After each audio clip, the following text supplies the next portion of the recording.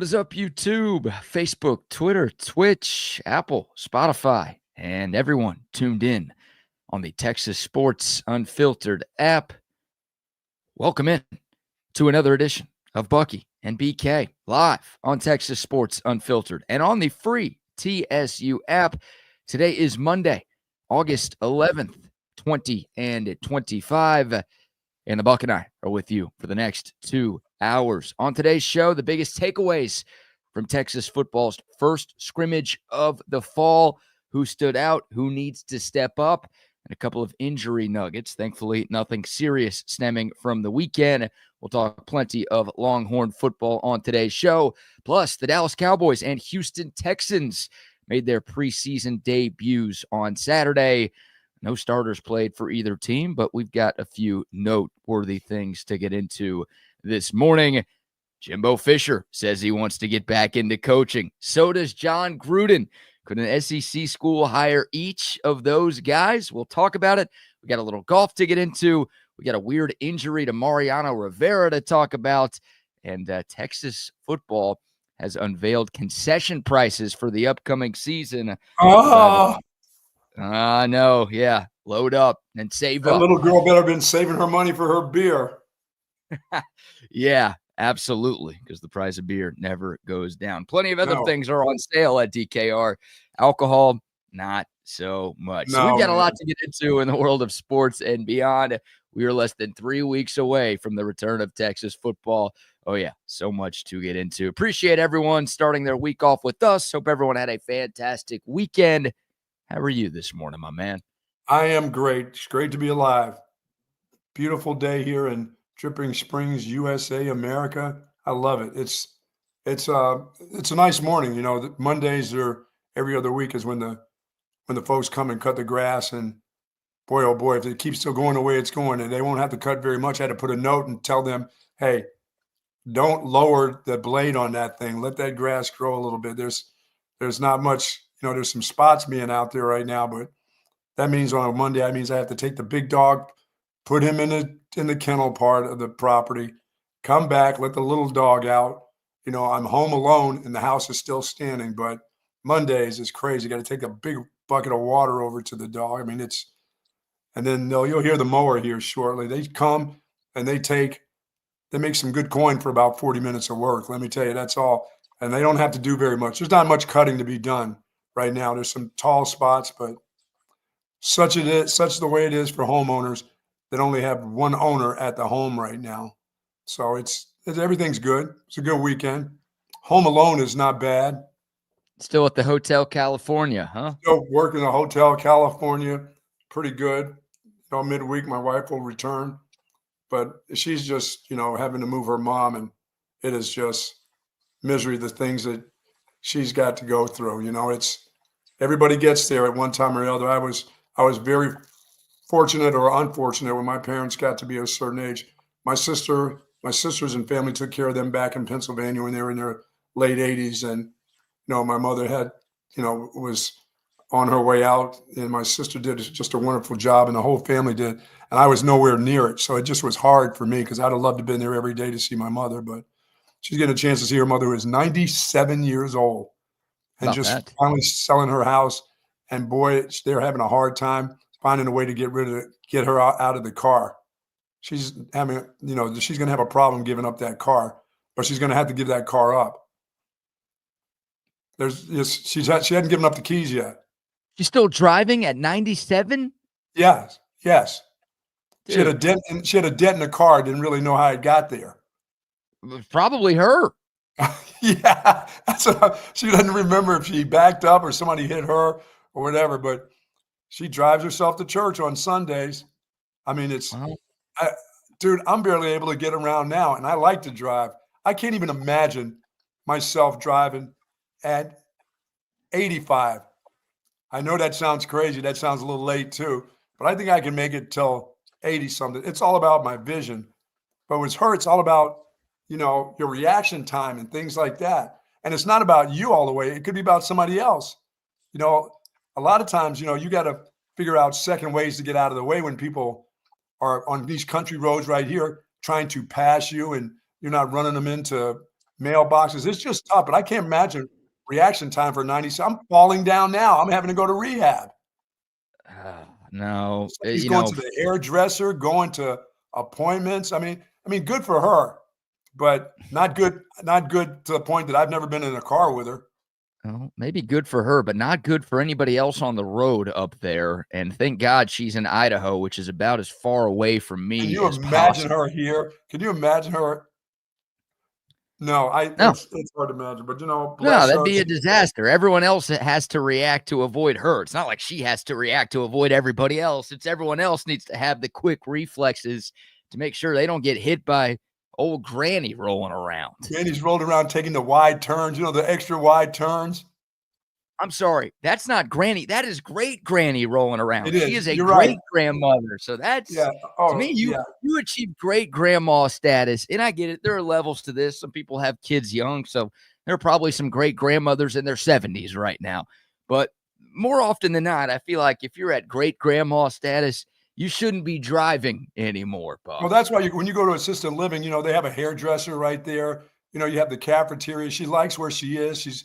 Although, do you know how much stuff she's gathered from 97 years old? As my wife was telling me this stuff, my wife found her original Social Security card when she was a teenager. That thing could have dropped out at any time, and somebody could have had that years ago. She said it fell out of a box. And she was moving. She goes, "Oh my God, it's my original Social Security card." I'm like, "It's like when you were a teenager?" She goes, "Yes." She goes, "Why does my mom have that?" So there's letters and stuff, and she wants it all because she wants to put it all in one room. She's only got one room. Yeah, in a retirement community, right? Not a lot of space. That's the whole point. And she's got a house. So they've taken 2 truckloads to the dump, and then they've taken 2 truckloads to Goodwill. And then the house is still full, she said, with stuff from furniture. So my wife is going to come back here, and she's not going to be in a good mood. I'm thinking, it's, going to be 8-9 days. I'm going to miss her. Can I get a hug or something? It's going to be like, get away from me. Who's going to take the brunt of all this? Me and the animals when she gets back. And it won't be the animals. Hey, me and the children. Oh, it won't be the animals. She loves the animals too much. It'll be you and you taking the brunt of that. Dude, I'm down there scrubbing the floor. I dropped something yesterday on the floor. I got down on my hands and knees and started scrubbing stuff. I'm feeding the cats. A little piece of chicken hit the ground, and I went to scrubbing that. And you know what? I told her, why don't I just get a cleaning person to come over before she gets back? I think she has cameras in the house. How did she know? Did you try? No. I said I would, but I think she has I think she has cameras in the house. So, when you're alone and want to go do that man things sometime and just be playful and have a good time. Me, I'm a nudist anyway, walking around. It's like, dude, it's like, be careful of everything you do. I think there's a camera in that bathroom. I think there's a camera in that room. I think there's a camera up in my office here somewhere on the big screen, AV consultation, big screen. I think there's a camera that looks dead at me all day long. You don't think she'd enjoy seeing you do that? Dude, no. She would be like, why do you have so much stuff on? She's going to come back and say things, I know, and I'm going to go, you wouldn't know that unless you had eyes on me when you were gone. Like, I saw you get in the refrigerator and do this, and I saw you with that ice cream. But once again, no ice cream. I've been good. No ice cream till November, till Thanksgiving. So I'm good on that.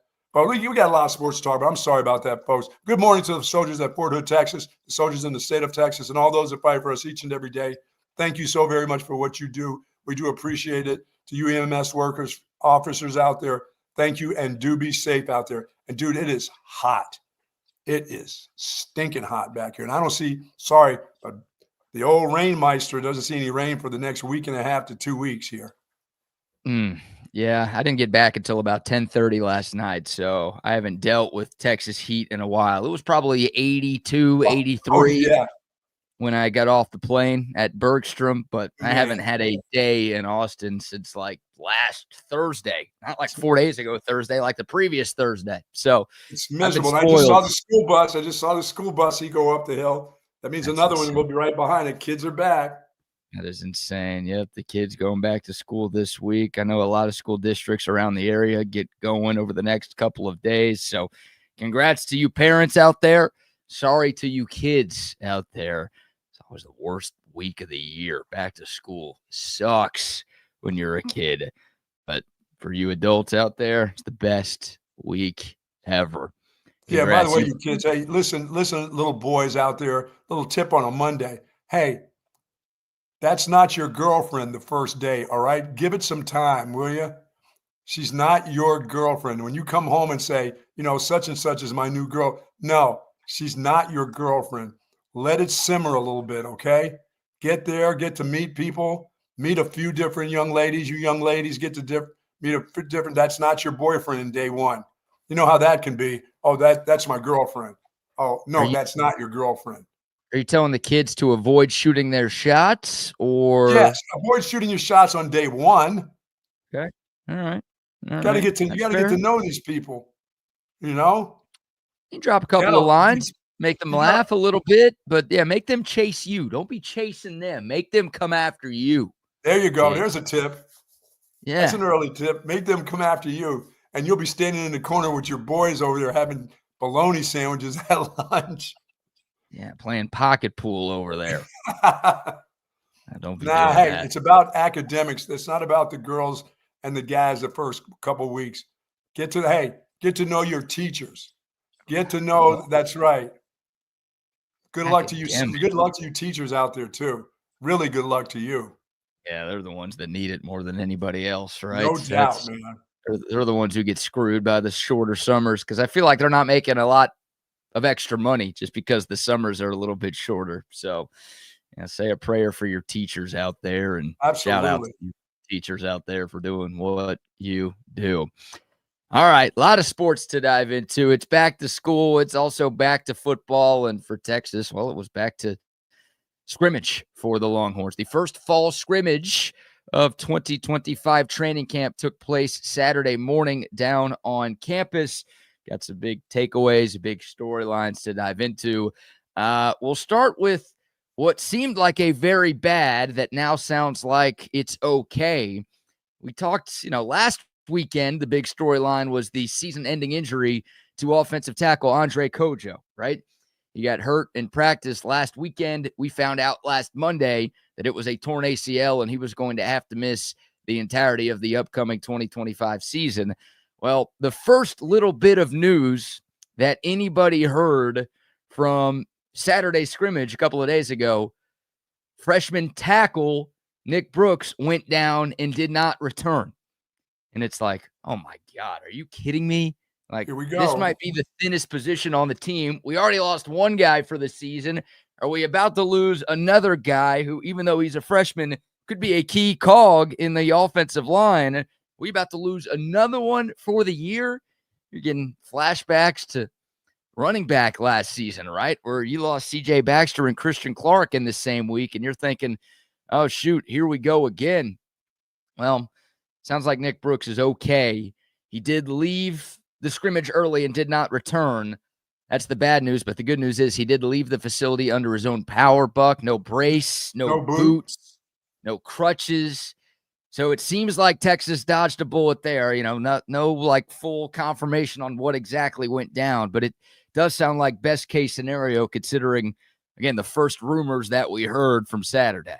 Well, it's always good news when you hear that he was seen running 40s down on 6th Street, doing 40-yard sprints outside on 6th Street. That means everything is okay. Yeah.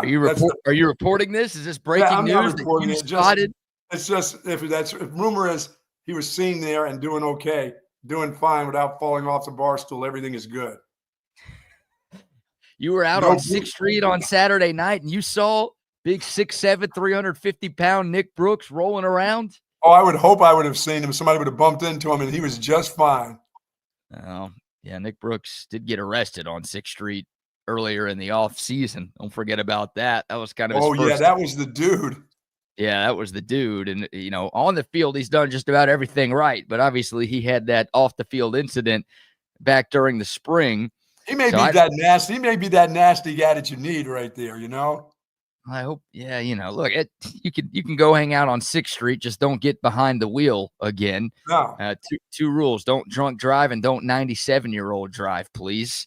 no, That's what yeah, we don't ask drunk. for. Hey, you can always get in those ones without the driverless deal that I see going all over the place. That works. They got Uber, they got Lyft, they got the Waymos, which will drive themselves. You don't have to worry about a weird smelling guy or a weird politics guy or anything like that. A weird foreign guy. Weird foreign guy. Yeah, I don't hate the foreigns like you do, but whatever. But yeah, thankfully Nick Brooks is seemingly okay. Texas back at practice this week. They will have another scrimmage on Saturday. But Nick Brooks is really important. He was expected to be kind of important before the Andre Kojo injury happened. And now, even though Nick Brooks is a freshman, like there is a chance that he is the number 3 tackle on this team. And since that Andre Kojo injury, Nick Brooks has kind of been cross-training at both tackle spots. At the start, in the spring, he was left tackle behind Trevor Gooseby. Now in fall camp, he's been playing some left tackle, but also he's been on the right side as well. So again, you were very thin there, and your depth has already been tested. Like you cannot afford to lose Nick Brooks or any of your other tackles for that matter. Yeah, they just can't. It's getting towards that time now. It gets scarier and scarier with each practice, and definitely with each scrimmage. You got to be careful. As I said, and it's not just each scrimmage. It's about the drills, the things you do together. That, as I said before, BK, a lot of the talking, during, of course, this time of the year when guys are really trying to make this, not just make the squad, but make first team. They want to move from second to first team. They want to get playing time. Some of the above and beyond stuff that you do in games, you have to be careful of here. You can't have guys not make it to the games. Right, exactly. And I don't know what happened, right? I don't know if, Nick Brooks was going above and beyond and trying to be a hero and something happened to him, or if someone rolled up on him or someone fell on him. Just football. Some of it's just football. Yeah, and you're scrimmaging, and we've talked about this a lot. It's one of the disadvantages to Texas playing a team like Ohio State in week 1. It's like you got to be physical in practice because you got to be ready for that first game. Absolutely. So you're talking about a true freshman offensive lineman here, who might be your first guy off the bench at a premium position. So you got to get him up to speed. So there's you that. Can't bubble wrap him, right? Yeah, you can't bubble wrap him, but there's a thin line between being smart and being real stupid. Yeah. It's just the way it is. And a lot of luck. Right. There's luck involved. I mean, especially when we're talking non-contact injuries, right? Sometimes just a guy takes a bad step or it's just not his day and luck isn't on his side. Something happens to him. So it sounds like Nick Brooks is fine. Again, we'll see when he gets back out there for Texas. But that was a scare. A few folks texting me is like, oh my God, what's going on? What's going on? And again, he was able to leave the facility under his own power. No braces, no boots, no crutches. So hopefully that means everything is okay with the behemoth freshman tackle. Cole Brevard, the behemoth defensive tackle, he also got hurt at one point during the scrimmage, but he was actually able to come back in later in the scrimmage. So it sounds like he's okay. The Stanford transfer, Emmett Mosley V, he did not participate in the contact portion of the scrimmage. He was in uniform, but he didn't do much. Apparently, he's dealing with a minor lower leg injury that he suffered in practice last week. And then I think the most serious injury that this didn't happen during the scrimmage. This just happened last week, and it didn't come out until the weekend. Freshman tight end Amari Winston, he apparently hurt his shoulder in practice. He's going to miss a good chunk of time, it sounds like. A little shoulder bruise. Got a little sore shoulder, does it? Yeah, I don't know exactly what the diagnosis is, but look, the good news is it doesn't sound like there are any serious injuries sustained in the scrimmage, but there are a couple of guys, dealing with nicks and bruises, which is obviously par for the course when you get into week number 2 of practice. Yes. Other takeaways. It sounds like they came out of that pretty good then. Yeah, from an injury standpoint, it sounds like, just about best case scenario for Texas. Again, a few guys dealing with some things, but they've got 19 days until kickoff to get those things cleaned up, and hopefully the Longhorns are about as healthy as they could be when they take the field in Columbus. Yeah, Buck, you no come out of surprise. their first scrimmage, generally you hear about 2 or 3 guys that are pretty banged up. Oh, we'll see you before the game or maybe midweek or whatever. But that's good news, really. Yeah, it is. And, the good news continues for the Texas defense. That was kind of the biggest on-field takeaway from scrimmage number 1. The offense had some moments, but for the most part, the defense dominated the day, especially early on. Like first couple of drives, it sounds like the Texas defense, especially the defensive line, just overwhelmed Texas offensively.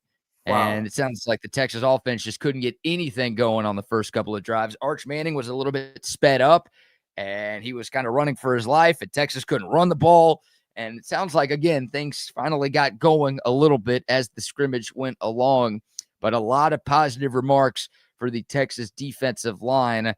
They were the biggest story from scrimmage number 1, and that's one of the strengths of the team, Buck, so it shouldn't come as much of a surprise. Yeah, I think what you said is correct, right on the nose. Things are speeding up a little bit for Arch right now. It's not like it was when you came off the bench in games and you're already kind of excited. You get in there, everything's going.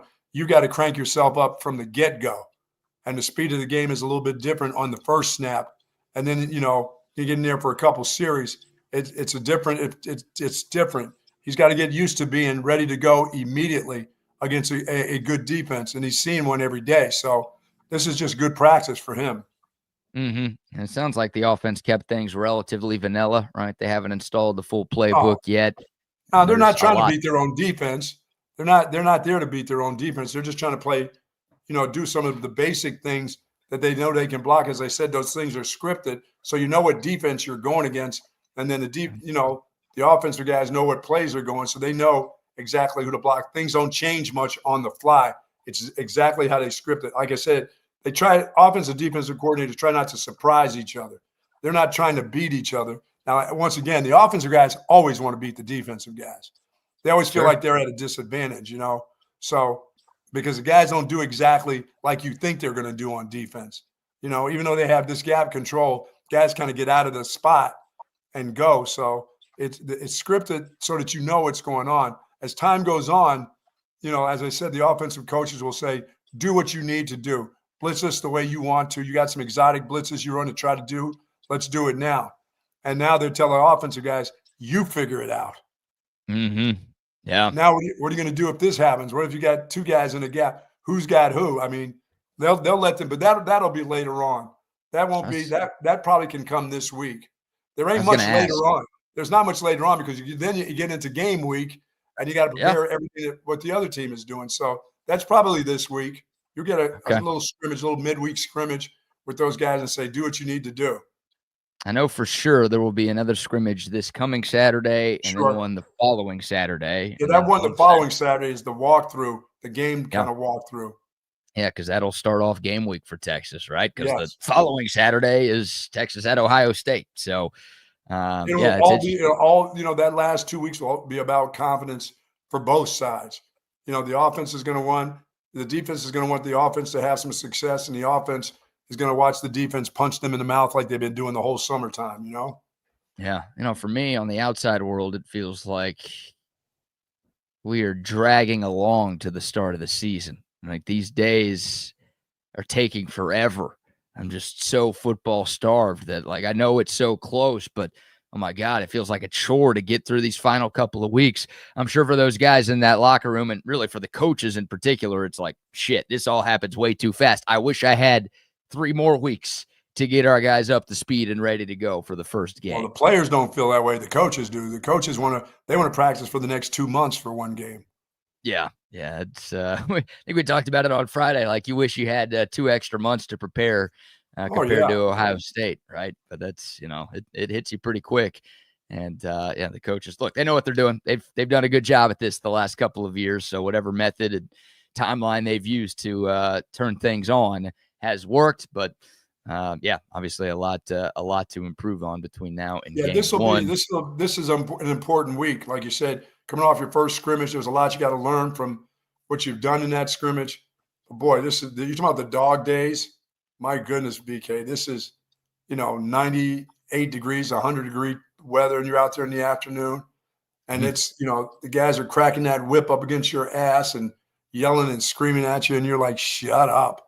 Inside that helmet, you're like, yeah, coach, you'll say that to him. But deep down, you're going, shut the hell up.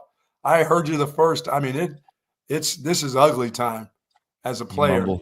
Mumble something under your breath. Like, of course. And just like, what's that? What'd you say? Nothing, coach. Course. You got it. Yes, sir. No problem, coach. Whatever you say, you jackass. Yeah. Make sure he doesn't hear that jackass part, Oh, and it's the same. And it's all over. It's all over football. It's high school football. These guys are getting ready too, and they're getting screamed and hollered at. And, what are you doing? You need another drink? How many drinks are you going to have here in this hour? My goodness. Then the coaches will start telling you about how they used to drink from a hose and take salt tablets. And you as a kid, you're going, yeah, okay. You didn't take any salt. I'm saving you a lawsuit here, Coach. You're welcome. Yeah, that's right. I should just go down just for the fun of it. See how you handle that. And so, the defense wins the day. There were some good from the offense. We'll get to those in a second. But high praise for the Texas defensive line. I saw Colin Simmons get described as a cheat code. He had a big sack on the second drive of the game. Apparently, he made his presence known constantly throughout the scrimmage. Oh no, he's just gonna wreck the whole summer camp for them. Oh yeah, that's great. Like I will take as many positive Colin Simmons reviews as we could get. Not that we really need him because we know how good he is, but like I want to hear as many reports about him taking another step going into year 2 as we could possibly hear. Yeah, your guy, Nick Saban, and your guy for the Texans, that outside backer when he was at Alabama. During the spring game, Nick Saban said, hey, told the defensive coach, would you sit him down? He's wrecking the entire spring game. He said, we can't block him. Go have him sit down. He doesn't need to be in the game. We want to have something so the offense looks good. So Saban made them sit that dude down. He was wrecking the game. Yeah, nobody could block him. Yeah, nobody could block Will Anderson. I mean, that had to suck. If Colin Simmons can be the next Will Anderson Jr., then Texas is going to be in a very good spot because that guy put up some gaudy numbers at Alabama and ended up as a top 3 pick in the NFL draft. And now he's one of the best young edge rushers in football down in Houston. So I'll take that trajectory for Colin Simmons, and he's got the potential, man. We saw it firsthand last season, and he's talking a big game this season, wanting to break the single-season school record for sacks. Now, Texas hasn't had a double-digit sack guy in over a decade. You got to go back to Jackson Jeffcoat in 2013, the last time Texas had a double-digit sack guy. So we'll start with that. But if Colin Simmons gets close to 20 or 22 and a half, which is the all-time record, then, we do have the next Will Anderson Jr. on our hands. And then you have a great season because if he does that, some of those balls are going to be on the ground. Those are going to be turnovers. It won't just be sacks. There'll be turnovers too involved in there. Will be. So Colin Simmons continues to turn heads. Ethan Burke sounds like had a really good day. Brad Spence, expect some things from Brad Spence. He's kind of Colin Simmons' backup right now at that edge position on one side of the field. Spence, the Arkansas transfer, kind of making the transition from off-ball linebacker to that edge spot. It sounds like he's taking to it really, really well, and it sounds like he made a couple of nice plays over the weekend. And then the defensive tackles, Buck, I was told that there were hockey-style line changes going on at defensive tackle, which, for scrimmage, you want to see what you got, so you put everybody in game-like situations. But I don't think that's going to be too different from what we actually see in the real thing either. There's going to be all sorts of rotation. That's why Texas went out and got 5 transfers. They could have stopped at, 2 or 3. They kept adding more because they wanted to keep those guys fresh all season long. Sounds like all of those guys were getting some run and all of those guys were making some things happen. Yeah, I mean, that's a good thing. Everybody gets to participate. Everybody's going to play. It's going to be hot, August, September, October, they're going to need guys to spell guys, not only for plays, but for series. So they've got to be as good as the guy that was in there with them.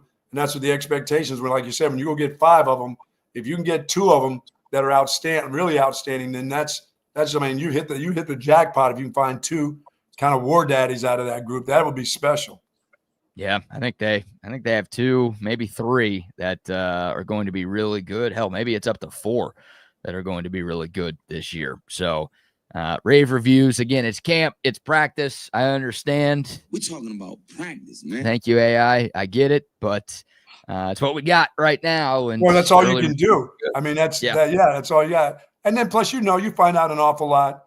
Guys will talk about scrimmaging and 11 on 11, but you find out in the individual drills the skill set of a bunch of guys. They have to get. You can't always go 11 on 11. That's when guys start falling over ankles and knees.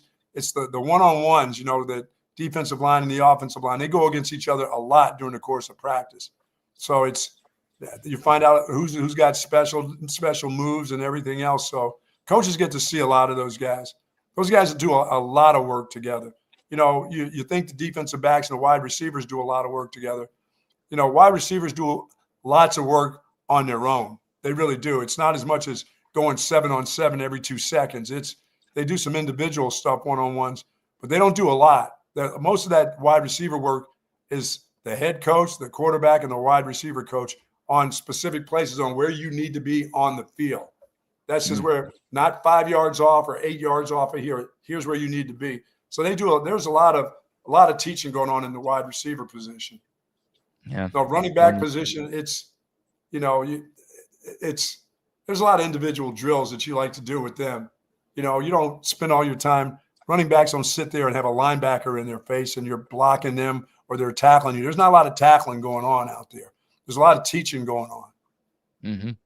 One last nugget on the defensive tackles, by the way. Alex January and Cole Brevard started with the number 1 defense. In the second half, when the number 1s went out there, it was Alex January and Murad Watson who were with the 1s. But again, I mean, guys were rotating in and out. Those were just the first dudes on the field to start the game and then to start the third quarter of the scrimmage that they did on Saturday. So, trying to get a bit of an inkling on who's going to start, who's going to be the first guys on the field 19 days from now in the shoe. Again, those guys are going to rotate, like you said, especially early on. Sure. And it's not going to be as hot in Columbus as it is here right now, but I'm sure it'll be warm, day game. And that's, those are big humans. And those are some tough snaps that they're going to be playing. So making sure you've got a bunch of guys ready to sub in and out is very important. No doubt. Line. All right, we'll get to the offense. We got some good news from the offense. Yes, the defense dominated the day. A few takeaways on Arch Manning. Maybe it's time to reevaluate our projections for CJ Baxter because it sounds like he was a big part of what they did on Saturday. And also, apparently young Ryan Wingo had himself a day. So we'll get to some of the good from the offensive side of the ball in scrimmage number 1. But before we do that, Buck, how about our first round of sponsor shout-outs? Our good friends over at Relax the Back, folks. This doing a bunch of stuff outside. It's hot. My back has been a little bit sore. But, boy, this Relax the Back chair, it's awesome. Relax the Back embraces a holistic approach for a healthier lifestyle. And, once again, my back couldn't be happier.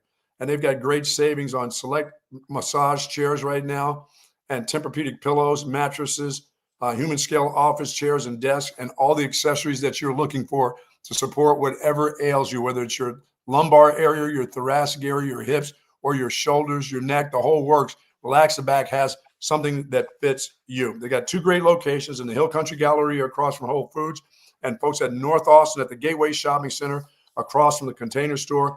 Live pain-free like the Buck at Relax the Back. Yes, sir. Yes, sir. And now a word from our great friends out at Covert Bee Cave. They treat you like family. My husband and I have bought several vehicles from the Coverts over the years, and it's always just been easy and effortless. By the time we walk into the dealership, paperwork's ready and we're ready to buy. I walked in, literally signed a couple of things, and I was 10 minutes in and out. They just take care of everything. I personally feel like people took care of me. I feel like as they're taking care of me, if they take care of other people that I know, it's just that much of a plus.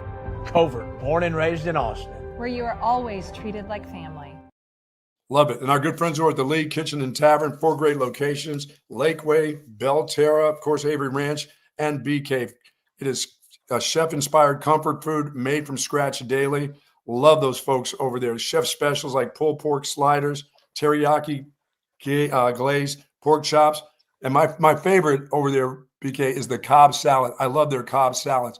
But my favorite thing about going there is any time of the day, it's all day breakfast. All day breakfast. I was there the other day at 2:00 in the afternoon. I had scrambled eggs with bacon, and it was absolutely delicious. Happy hour every weekday. Great wine selection from 3 to 6, of course. And Thursdays, it's prime to wine, prime rib, and half price off bottles of wine. I love the League Kitchen and Tavern. I also love Tony C's. 15 years in Bee Caves, of course.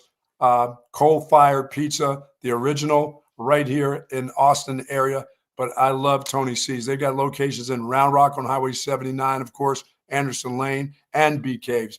That food is absolutely delicious.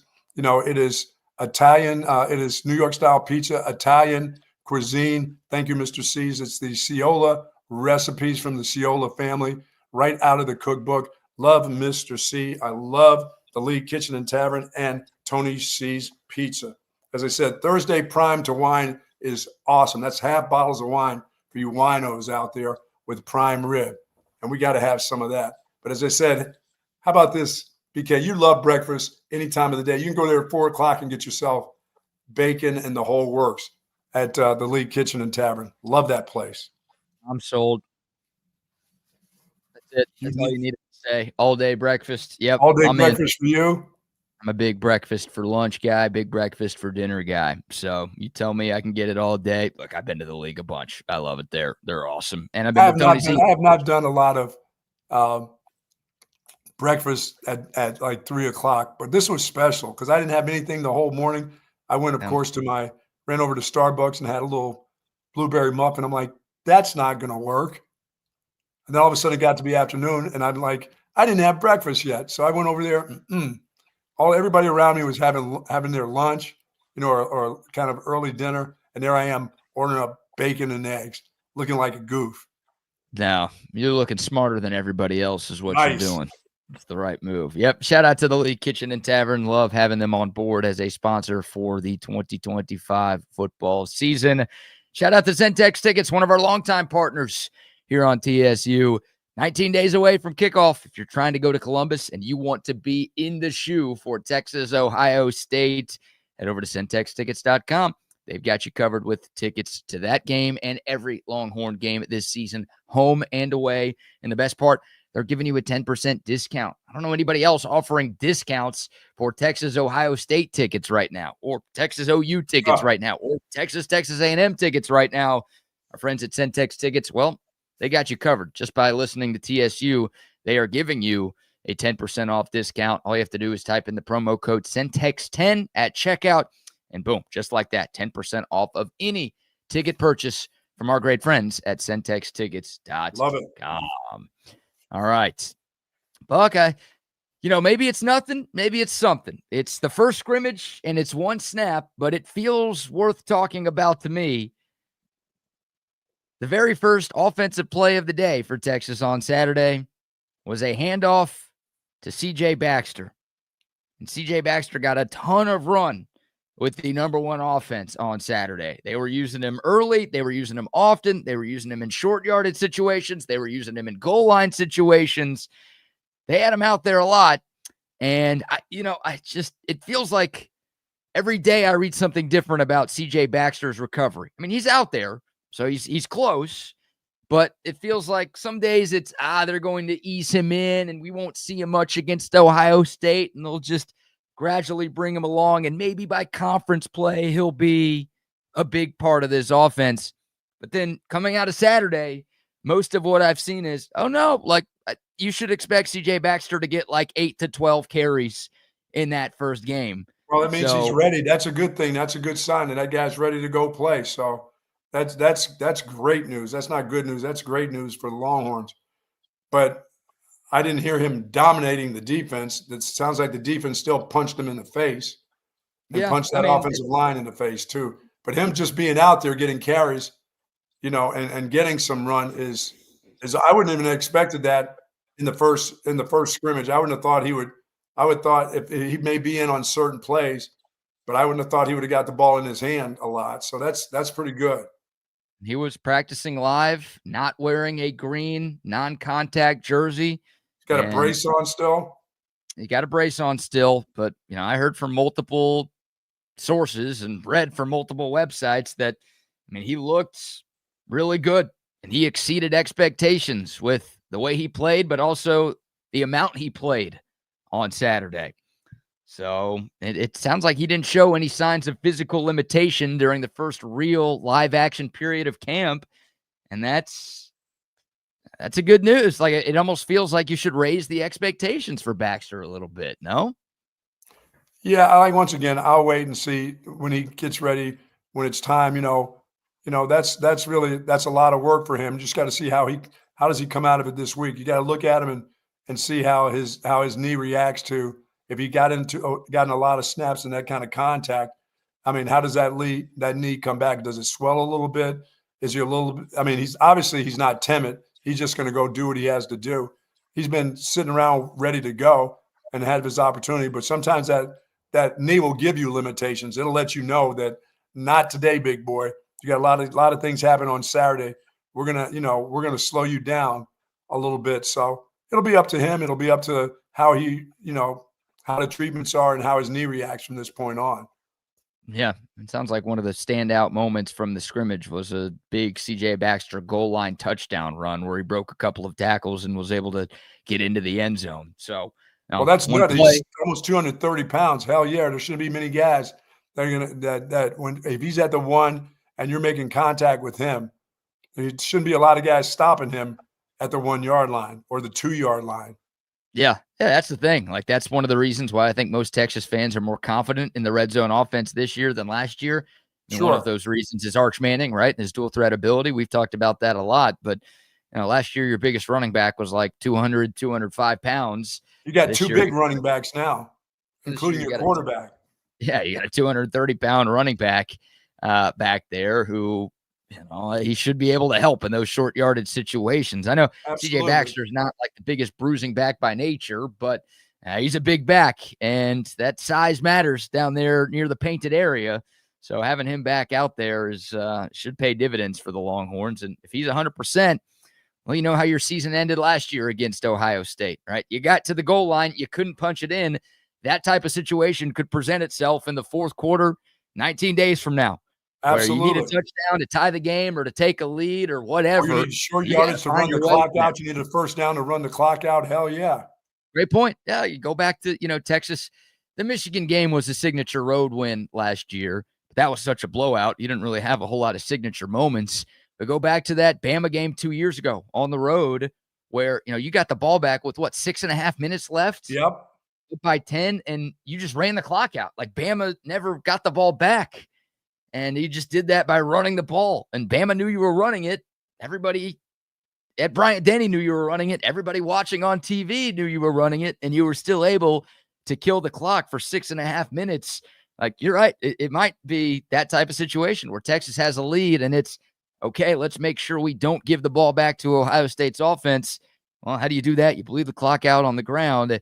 Maybe that's CJ Baxter time here in a few weeks. Absolutely. That's good. That is another good sign right there. Yeah. So I think you should expect, again, Trey Wisner, I think we all expect him to be the number one running back and the guy who gets the most carries in that game. But the more I hear, the more good I hear from CJ Baxter, sounds like the more likely it is that he will actually be on the field in a significant role. Yeah, because I still don't know enough about. I don't know enough about the Clark kid, and Gibson. I saw him, but I don't know if he had to take the workload, if he could do it. He's still a young back, so. And then he's learning some different things. He will get better this year. Over the next 2 years, he'll really get good. But even in his sophomore year, he's still learning. Yeah, he is, and I feel good about those guys. But you're right. I mean, you want all hands on deck against a team like that. And we know CJ Baxter and what he's capable of. So if he's the guy he was 2 years ago, then what a shot in the arm that would be to this Texas offense. Have that 1-2 punch like that? Wouldn't hate it. Wouldn't hate it at all. I wouldn't hate that at all. Some other takeaways. How about a 3-touchdown day for Ryan Wingo at wide receiver? Oh, you think they targeted him? Seems like they targeted him, and it seems like they made some things happen. He had a nice long 35-yard touchdown grab for March Manning. That was maybe the most explosive play from the Longhorn offense on Saturday. Yeah, Ryan Wingo, who, remember, missed like a week of practice dealing with dehydration, right? He practiced the first day, then didn't practice for like 5 or 6 days, and then came back midway through last week. And, well, it sounds like he's pretty hydrated, Buck, because he got more praise than anybody else on the offensive side of the football for Texas. Well, he's a star, and he's got to play like a star, so they're going to get him the ball. And, as I said, is he now able to figure some things out himself where they don't have to scheme him open? He's just a guy that you can't cover. Sorry, I don't care how good you are at cornerback. He's just too big to cover and too skilled to cover. That's what you're looking for out of him. He may be at that point now. Yeah, absolutely. I mean, he's got more potential, I think, than anybody in that Texas wide receiver room, especially this year.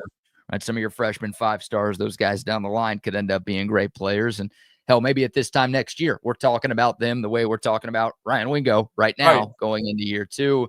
But look, I love DeAndre Moore. I think he's a stud. I'm excited about Emmett Mosley V. I'm excited about Parker Livingston. But I feel like the ceiling with Ryan Wingo is higher than anybody in that room. And if everything there should be some big things happening with that dude this year. 100%. Yeah, if everything goes right and he stays healthy, then I think he's going to put up some huge numbers in this offense. Did they throw the ball? Did anybody talk about the tight end? Was he involved?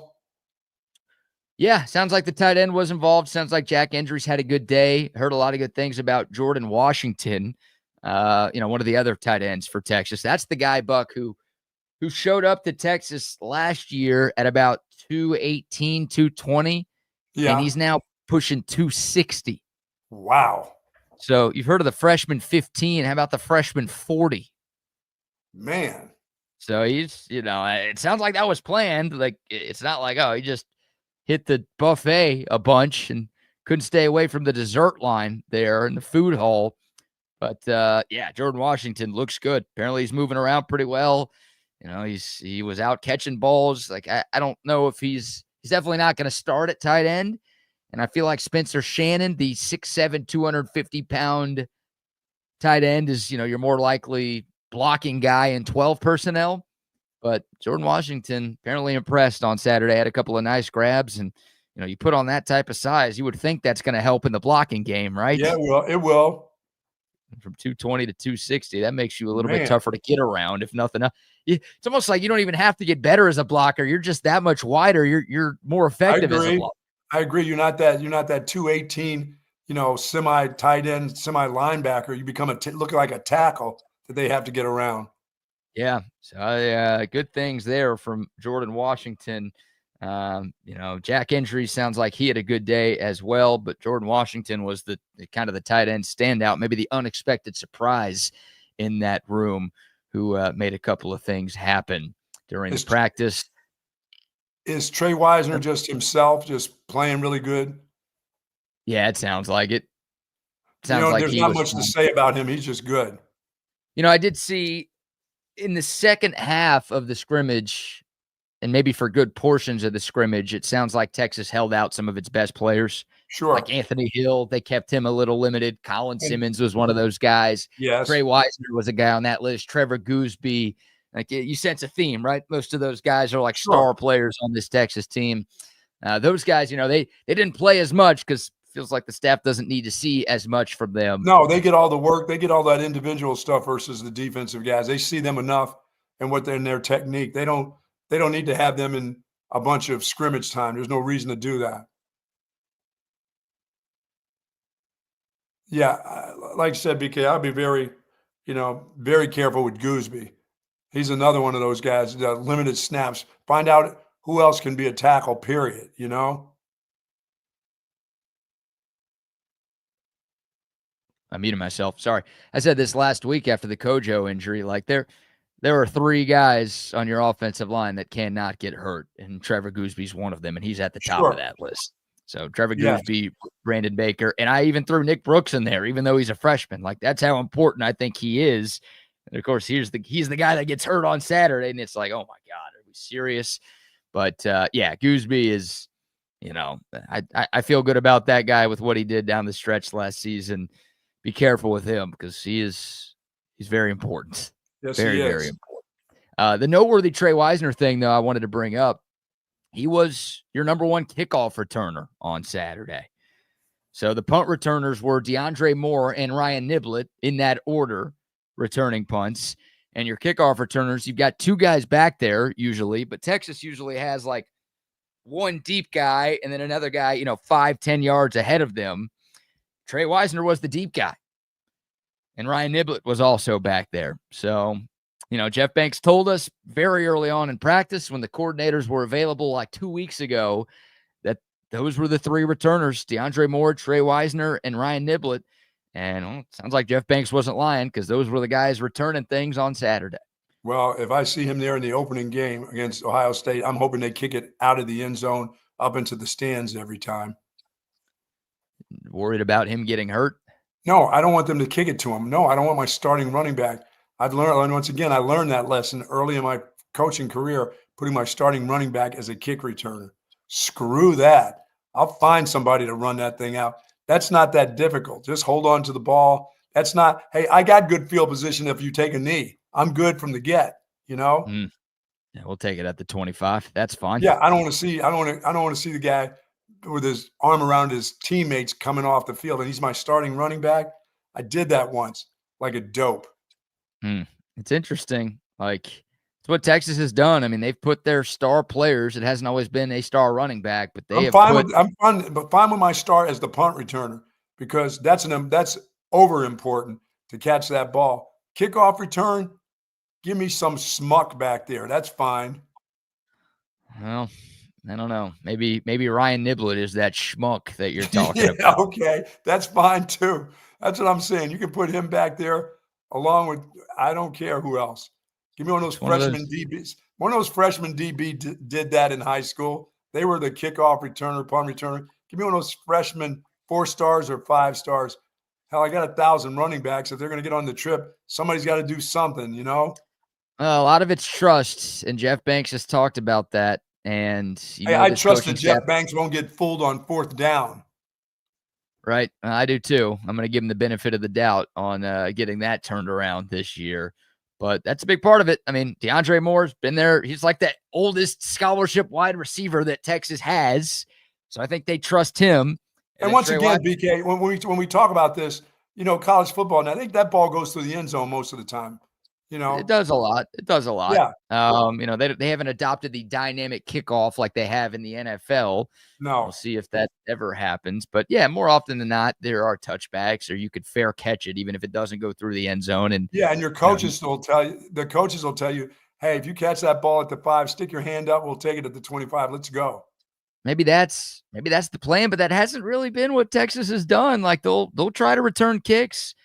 Again, that's part of the trust. It's like, if you think you can get it past the 25, don't fair catch it. Some coaches are like, fair catch it every single time. Like, just catch the damn ball, and that's all we need. Get it to our offense.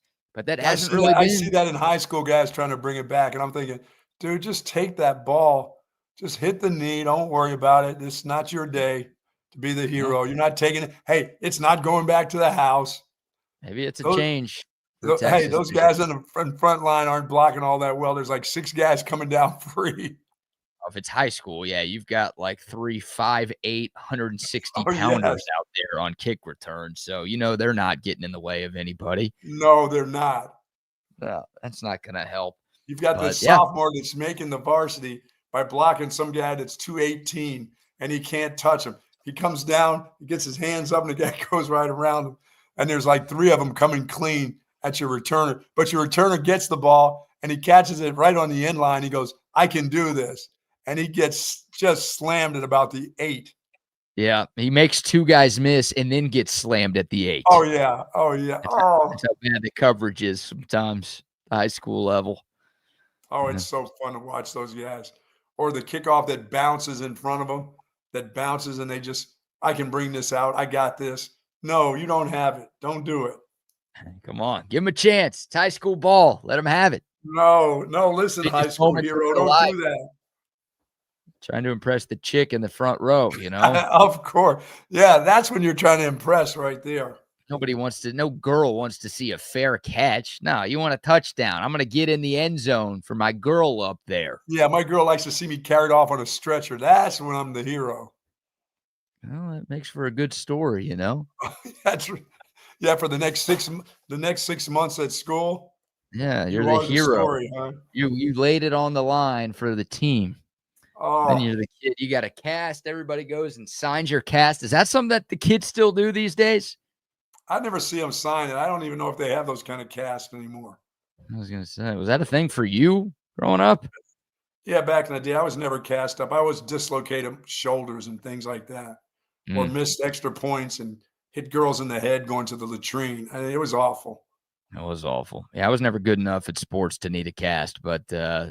signing other people's casts, that was a classic bit growing up. That was. Were you the picture guy? Drew pictures on it? No, well, I drew those on. Did you Wang 2 on somebody's cast? Good job. Whatever it took. You were the artist. Had to be. Those were the days. So there you go. That's your special teams note. By the way, more rave reviews for the punter, Jack Bomeister. That guy Now you're talking. Mason Shipley and Will Stone both kicked field goals. Not a great day for either. Oh boy. Sounds like Shipley was much better. Shipley just missed one. It sounds like Stone missed a few. So I think we all expected when Texas went out and got the grad transformation Shipley from Texas State that he was more likely going to be the kicker. Sounds like there's a little bit of a competition going on, and if we're basing it only on Saturday, it sounds like Shipley is in the lead right there. But for the punter, we got the punter. What does the other 5 scholarship punters do? Or what do they do? Do they hold bags at practice or something? Next year. They're practicing for next season. Oh, I see. Yeah, that's why you got to have those extra guys on the team right there. Very nice. So, yeah, DeAndre Moore, Ryan Niblett in that order. To your punt returners, Trey Wisner and Ryan Niblett were your kickoff returners right there. A couple surprise standouts, names to look out for. Christian Clark apparently had a really good day, and more rave reviews for him. Texas, that running back room, we spent a lot of time talking about it moments ago because of C.J. Baxter's day. But I'm telling you, man, the Longhorns have 4 running backs who are good enough to start at a lot of places around college football. So those guys are competing for playing time here in Austin, and we'll see how those carries get distributed over the course of the season. Yeah, they'll get a lot. They'll get a lot. After the first game, they've got 3 games to really find out who's going to be your number 3 guy, who's going to be counted on when you may need to throw a pass to or a screen and dump something off to them and get down the field. So they'll find that out They'll find out pretty quick in the first. I'm going to say the first 4 weeks. I don't expect to see a bunch of that in the first 2 games. I expect to see 2 guys in the first game. Yeah, I don't know what to expect, to be honest with you. I mean, last year, none of us thought Trey Wisner was going to lead Texas in rushing. No. And he was the guy. So this year, knock on wood, guys stay healthy. You feel like you've got a clearer picture of what things should look like. But sure, these guys, like you said, just because a guy wins the job week 1 or a guy's number 2 on the depth chart week 1, it doesn't mean the competition's done. And it's a long season, and this is a long season here. Yeah, for sure. And guys could get hurt during the season too. Last year was obviously in camp when all of that went down, but you got to make sure those guys are all getting some run, and it sounds like that's what's happening right now. Michael Taft started at nickel. We're hearing a lot of that right now. Texas is loaded at safety, so they started Jelani McDonald and Derek Williams at safety. Manny Muhammad and Jalen Gilbo were the corners, and Michael Taft, who obviously has spent the majority of his Texas career as a safety, was getting some run at nickel. So that could be if the Texas defense is all about getting their best 11 out there, and the secondary is all about getting their best 5 out. That's probably the best 5, because as good as Grayson Littleton, the true freshman, has been at nickel, and he got plenty of run in the scrimmage on Saturday. He's no Michael Taft. He doesn't have the skins on the wall that all of those other names that I mentioned do. So Taft, you trust him. The coaches obviously trust him. He's incredibly smart. He's a great athlete. He does just about everything right. You have to do that to play that position. Sounds like there's a chance the coaches are, at least going to give him some run there. Well, I mean, now he becomes a run supporter. We know he can hit. That he'll get up there, he'll get in the fray. He likes to be around the ball, and he makes a lot of plays. He's always around the ball. So whether it's in the air or it's on the ground, they're putting him in position to make plays. Plus, they've got somebody else at that safety position that they've got a bunch of guys at that safety position that are pretty good. So did the baseball player, end up playing at all? Yeah, he was out there. Jonah Williams was out there. But he's still not just feeling his way around. Are they very careful with him still a little bit? No, it sounds like he's kind of a full participant right now. I didn't see too much from him in terms of the insider reports that I looked at, Saturday and Sunday. But he was out there, which is good. Yeah. But that's something to watch. Michael Taft potentially playing that star position. Grayson Littleton got some run with the ones. Wardell Mack also got some run with the number one offense as well at that spot. Michael Taft, that guy's, he started when he got to Texas, he was kind of playing that position as a walk-on. So it's not like he has no experience playing a little bit closer to the line of scrimmage. Oh, no, he can play any position back there now. That's a veteran player, an All-American. He can play wherever you want me. Where do you want me to play, Coach? Where can I help out right now with all these talented guys along with me? That's good stuff. Yep, it is. It is. So those were the big takeaways there. Anthony Smith also saw his name a few times. One of those young linebackers who I think is going to have a role for this Texas defense, even though there's some dudes ahead of him with Ant Hill and Leon Galafau and now Trey Moore playing there as well. Don't sleep on Anthony Smith going into year 2. That guy played some big snaps for Texas as a true freshman. Yes. I think his role is going to increase as a sophomore. So don't forget about that name either. All right. There you go. A lot from the first scrimmage on Saturday. By the way, Trey Owens was the second quarterback for Texas. I know that's a hotly contested battle, one of the tightest position battles right now with who's going to be quarterback behind Arch Manning. Trey Owens was the first guy off the bench. Sounds like he played pretty well. Heard some really good things from KJ Lacey, the true freshman, who's likely 4th on the depth chart right now. I don't think we'll see a lot of him this year, but it sounds like in the closest thing that he's ever had to a college game, he impressed. And not a lot of turnovers for Texas, which is good. Again, the defense won the day, but we've heard about all of these takeaways and practice going on. In other words, they were just getting stuffed. Yeah, it sounds like the defense was just stuffing the offense, and they were winning up front, and they were being incredibly disruptive. But I guess the good news, if you're looking for one from an offensive standpoint, is they weren't just coughing the ball up a whole bunch.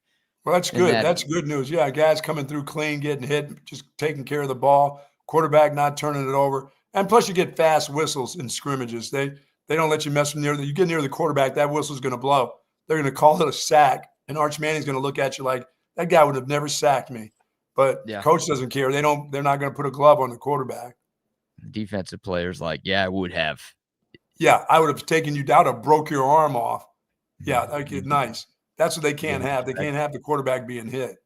No, definitely not. They keep those guys in those non-contact jerseys. But, not a lot of turnovers, which is good. And, again, it's always net zero with this. So, you hear that the defense dominates. You get excited about the defense. You get worried about the offense. You've talked about it, Buck. You obviously know it better than I do. The offense will come along, and they'll have their days, and things will be. As long as they're ready for the first game, as long as they slowly but surely figure out when they started getting to see what the schemes are of Ohio State. Beating Texas is hard. Ask anybody that's played against. Beating that defense is hard, even though you see them every day. If you're just scheme up for the other dudes that you play. Right. Absolutely. And some of that install will probably start this week. Yes. Getting ready for Ohio State, definitely into next week. And then, boom, it'll be here before you know it. No All right, doubt. we'll take your thoughts. Dakota text line, 512-222-9328. Of course, the YouTube, Facebook, Twitter, and Twitch live chats are rocking and rolling as well. Appreciate all of y'all starting your week off with us. We've got more Texas to dive into. Also, some takeaways from the Dallas Cowboys and Houston Texans preseason openers, and we'll go around the NFL as well. Hey, quick takeaway. The Cowboys still can't stop the run, even with their scrubs. Yeah, I don't disagree with that. There's a lot of successful runs for the Rams, a lot of successful offense for the Rams on Saturday night in Los Angeles. So we'll dive into that in a moment. But first, how about a few more sponsor shout-outs? Shout out our good friends over at Sue Patrick. Since 1975, an incredible selection of Texas Longhorn apparel, collectibles, accessories, and they got tons of Texas-themed gifts and items there just for you. A huge variety of women's and men's clothing, all the polos. Got to go with my cap today. Got my cap on from Sue Patrick, of course. They've got the schedule glasses, the T-shirts. They're all there for you. They offer free shipping on online orders of $59 or more. Free curbside pickup, of course, as well. But there is plenty of parking space, folks, at 5222 Burnett Road. Can't wait to get over there to see the folks at Sue Patrick. For more information, don't forget the Jelly Cats. Jelly Cats are there. Got to have those Jelly Cats. Hey, back to school Jelly Cats for the kids and for the adults, too, as a matter of fact. Sorry about that. My wife's not home. Probably time for me to get a Jelly Cat for her while she's away. So it's there when she comes in the door. Yes, I've got to get that done. Thank you. Thank you, Buck, for reminding yourself to get her a Jelly Cat. Don't worry about yourself. Get your wife a nice new Jelly Cat. For more information, go to SuePatrick.com. You just had a full-on conversation with yourself. You don't even need me anymore. You're so good that you can talk to yourself for 2 hours here. I love Sue Patrick. Also love AV Consultations. Oh, man, what a sports weekend we just had. But y'all know the sports weekends are about to get a hell of a lot better. We are less than 2 weeks away from the first college football game. Yeah, week 0 is 1 week from Saturday. You're running out of time to make the call to AV Consultations to get the home TV setup of your dreams. And of course, playoff baseball will be here before you know it. Hockey will be here before you know it. Basketball will be here before you know it. I saw Tommy Fleetwood gag with my big screen there, my 85-inch TV. You can watch Tommy Fleetwood cough away another golf tournament this weekend if you just call AV Consultations this week. Yeah, Buck's got the giant 85-inch screen. I've got the 4-TV man cave set up. Look, y'all can see these TVs behind me if you're watching. They were hooked up by AV Consultations. No wires hanging out. They're perfectly mounted. Everything looks great. Everything works great. That's the kind of work that they do, and that's the kind of work that they've done for coming up on 37 years now. AV Consultations is celebrating a birthday this week or an anniversary this week. They've been around for a long, long time, and they can hook you up with the home TV setup of your dreams. All you have to do is give them a call. 512-255-8678. That's 512-255-8678. You can find them online at avconsultations.com. Sweet. Where's that text from Tom? Here we go. Today's the day. AV Consultations became a company officially on August 11th, 1988. So today is the 37th anniversary of AV Consultations. It's a good way to celebrate, right? You give Tom the gift of your business, but you also give yourself the gift of a badass TV setup. No doubt, man. That's the dream right there. Shout Yeah, out the AV. real dream, and the dream for you is to get you some of that Altstadt beer since you've been out of town. You need to get over to 34 Wine and Spirits on the Southwest Parkway, 4601.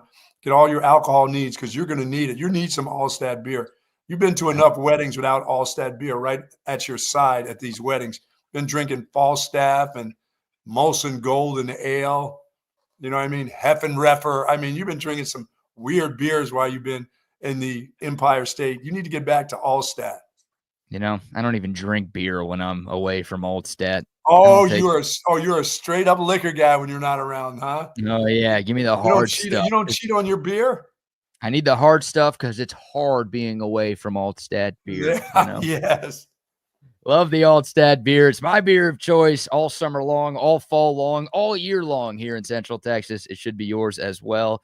And yeah, you're starting to get up for your tailgates, for your watch parties, and you're going to be the most popular person at your tailgates and your watch parties if you show up with a 6-pack, maybe a couple of 6-packs of Altstadt beer. They've got a bunch of different brews, something for every beer drinker out there. Every Altstadt is brewed locally in Fredericksburg, and it's available all over the great state. So wherever you're tuned in, you're in Dallas, you're in Fort Worth, you're in Houston, you're in San Antonio, or you're right here in the ATX, make sure you are stocking up on your Altstadt beer. No impurities, no regrets. And the boys over at 34 Wine and Spirits are already starting to load it up for Circuit of the Americas for the big race. They have started their, they're a wholesale distributor, so they've got to get all the booze out there. Or they must drink a lot on that week, you know? Yep. These Euros love to drink. As a My guy who goodness. has been to that race numerous times, I can confirm that there's a lot of drinking that goes on at the circuit during F1 weekend. Man. And those people can't be without their alcohol. They can't, you can't mess around. And they've got orders on orders on orders just going out there. They must just be filling up the showrooms down there, filling up the garages for the guys that work the garages down there too. But boy, oh boy, they go through a lot. They go through a lot. They go through more than you, and that's a lot. That is a lot. It's hard to do, but they do it. So yes, they do. Oh, man. All right. Diving into some of the NFL headlines from the weekend. Before we dive into the Cowboys and the Texans, Buck, it was a rough NFL debut for Quinn Ewers. Yes. Yesterday in Chicago. It was the Dolphins and the Bears, and, well, it was not good for Quinn Ewers. 5 of 18, 91 passing yards. He lost 2 fumbles. That's a completion percentage of 27.8. He looked lost out there. He looked scared out there. He looked rushed out there. Like any bad thing you could say about a quarterback, Quinn Ewers looked at yesterday. And that's, he had been practicing really well. Like, it wasn't like a bunch of Longhorn fans who were giving those insider practice reports in Miami. Like, people who cover the Dolphins were saying, hey, Quinn looks pretty good. Maybe we found something here in round 7 of the draft. Look, you don't close the book on somebody after one preseason game, but that's all we have in an NFL game from Quinn Ewers right now, and it was not good, Buck. Yeah, I mean, for me, everything that I thought that was going to happen to him when he became a professional happened in that game. His decision making needed to be quicker. His footwork needed to be, we always talk about his footwork and how he is in the pocket. When the pocket, I mean, they live in a world of a collapsible pocket. It just collapses around you, and you got to stand tall. And he doesn't. His footwork isn't great to stand tall in there. You know what I mean? I'm not gonna call him a bum, but I'm gonna say the word stumble bum when things around him get real tight. His footwork is just, his feet are slow, and you can't have that in the NFL. You gotta have really strong. That lower body needs to be as strong as that arm strength. He's got arm strength, but your lower body, BK, in the NFL as a quarterback needs to be just as strong. You got to be able to position yourself, step, and you can't take full strides. You don't get to take full steps in the pocket. Got to do half steps and let that ball go. He's just not comfortable. I thought that was going to be. He has to have a clean pocket right now, but he's going to learn that if he's going to play in that level, he's not going to have clean pockets. It seems like some of the things that plagued him in college plagued him yesterday. Take care of the ball. You can't be loose with the ball in the pocket. Shout out to our guy Noe, by the way, with the incredible super chat to start off our week. Thank you, Noe. Can't thank you enough for that, my friend. Hook 'em horns to you too, sir. The things that plagued Quinn Ewers in college have kind of followed him to the NFL. And I think one of those things is what you just talked about, like just spatial awareness in the pocket. It's just not what it needs to be. And you would think with all of the game experience that he's had and with getting coached up by Steve Sarkisian like that, those things would be further along than they are right now. But his awareness back there isn't what it needs to be. And you're right. I mean, you're not going to be, especially in preseason when you're playing with a bunch of backups, like you're not going to get the cleanest pockets every time. You got to be able to navigate the pocket. You got to be able to step up. You got to be able to roll out. You got to be able to, have that good footwork and make some things happen. And Quinn didn't consistently show that at Texas, and he didn't show any of that yesterday. And the arm strength, like he lobs the ball a little bit too much. It's just like, no, not there. They all can come and get it, man. They do. They get paid for getting the ball, and the defenders that are around the pocket, they don't just tackle you. They're looking to take the ball away from you. So you have to protect your arms have to be strong, your hand strength. When you feel a guy on your shoulder pad, you have to protect the ball. You can't carry the ball loosely. That's what they get paid for. That's what they do. Right. Yeah. And look, he didn't get much help. Let's call a spade a spade. No. I think there were 6 drops yesterday from Dolphins receivers, and the offensive line he was playing with wasn't very good either.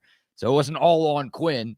But, I mean, it was not the preseason debut that he had hoped, and Dolphins fans had hoped, and Longhorn fans had hoped. And we'll see. He's got 2 more preseason games to turn things around a little bit. But as a 7th round draft pick, you're fighting for a spot on the team.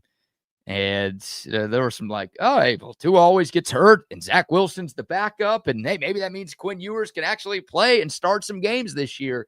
He didn't look anything close to an NFL caliber starting quarterback. I watched the Browns. I watched Shedeur Sanders in the pocket, and that guy knows he's. Last year he was under duress a lot in the pocket, but you can tell he has an urgency about him when he's in the pocket with his feet, knowing that it's not going to be clean. I understand that. I got to get rid of the ball. The ball has to go. I don't care if I hit a guy in the back of the head with the ball. I'm not going to sit here and take a sack.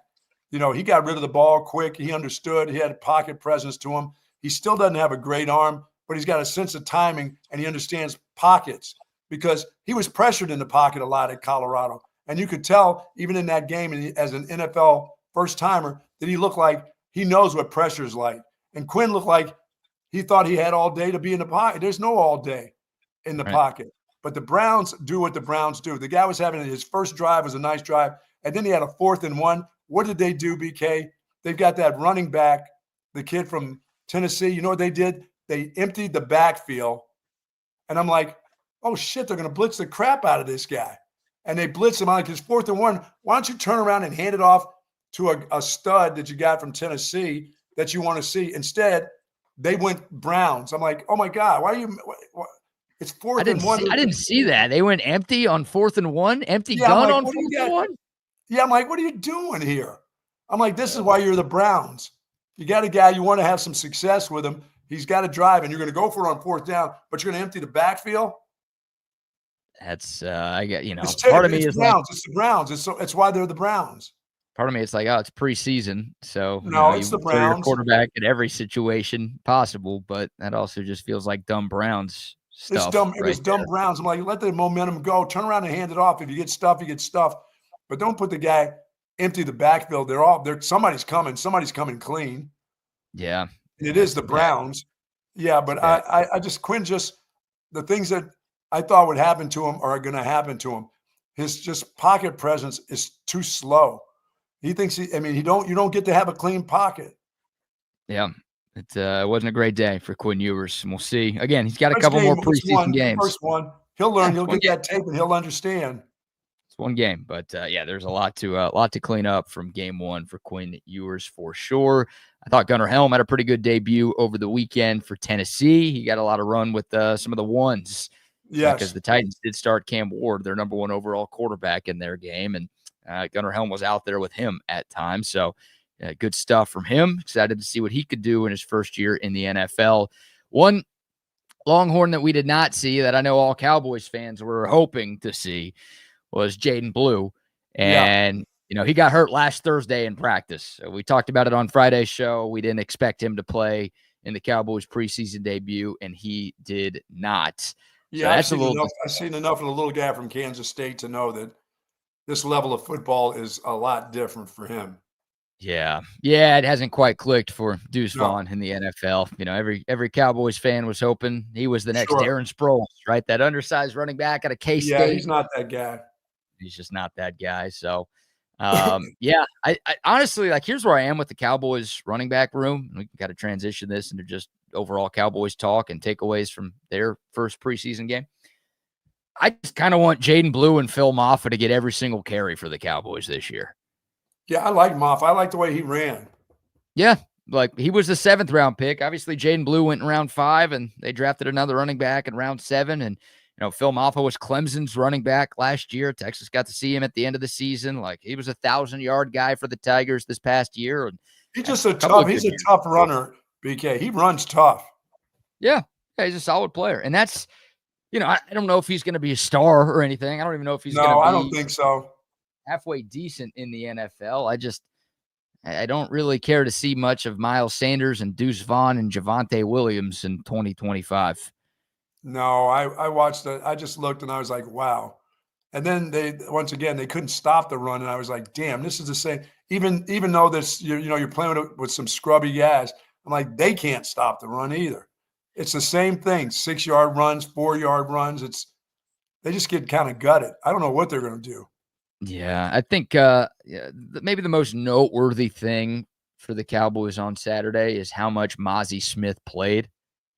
The former first-round pick out of Michigan, like that guy was out there a lot. Yeah, they want to see what they want. They want that guy. They want to make sure that he gets his reps. I mean, you know who didn't play on Saturday? The Cowboys' first-round pick this year, Tyler Booker. Now, you would think you saw a lot of first-round picks play around the NFL this year, right? Like, he's your rookie. It's the first NFL game. Let's see what he's got in a game-like situation. The Cowboys didn't play Tyler Booker because they feel pretty good about him. They like what they've seen from him. Yes, they don't want to get him hurt. He's going to play in the preseason when the rest of the starters play. A couple of drives, maybe a quarter, whatever. But, like, yeah, Tyler Booker in game one is good enough to where he's not out there. He can hang out in street clothes on the sideline. And Mazi Smith in year 3 is so bad that unlike every other starter, and even some of the first they guys got to find out about him. He's out. Like, I don't know if he should make the team. Like, they're going to give him every opportunity because, again, former first-round pick. That's just how it works in the NFL. That's why all of these quarterbacks just keep bouncing around from team to team. It's like, oh, there must be something there. They went in the first round. The Cowboys are going to give Mazi Smith every chance to prove that he actually isn't a total bust. But, dude, that's bad. That's bad that he's out there right there. Yeah, that's a lot of snaps for your veteran guy.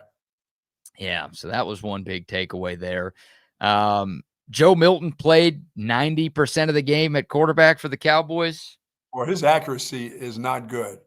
I like when he runs, it's okay, but his accuracy, when Tolbert is the main guy, I get nervous anyway. They're not going to play, CD's not jumping out there and doing a bunch of stuff, but I don't see them as he's going to be your backup, but he's going to be a running quarterback because he's going to panic in the pocket because he doesn't think he's all that great. He's going to take off and run. And he's a big dude, man. Well, it's the same thing, right? Yes. Like, it was the case for the Cowboys last year. It's the case for them this year. If Dak Prescott goes down, the team is going down. There's no doubt. Oh, yeah.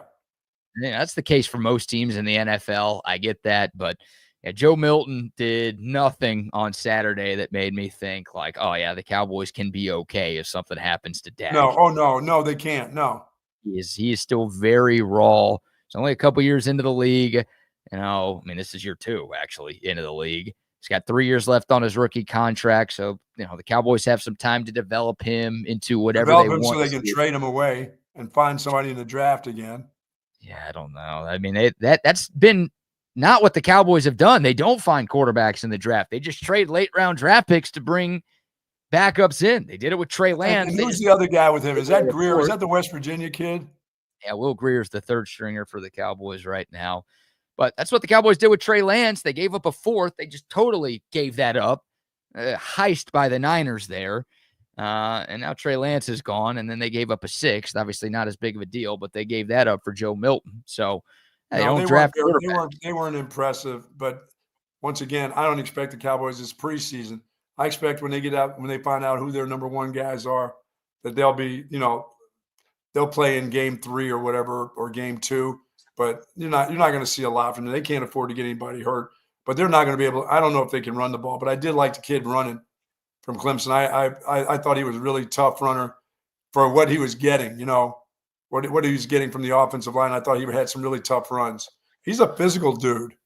He is. I do think I think maybe one more noteworthy thing from the Cowboys is Javonte Williams might be the starter in week 1. Jaden Blue didn't play. We mentioned that. Miles Sanders is hurt. He also didn't play. Javonte Williams is healthy, but he was in street clothes. Like every other Cowboys starter who was healthy was also in street clothes. So, like, using your context clues here, it's like, oh, maybe he is the starter right now for Dallas. And we might learn, week 2 of the preseason is kind of the new week 3 because they obviously trimmed off a game. So, the Cowboys play the Ravens this Saturday night in Arlington. Maybe we'll get some more answers into who the starters will actually be. I do think we'll probably see some Dak and some CD and some George Pickens and all of those guys for a little bit in that one. Maybe Javonte Williams is this team's number 1 back. We did see CD Lamb some on Saturday. Did you see this, Buck? CD Lamb in street clothes on the sideline. He made the news, maybe the biggest headline from the entire Cowboys game. Look at him. He's watching a big pass on the Jumbotron, and bang, A ref runs right into him. Yeah, and he's outside the white. I mean, he's on the inside, right? You got to be out of the white. He's on the white. He's on the white. Is the ref running outside of where he's supposed to be?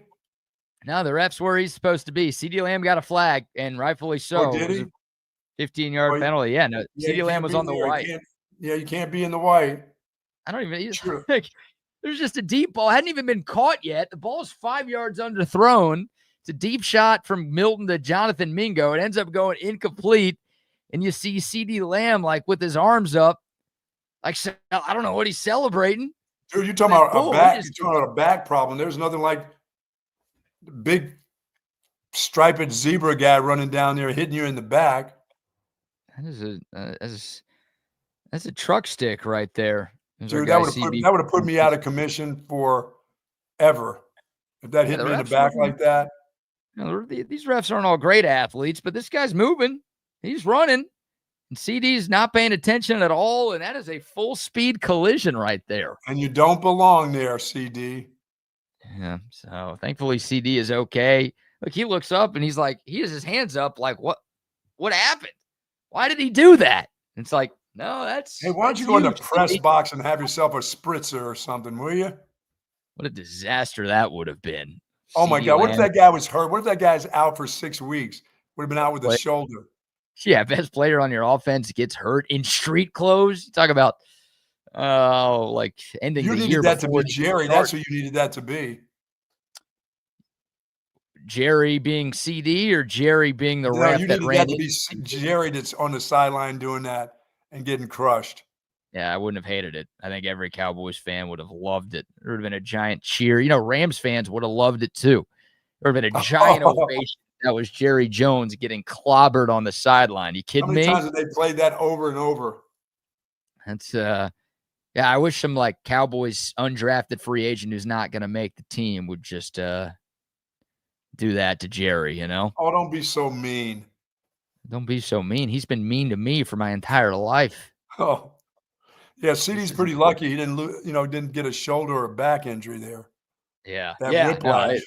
That could have been bad. Thankfully, it's all good. CeeDee Lamb is okay, and the ref is okay, but learning moment for sure. 15-yard penalty for him. CD's nuts. He's nuts. The CD got some nuts to the backside from that ref right there. Man. Not ideal. It's lucky that wasn't one of those round-shouldered officials there. I don't know, man. This guy's got a little meat on the bones. He's fat. Yeah, that's a 175-pounder. Oh, that's all right. CD can take that hit. I think you might be rounding down, sir. Oh, really? Oh. The other guy's trying to do his job, and you got this clown in his space. It happens. It happens. Sometimes you see it in real games. Sometimes you see it with coaches. Was it Mike Tomlin did that? Maybe probably intentionally a few years ago. Oh yeah. You see it. You see it happen. Hell, Mike Elko almost did it last year against Texas. I don't remember the exact situation. Around shoulders. Yeah, that's it takes that guy a little bit longer than most to get out of the way. Because there's a lot of you can't make that quick twitch. No, I don't know if he has the quick twitch, but also he can't just take one small step like you and I. No, he's got quick twitch. I saw him run in softball. He's got quick twitch. Yeah, but he's got to take some giant steps to move the giant him. You know. Yeah, else I saw some of Green Bay's game, and boy, Matthew Golden, that dude can catch everything. They were throwing. Dude, they're taking their first-round pick and throwing slants in preseason games. In tight quarters, and he's catching balls. I'm like, I don't know if I want to run my guy in slants in the preseason in week one.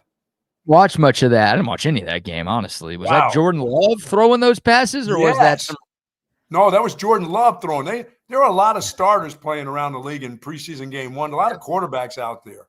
Yeah, the Cowboys and Texans didn't play any of theirs, but around the league there were some, and that's one of the things you see with backup quarterbacks a lot is they will hang their receivers out to dry, and it's scary. Like they'll just throw these balls over the middle, and they just don't know or don't realize or aren't good enough to place it in a spot that doesn't put their receiver. Matthew Golden's just a pro. He's just going to go get it. It was tight in there, man. He was making tight contested catches. Good. Love to hear that. Matthew Golden. That was a great pick by the Packers. It sucks that he's on the Packers because I hate the Packers, but I think we all believe he's going to be he's going to be something. That's great for Jordan Love. Yeah, rocking the number 22, right? Yes.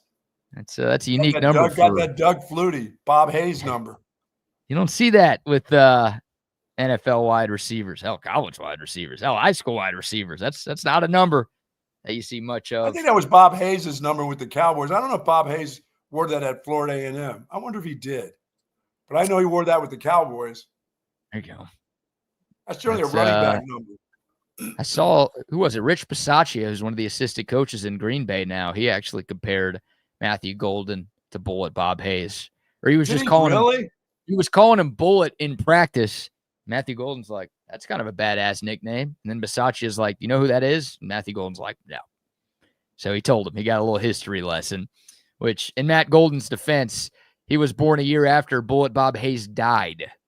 Yeah, so, yeah. By the way, forget watching him play. He didn't live on the earth at the same time as he did. Yeah, Matthew Golden has one hand that was better than Bob Hayes' two hands catching the ball. Yeah. Ooh. Bob Hayes could get it. He could get it deep, but that guy, his hands consistency was like he had 2 feet trying to catch it. You're dunking on a dead guy right now. You realize he could that, fly, right? Man. That guy could go. He could go. They called him that for a reason. It was a great find by the Cowboys back in the day. Was. All right, so there you go. NFL preseason notes, a little bit from the Texans. Again, no starters played. Davis Mills was QB1 for Houston. J.J. McCarthy, look, they played against your Vikings. J.J. McCarthy actually started for Minnesota. It was his debut. Had just one drive. It ended in a field goal. Some good throws. He had one really bad overthrow, but good signs for him. My biggest takeaway was Houston Texans rookie quarterback Graham Mertz has no business being in the NFL, even in the fourth quarter of a preseason game. Well, how about the Texans defense, even with the guys that aren't starters? Are they, I mean, that's just their scheme. Whatever they do is just, they get after it, man. It's good defense. Yeah, and they're pretty banged up at safety. They just went out and brought in Jalen Mills to help out at safety because, you know, Jimmy Ward is dealing with a legal issue. TJ Gardner-Johnson's now injured, so they're a little bit banged up early on in camp, but no, it's one of the best defenses in football. Man. And yeah. Again, most of their starters didn't play. So like the Cowboys, I think we'll see a lot of the number ones, CJ Stroud, Joe Mixon, those guys in game 2. But yeah, not a lot from Houston in the preseason opener. What were the Patriots doing? Were they running up the score? What were they doing? Who was that they played against? They put like 30-something on. They beat the Commanders 48-18. What did the Commanders just not play anybody? The Patriots aren't going to win a lot of games this year, you know. So why not win some in the preseason, right? Yeah, I guess. Take advantage while you can. That was Mike Vrabel's coaching debut in New England, and doesn't look like the Patriots played their starters all that much. But no, there was no Jaden Daniels for Washington, so that's all you need right there. All right, we'll take your thoughts. Dakota text line 512-222-9328. We've got more Texas football news to dive into. Also, Jimbo Fisher saying he wants to get back into coaching. OU might have an opening here soon, Buck. So, hey, you know what? So will Auburn possibly. But OU would be more fun, wouldn't it? Yeah, it'd be a lot of fun. Jimbo ruin A&M and then let him go ruin Oklahoma. Let me just say that they wouldn't let that happen at OU. I don't think they would, but a boy can dream. A boy can dream. We'll get into those storylines here in a moment, but first, how about a few more sponsor shout outs? So our friends over at Woods Comfort Systems, folks, for close to 70 years, they've been getting it done. My air conditioning system has been running smoothly through this summer, and now we're reaching some of the hottest parts of the summer, and you want your air conditioning to be running properly, and there's something off with your air conditioning, please call on the guys and the technicians at Woods Comfort Systems. And folks, get ready and prepare it, and they will prepare it even now for the winter months to make sure that your heater's working properly, changing the filters, getting it all set. Woods Comfort Systems now doing plumbing also. Plumbing, heating, and air conditioning for close to 70 years in Central Texas, and nobody does it better. Yes, indeed. woodscomfortsystems.com, 512-842-5066, the phone number to call. Shout out to them. Also, shout out to our friends at Waterloo Printing and Graphics. All of our TSU gear, our merch, our hats, our shirts, our stickers, our signs, our posters, whatever, all made by Waterloo Printing and Graphics, and they can do the same for you. So if you have a business or just a big event coming up, maybe you're celebrating a birthday or an anniversary, or you've got a wedding and you want cool gear, well, Adam and his great team at Waterloo Printing and Graphics can hook you up. Just give him a call or a text on his direct line, 512-300-9641. Sweet. So a shout out to the Hecht Law Firm as well. Ryan Hurricane Hecht, your go-to personal injury attorney here in Central Texas, a friend of the show, but a fighter for the people. He's been doing it for a decade, fighting for big results and justice in Central Texas. So if you get hurt in a car wreck, if you get hurt on the job and you need somebody to get you the money that you deserve, don't call those jabronis you see on TV. They don't care about you. Call Ryan Hurricane Hecht. He is going to be your attorney. He's not going to pawn you off on some kid who just graduated law school. No, this guy is going to be by your side every step of the way. And how confident is he that he's going to get you taken care of? Well, you don't have to pay him unless he wins your case.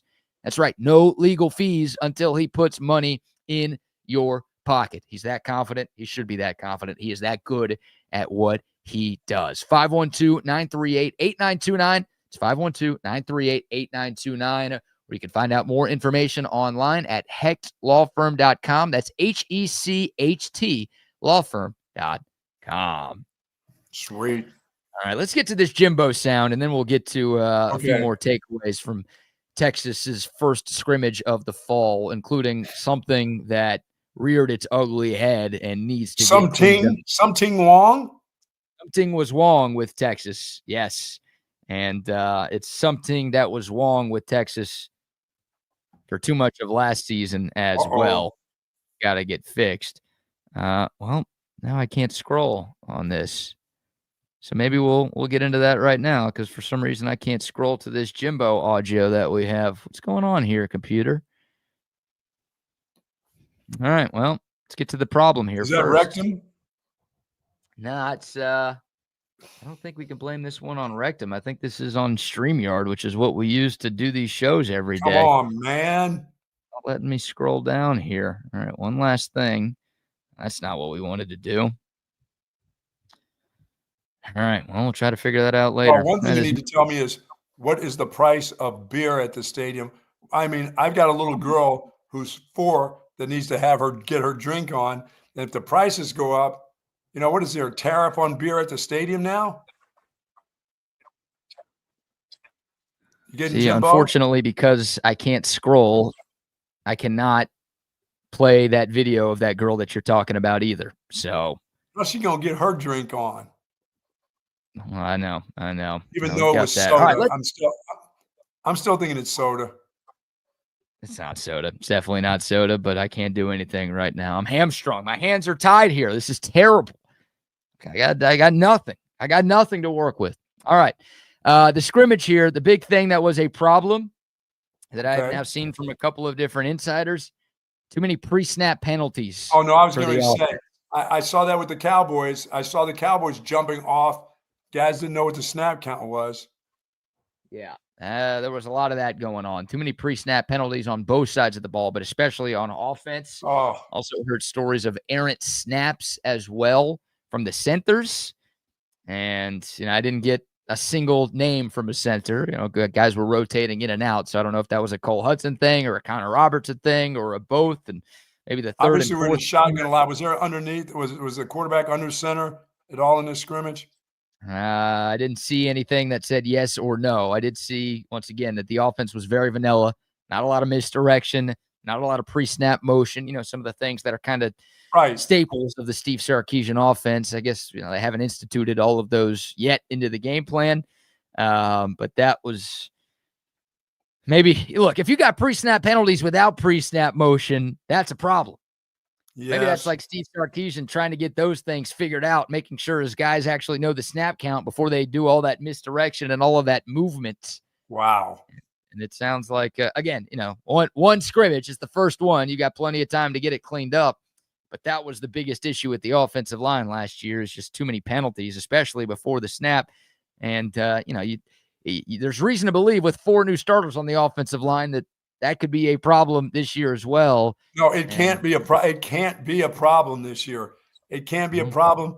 It can't be a problem at practice. It is a problem. Get it over with. You can't have that during the year. You can't have that in game 1. You can't have 3 of those in a game. Right. It's got to get fixed. You can't, think about your first game. You're doing that at practice, no fans around. You're at home going up against your team. That's not really what August 30th is going to look like. No. 100,000 people at Ohio Stadium yelling, trying to get you to screw up. You're going up against one of the best defenses in the country. And that always scares me. If you don't have that stuff, I know Arch Manning doesn't have that in him, but that's where he has to be the guy. That's where when people talk about a leader, that's where, I watched Doug Flutie kick an offensive lineman square right in the crack when he jumped once. He was the guy who would say, I just told you to snap count no more than 5 seconds ago. We were ready break and you jumped. And he kicked this guy square in the butt. And I said, oh my God, this big offensive guard is going to kill him. He's going to turn around and slam him and beat him into a pulp. That guy just turned around and went back to the huddle. Sorry, Doug. I wouldn't say Arch Manning doesn't have that in him. I think Arch Manning has that in him. Yeah, he's got to be the guy who really he has to handle it. He has to handle that. Now the coaches will do. Their offensive line coach will lose his mind, and so will the head coach. But the quarterback has got to be the guy, good cop, bad cop in that situation. As I said, I'd get on gas to the point of, okay, coach, you don't have to talk about my mama. You know what I'm saying? But I said, I'm trying to get this message across to you that I'm going to send you home to her in a box. She's not going to like that. So I'm telling you, this is what's going to happen to you. And, you have to be that good guy, bad guy. They got to understand you really can't have that. Before the play even starts, a guy can't. Those false starts are awful. We saw enough of that last year throughout the year.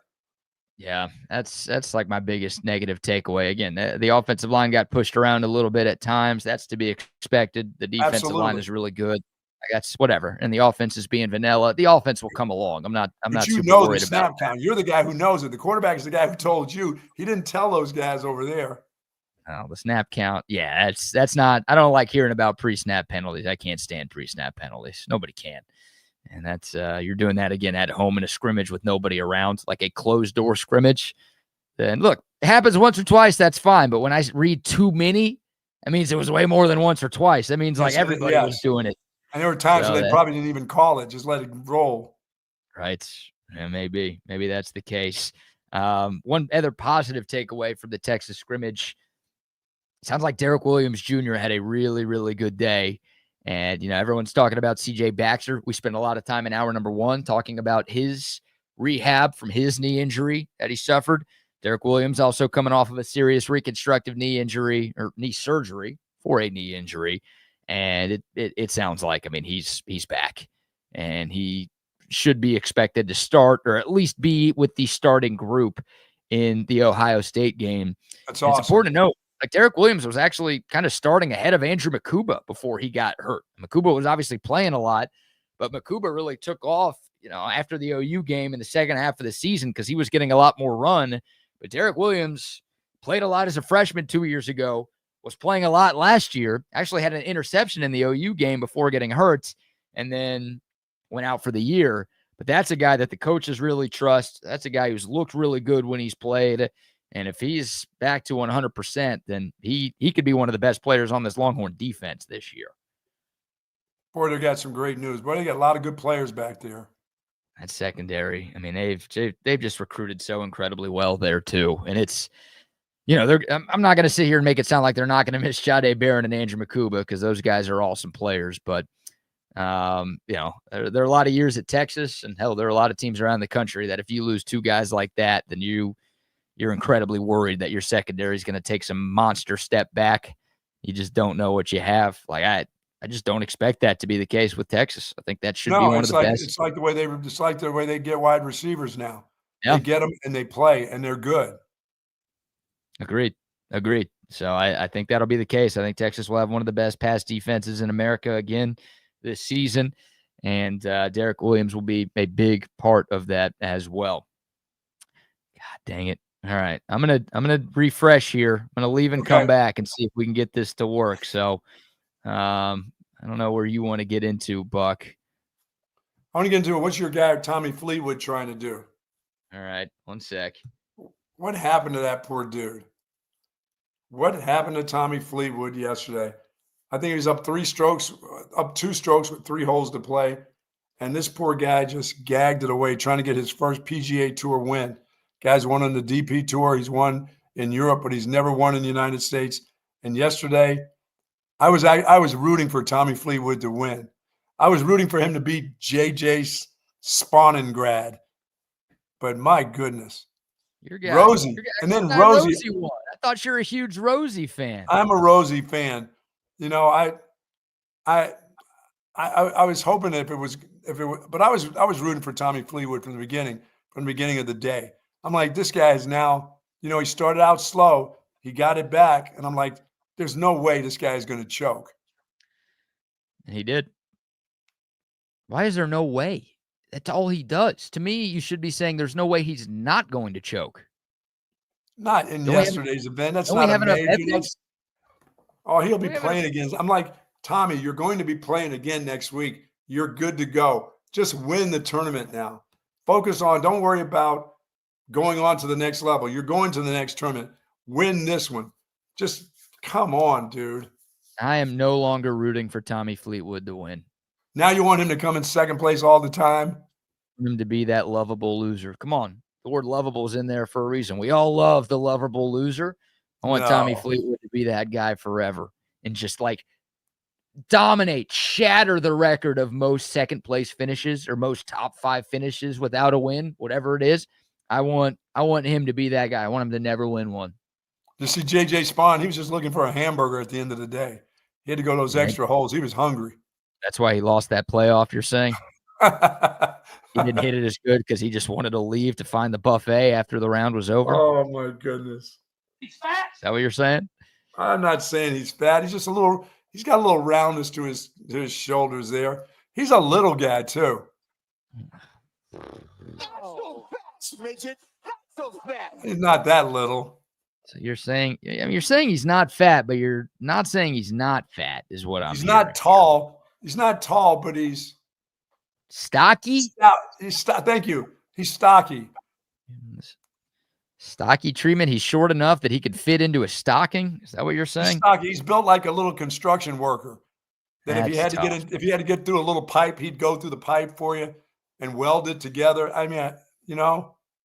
I don't think he's going to be able to fit in that pipe, sir. Gee. You're trying to be nicer with everything that you say. He would look good with a tool belt on. How's that? That's weird. I've never said that about another man. I've never really thought that about another man. He'd look good with a tool belt on. Like, what? You think he should get into carpentry? Like, what should he be doing? Yeah, he looks like a carpenter. That'll work. Okay. Yeah, I think he made the right decision playing golf over that. I think he brought home $2 million. Good choice. Boy, he can hit it, man. That dude can hit it. Yeah, he's a really good player. The U.S. Open champ this year continues to have a strong season, and I think for finishing in second place, he got $2 million yesterday. Oh, he's making some coin this year. He's getting himself set. He's obviously going to be on the Ryder Cup, I got to believe.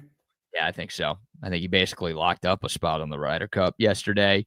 For finishing second place at the FedEx St. Jude Championship. By the way, shout out to our partners at St. Jude, as I botched their name. JJ Spawn gets $2.2 million for second place. How about Justin Rose with $3.6 million for first? It's a playoffs. What about the money for the kids? Well, they have kids. Some of those guys. $3 million? Come on. I hope he's giving $500,000 at least to St. Jude's. Probably not. $500,000 to his kids. Yeah, he did give the St. Jude's kids a hug at the end, though. That's always nice to see at the last hole. Here's a hug. Where's my check? Hey, can we get some money for our medical bills, Rosie? No, sorry. Talk to my caddy. He'll take care of you. Yeah, take some of his percentage. God. Scotty Scheffler was in the mix. Speaking of caddies, he didn't have his caddy yesterday. Yeah, who was that dude on his bag? It's a guy he's worked with before, some former PGA Tour pro or something. But yeah, Scotty's regular caddy left, had to fly for some sort of family thing. Hopefully everything's okay there. But Scotty finished third, and for finishing tied for third, he gets another 1.2 mil coming into his bank account. Gee, not a bad life for that guy. All right, we've got the scrolling again. We're good. We're good. So we've got some sound from Jimbo Fisher.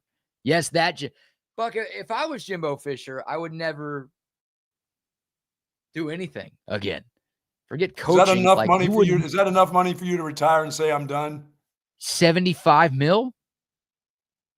Okay. Yeah, I think if you put a decimal point in between the 7 and the 5, I would say, yeah, I'm good. I'll just invest this smartly and I am set. The guy's 75 mil? Yeah, I think I could handle that. So you wouldn't hear from me again. Forget working again. I'd be like on some island somewhere. And maybe you'd hear from me because you're one of my best friends and I'd invite you out there. But like the general public would not.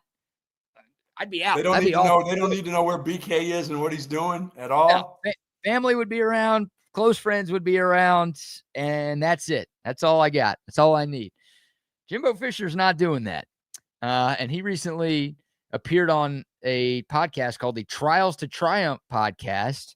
And here's the old Aggie coach talking about wanting to get back into coaching. People have asked me that, and I've enjoyed my time with my family because your family does, but I always tried to include my family. Remember, I took the kids, and we always had them at practices, and they were like part of the team. They were in the locker rooms and doing all that. But to answer your question, if the right situation comes along and it's right, I'm still 59. I'm still in great shape. I'm healthy.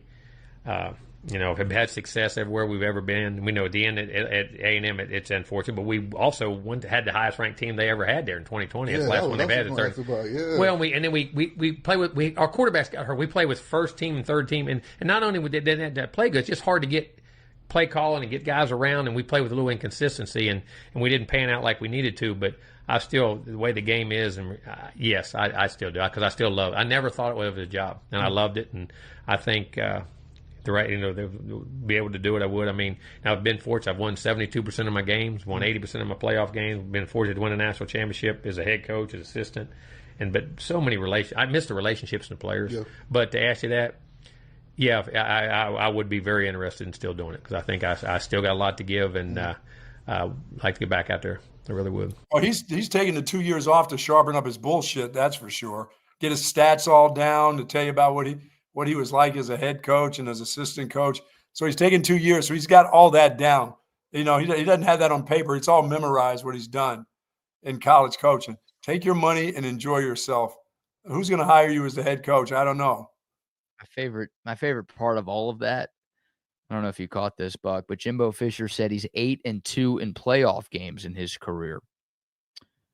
Jimbo Fisher has never coached in a college football playoff game in his life. Now, he did win a national championship at Florida State.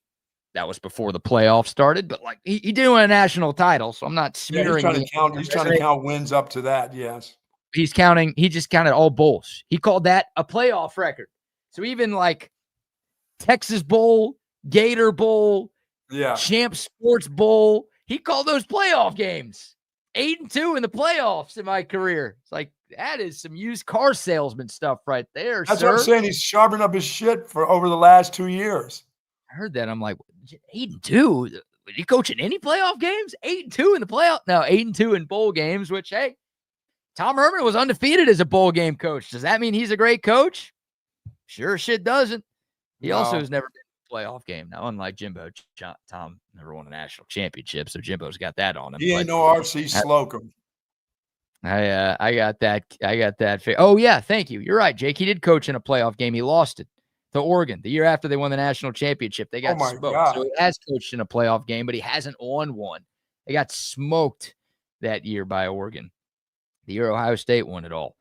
8-2 in the playoff. No, 0-1 in the playoffs is your actual record, Jimbo. And then now look, he did have A&M's best season ever. Now he didn't mention that it took a global pandemic and a shortened season for that to happen. Yeah. And every other non-pandemic year in College Station, he lost at least 4 games, including when he got fired at 6-4 midway through a season. He had already picked up 4 losses that year in 2023.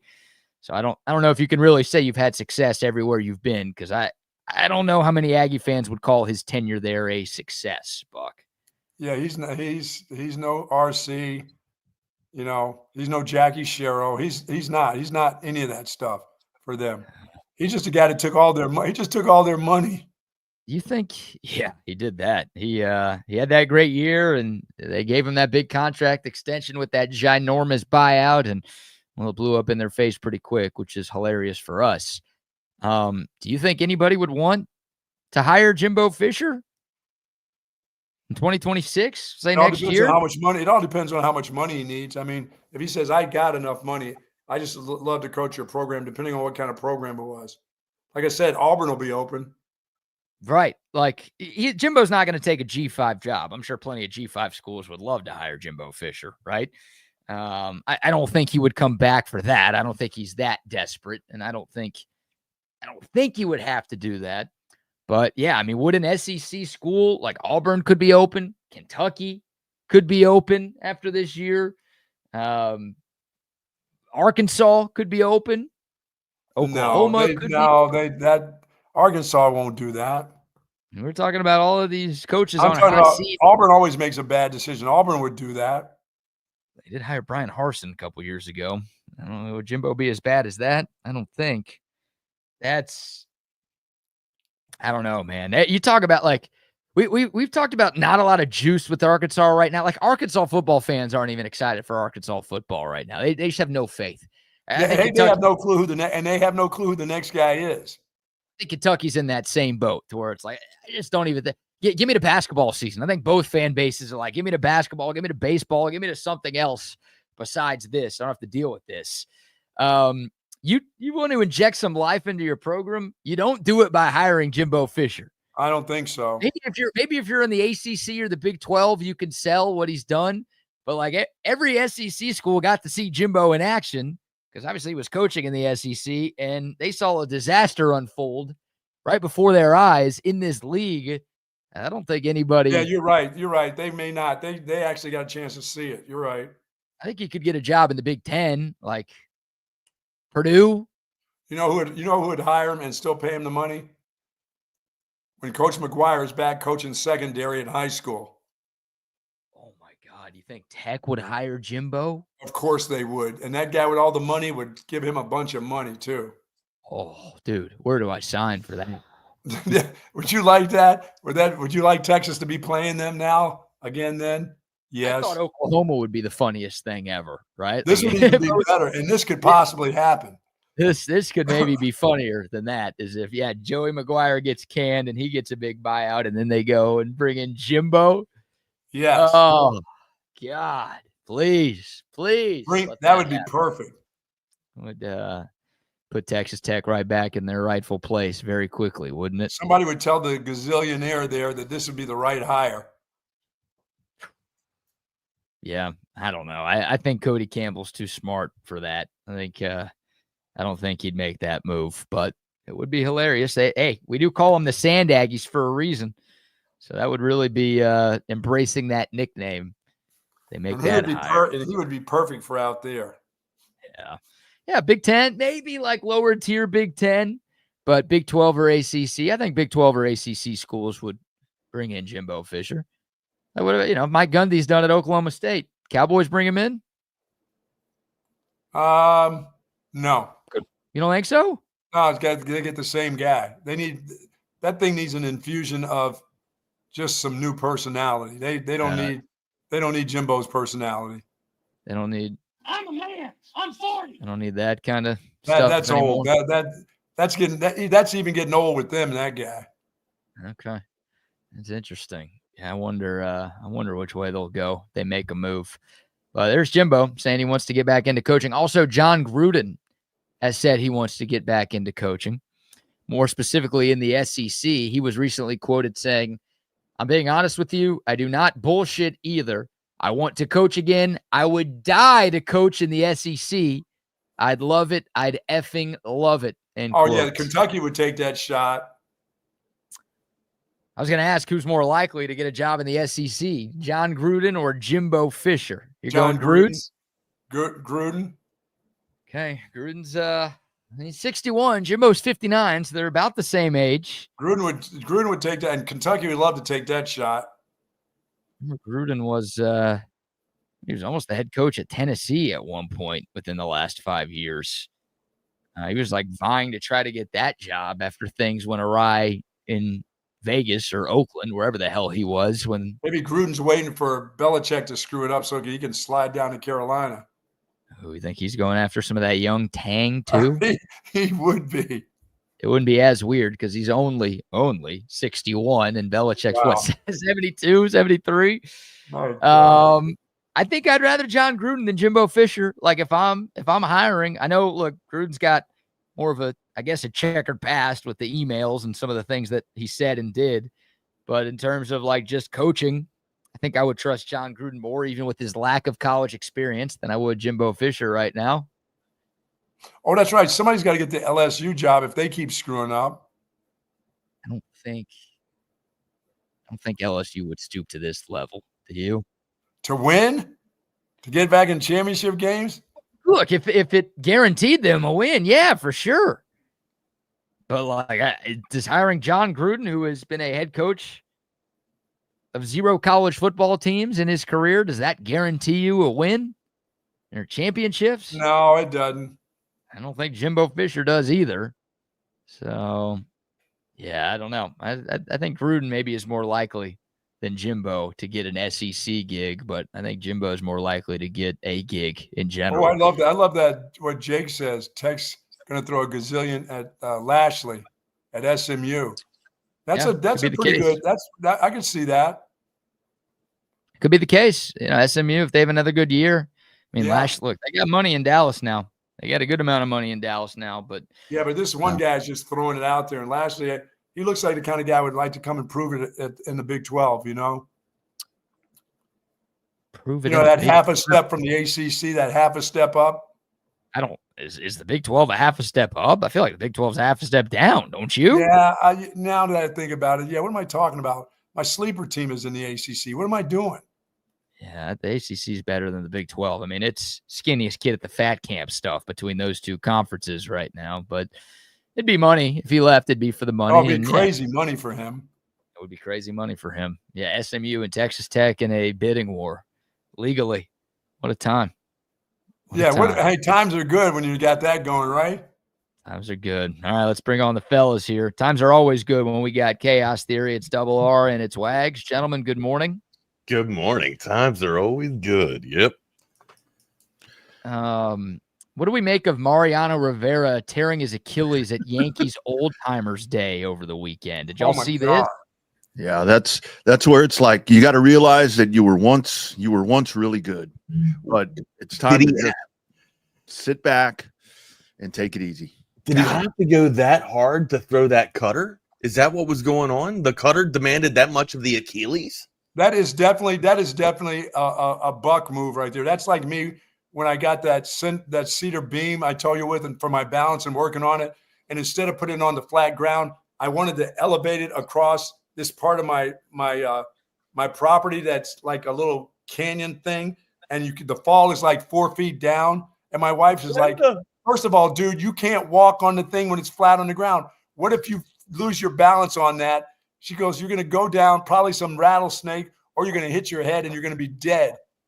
That's one of those kind of moves. Why is Mario throwing it that hard that he can tear that Achilles? I mean, what is he doing? What'd you call him? Mario. Who is it? Who did that? Mariano. Okay. Those was people. That a nickname or an abbreviation or something? Just an abbreviation. No, he was actually shagging a fly ball. He was playing in the outfield. And that's when he got hurt. Yeah. They brought back Yankees Old Timers Day for the first time since 2019. Now, Roger Clemens was there. Andy Pettit was there. Your guy, Derek Jeter, was there, Buck. Wait a minute. Did he win? Did he win MVP? I don't know. I don't know if there was an MVP given out. The oldies didn't get an MVP. No, they did lob him. They lobbed him a softie, they lobbed him a nice little moon ball right down the middle so he could hit a home run, so he could be the marquee of the day. That's what they did. Was he? No. Oh, he missed it, struck out? He struck out. No, I'm kidding. I'm joking. I'm absolutely making everything up.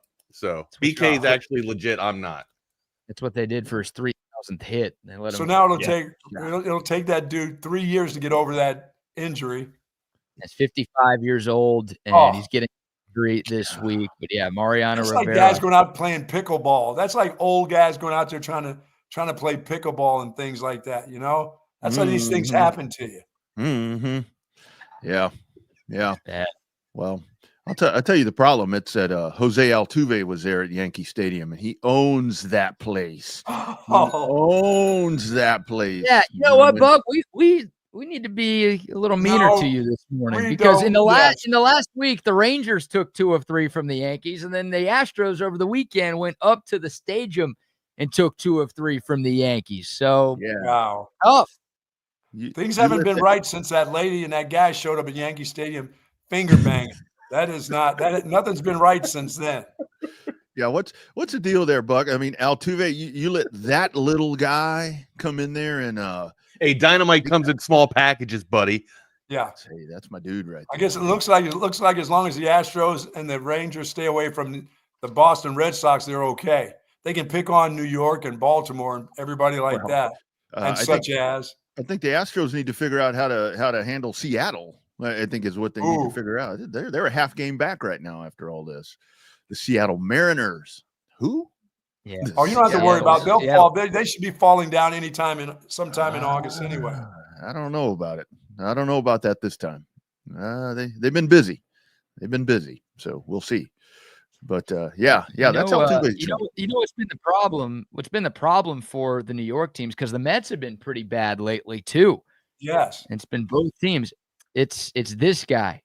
Ever since this guy showed up to a game wearing this hat, Kyler Murray. The Mets are 34-35 since this guy was spotted, and the Yankees are 34-37. Both of those teams were like best team in their respective leagues for like a lot of the season, and then this guy shows up wearing this combo Mets-Yankees hat, and since then both teams have gone to shits. You can't do that, mister. Yeah, we can't do that. No, we can't accept that. Man. We can't accept that. Thank you, Pat. Thank you. Yeah, what is that? That's the issue. That looked like, I thought that was Kyler Murray at first, but no, Kyler's busy. He's got practice. No, he's playing video games. Kyler Murray's playing video games right now. Oh, he's getting ready for the new Call of Duty 17,000.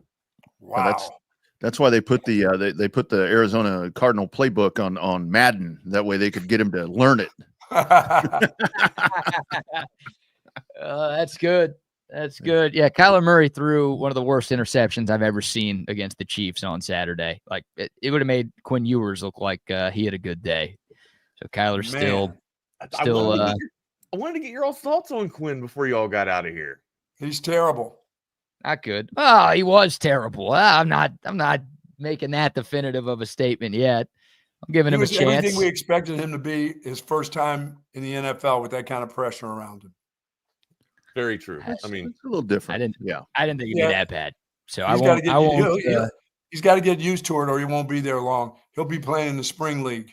Yeah, because looks like a lot of throws were premeditated. I mean, you could do some pump fakes. I mean, I'm not a huge quarterback guru there, but it looks like the arm slide is still a little bit wacky still. So I don't know, there's some things that you can clean up, but apparently he's had a great camp. So I heard maybe just a bad day. Yeah. Or guess what? The Dolphins suck on defense. How's that? Yeah. Well, and if he's going to play quarterback for the Dolphins, he better be ready, because at some point he's going to play. Yes, he is. Because the guy with the soft melon's going to go down at some point. Yeah. I don't know. Bucky, I wanted to ask you, how about our man Tommy Fleetwood? I don't know if y'all hit that or not. Yeah, but we did. It's like, that poor guy. Jeez, he gets right there. He gets next to. It's just like me with having sex with my wife. I get right there, but just nothing happens. You got to make it happen, Wags. I can't. I just can't. I can't. You got to go back to yesteryear if it's not happening. Go way back to yesteryear when you first got your first. You and her got together for the first time. Just think about how that is. And it may not last long. I want to hear about Tommy. Want to hear about Tommy Fleetwood? It's just like this. I hope he plays like that in the Ryder Cup. That's all. Just keep being a loser. Yeah. Well, it's good. It's good that you're not thinking about Tommy Fleetwood in the bedroom, Wags. I'm thinking about him. I'm thinking about him on the shot. I'm thinking about, come on, hit the hole, Tommy. Dude, he's there. 3 holes to go. He's up by 2 strokes. How did that happen? It's inevitable. It is inevitable. It's like clockwork. It's gonna happen. It's That's a hell of a run by Rosie. I mean, Rosie at the end right there. That was really good. And old JJ Spawn, that dude looks like he's gasping for air, man. But he sure does show up in the big occasions, doesn't he? He's looking for a Hat Creek burger shake. That's it. That's exactly right. That's exactly right. I am too. That might be where I'm going right now. He is not fat. He is not fat. I'm telling you right now. He's just one of those guys. Don't say it. Rodney, I said he looked like a construction worker, with a tool belt on, like he's going and getting some stuff done, or a mechanic, maybe a mechanic. You're saying that because he looks Hispanic, right? No. You're giving him all these. You're not saying he's fat, but you're giving him like fat people jobs, huh? Is that what I'm hearing here? Hold on, I don't think construction stubby. Workers aren't fat though. Oh, there's some guys out there, some round-shouldered construction working guys. Oh yeah, I guess not as much in Texas because you sweat so much. Sweat your ass like you sweat, man. But there's some big construction guys out there for sure. You're saying you're going to say he's got a plumber's crack on tomorrow's show or something. Well, he could be a plumber.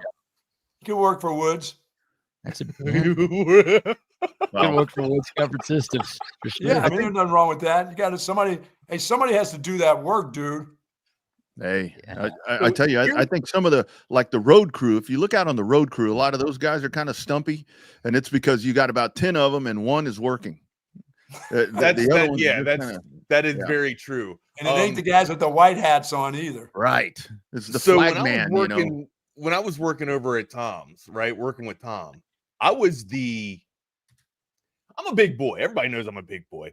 I was the smallest on the crew. What? Yeah. And so the smallest on the crew usually has to get up and do the work in the attic. Oh, which you got to run new lines and drop lines down in the attic and everything. And usually you're going to find yourself some rat shit up there in some of the houses, and it's going to be hot. And you got to put a hoodie on, man, because you got insulation up there, right? And I don't like getting itchy. I don't like getting all messy.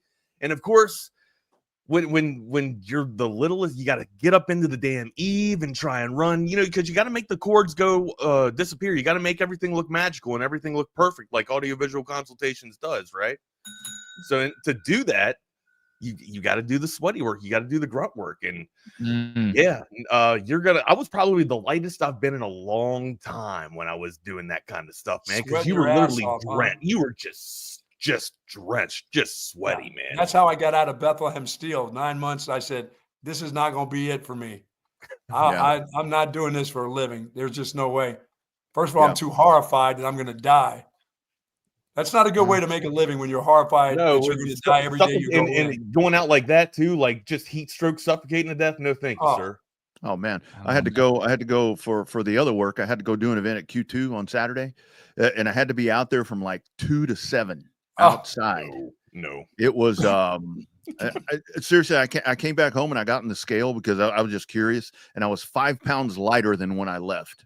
Easily sweating and walking. Sheesh. Welcome to Texas. You better get that iWatch. You guys better get that life alert on your wrist. Need it. Gotta have it. Wags is time. Gotta have it. One. Gotta have it. It's telling me right now it's time for me to stand and go get the dog. Yeah, so I went on a walk the other day with Katie, and it said, "Hey, check your heart. You go to the doctor, buddy. You might be having a heart attack." Just from a walk. So come on, guys. Like, I'm not that bad. We gotta get you moving. I get out there and I play pickleball with the best of them. I might fall down from time to time, but hey. Hey, Buck, have you found? Tell me that my ticker ain't working. All right, I went to the doctor. Everything's in good shape. All right, everything's good, Rodney. I've been doing this thing. I've missed my one time that I didn't do all the rings. Yeah. Oh yeah. One day since I got this. One day that I didn't fulfill all of my movement obligations. And have you found the feature on this where, like, if you lose your phone and the phone Yes. is relatively close in the house where you just go like this. These old guys talk. Yeah, that's tells you where the only thing. That's the only thing that the other good stuff in it, I don't mess around with. As my That's all I daughter need. said, it's just a life alert on your wrist because we know you won't wear it around your neck. She goes, you won't use all the other features to it. I haven't used the one for playing golf yet. Oh, that's on there too? Yeah, for distance. I haven't done that yet. That seems like a lot to do, BK, you know? You old guys crack me up. You're learning technology that everyone else has known for like 10 years. This is all. And the thing about BK, the thing about playing golf is when those guys are saying, what's my distance? I already know how far I can hit certain clubs. And I can tell, I don't need to know when people do the distance thing, I'm like, I don't give a shit about that. I'm not going to hit this thing 220. What do you mean? What should I hit? I should be hitting the 3-wood like I always hit from anything over 160. You know, people are out there with like range finders, like snipers use and everything. Oh, like, man, yeah. What if you're 120 away? Don't you want to know that you're 120 away? Yeah, I know exactly what I'm going to hit from 120. What I'm going to hit like pitching. You got to know. Right? You have to know that you're 120 away, don't you? You can't feel that. You got to really see that. Do you have to see? You can't feel the distance. I must have been around the football field long enough to know the 100-yard mark, you know? Wait a second. Aren't there like natural default markers on the course? There's some like some courses are marked. Some courses aren't marked as well as others. And if you try those, like when they say cart pass this way, like no more cart pass up, usually that's around like the 50-yard or 100-yard mark, right? That's pitching. But they put them right in in the the middle playing of the that fairway. Mo Willie the way you're playing. They put them in the middle of the fairway, and I'm never there. I'm not saying anything against Mo Willie. All right, it's getting out of control, boys. All right, I gotta go, boys. I gotta go. Have a good one. Tommy Fleetwood Mac. What? They had more success than Tommy Fleetwood. Welcome to another chaotic edition of Chaos Theory on Texas Sports Unfiltered. Follow us on our socials. I'm at Not the Fake Wags on Brand X/Twitter. My partner in crime is the Rodney R on Brand X/Twitter. Instaface, the Wagner Wire, and then the underscore Rodney R. The underscore Rodney R on Instaface there. Smash that subscribe button if you have not done so already. And then if you're out and about, if you are a mobile, the Coda text line, the lottery numbers 512-222-9328. Again, 512-222-9328. A nice little slate of football, preseason football this weekend, Double R. Had some baseball. Had some crappy baseball for if you're an Oriole fan or not. It's done. It's over. We're just enjoying, the dog days of summer heat at this point and seeing what we can work on and getting tuned up and ready for next year, amigo. How was your weekend though? Good. You know what I did? You know what I did Friday night? Because I've got my OLIPOP here in my Whataburger koozie here. I see you there. It was 75-cent hamburger day at Whataburger for the 75th anniversary. And my dumb ass was like, that's a good any burger or just a classic? Just the number one, or the Whataburger, whatever. The Whataburger. So you know my dumb ass. I'm like, well, let me order 75 cents. That's what? How many did you buy? Only one? No, I bought two. That's it. But I go over there because it tells me 10 minutes. Be ready in 10 minutes on the app. Oh my God. An hour later, here I come. That place was a madhouse, dude. It was like because everybody being there. Oh, or not just because of the marketing and whatever.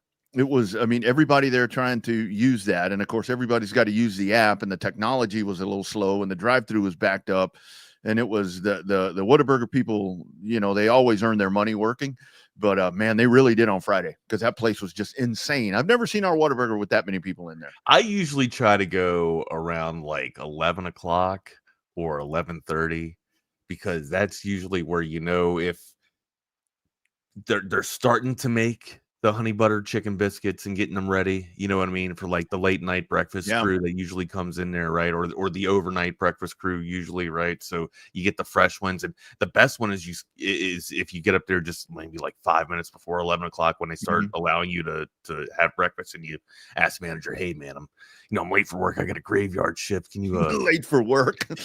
Well, got a graveyard shift. I got to stop at Whataburger to get my fix for overnight, right? Probably don't want to stay late for work. Who the hell is going to believe that you're stopping at Whataburger if you're late for work? You are kind of late for work because you got to get back home and prepare for this show. So you're getting ready to go. I guess you could stretch stuff into the truth all you want, but that's a lie. That's just a lie. The bad thing about this thing on Friday was, so you could get the 75-cent burger, but it ended at 8 p.m. And I went, hey, you know me, I went like at 6:30. Like, I'll just roll right in. And the lines were just packed. Well, man, I did not take advantage of that. I wish I would have known. That's some pretty damn good marketing. I usually don't go with the Whataburger though when I get there. I usually go with the Smokehouse Cheddar. No, the Southwest. I think I go with the Southwest. Shit, I can't remember.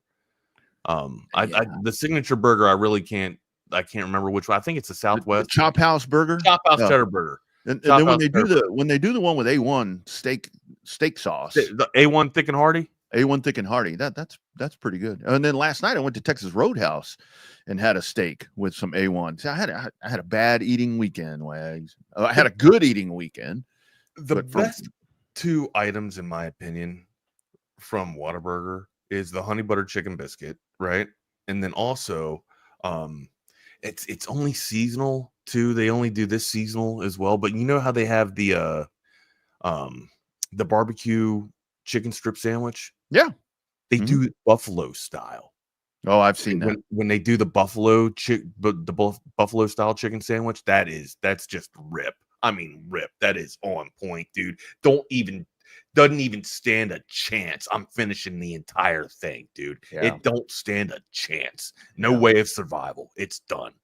But done. you know what? You got to have it on Texas toast too. You can't have it on the regular bun. You got to ask for Texas toast. Yeah. You got to have it on Texas toast. Yeah, their what's it called? Their patty melt. Their patty melt is good too. They have good the meat patties are good. Never had the patty melt. Never went with the patty. Never went with the patty. Patty melt is good with the little chopped onions in there. It's not bad. But yeah, I fell for the 75-cent hook, and hey, it was worth it.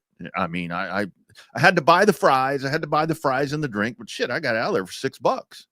Yeah, you know. Yeah, usually you get out. You know what? The number one is usually $10, and now it's only down to what it was when we were growing up. What it should cost. What it should cost. Like my kid went to Cane's. Like he went and got us some Cane's the other night, right? Yeah, $30 for in my opinion, like Cane's is decent. It's okay chicken, but I'm not buying it for the chicken. Like I'm only going to Cane's for the sauce.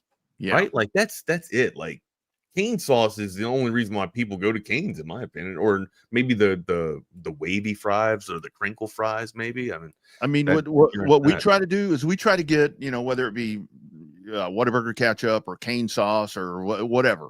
If you can find a really good soy sauce or something like that, and then like go to HEB. Is there a good soy sauce? Yeah, there's one. A buddy of mine. He's Asian, of course, and he's like, "This is the soy sauce you want." I can't tell you what. Not of course. Coincidentally, he's Asian. It just happens to work that way. But we go get our own chicken strips. Where it's like, I mean, we can oven our own chicken strips and use that sauce, and I mean, it's not quite the same. It's a hell of a lot cheaper. I promise you that.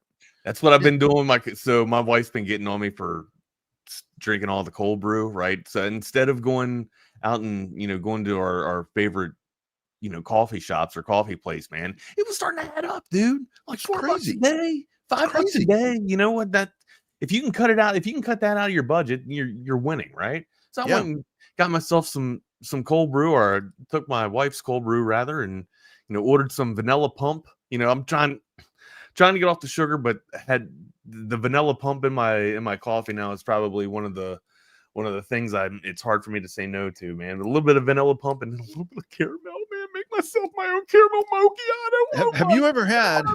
So the other day at the soccer game on Saturday, the Coca-Cola people were there, and I know that OLIPOP is the way to go. I mean, better for you. You can talk about Coke. Just what do you got? Have you ever had Coke with the orange Coke orange? No, it's got a slight tidbit of orange in it. No, I do like orange stuff. You know me. I like the orange cream. Like that's usually my go-to. Actually pretty good in terms of sweetness. Give me my orange. Give me my frou-frou drinks, buddy. Yeah, Coke Zero with no sugar with a hint of orange. It's actually pretty good.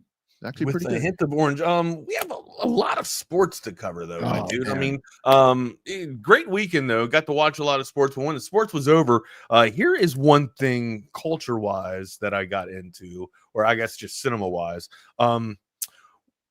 Chief of War is a new series. I don't know if you have Apple TV or not. I do. Chief of War is about the Hawaiian Islands and the warriors of the, you know, all the islands there and how, when they were territories, right? And now it's only got 4 seasons or 4 episodes out right now. The next one comes out this Friday, but they just introduced, or this past week, so I'm caught up now, but King Kamehameha has just come into the scene. And you'd think that Jason Momoa would be King Kamehameha, but he's not. He's another Hawaiian warrior. But now you're going to see, the introduction of King Kamehameha. I don't want to give it away, but he's known for his ability to just aquatics, right? Just to swim with the whales, to swim with the fish. That was known for King Kamehameha. Aquaman. But it shows how he trained, and it shows him carrying, like, you know, him and his warrior tribe would go down there and honestly kind of what the SEALs would do, right? Take, you know, weight you down in the water and, you know, try and, you know, get your lung span and lung capacity up, right? Get your wind up, get your breath up. And then as his warriors go up to the surface to look for him, he carries the rock and all the way back to shore, man. Just in that old myth and that old story that you would hear, like the old folk tale, dude. So I don't know. And I got goosebumps telling it. I don't want to ruin it for people, man. But if you're into like awesome, you know, and again, like some of the fighting scenes are a little bit wild. Like there's one where when they go to Oahu, that's a little bit, that's kind of brutal, but it just sucks. But if you know the history, that's kind of what happened. But yeah, being that I was out there for 4 or 5 years, man, living in Hawaii, it's just really cool to see the story being told, man. And just beautiful, beautiful shots, right? Like I don't know if it's green screen or not, but it looks remarkable, man. I would assume that they went to some of these places naturally and to try and capture some of the ambient lighting and stuff like that. So yeah, it's fantastic. I highly advise you to check it out if you haven't. Hey, Wack, speaking of Apple TV, but a different provider. Ooh, what we got? Did you see this? The UFC has agreed to a 7-year, $7.7 billion with a B exclusive U.S. media rights deal with Paramount starting in 2026. Wow. All UFC events will stream on Paramount Plus with select events. So wait, no ESPN? Like if you're going to watch a ESPN or not a pay-per-view event with UFC, it'll all be done on Paramount Plus. Yeah. All events. Well, I guess you are paying per view, right? Yeah. All events streamed on Paramount Plus with select events airing on CBS. So they're going to go to the big, imagine Saturday night events on CBS. But 7.7 billion. Were you expecting them to go somewhere else, someplace else? Like I would have thought that they would have probably hung where they are, but I can see this happening though with ESPN losing. Those rights. I didn't think that Dana White and ESPN were on this on good terms, honestly. Well, and I think now with ESPN, with the NFL thing, you know, with the red zone and fantasy football and everything that they're doing with all of that, I mean, I think UFC would kind of feel the repercussions of some of that money being allotted elsewhere. But I mean, 7.7 billion. When we see this for UFC and the deals that the WWE is making for, it's like those different events that, not typical stick and ball sports. It's like unbelievable the money that's thrown around for the rights to these things. The best thing that ESPN has, and the only and I don't have ESPN, Hulu, or Disney anymore, but the one thing I found myself watching all the time was college baseball. Mm-hmm. That's one thing that's what you get very well with that package, right? Or you get decent soccer too. But hell, even with Apple, you get. You can get the MLS package and you get, sports packages with Apple too. Apple's pretty damn good right now, man. Apple's got a lot of good shows, dude. I started watching, Tetris. Have you seen the movie Tetris? Negative. Like, it's based on a true story on how they got Tetris out of Russia. It's wild, man. And how Tetris was packaged with Game Boy instead of Mario to kind of sell it to a bigger marketing base instead of just kids, because Mario would just be, marketed to kids essentially. And Tetris, everybody wanted to play Tetris. It's just, I don't know, man. Apple's got some shows, man. Apple's got some. I think Apple. If we're rating the platforms here, man, I dropped a couple of them just to get Apple or to keep a few of the prime ones. So I got Paramount. We have Paramount. We have Peacock. We have Apple. And HBO Max. We've got HBO. We got Max, and we got Netflix. Really, I mean, hell, we almost got them all, right? Like you were doing, like you had when you had the cable package, but you removed the middleman. So you're still saving. Well, I think $60. I think we're still saving $60 at the moment, right? Yeah. And then of course, if you get unhappy or whatever, you can just call and be like, well, that's a nice thing. That's a nice thing with those. I mean, you just stop subscribing, or you can take a break or cancel for a little bit, and it's not exactly if your show that you're watching on that platform is done, you can just kind of cut the subscription for a minute until it comes back on the next season. Yeah. I mean, kind of for DJ Dog here. I think YouTube TV for the local stuff is probably your go-to because of everything else that you get with it. And it's what, $80, $82, I think is what that is. And you get probably what you had with cable, but it's the same thing to where it's like, okay, I need to save money this month. Stop it. Yeah, but if you get the YouTube basic package and then YouTube, I said that right. I thought I said YouTube at first.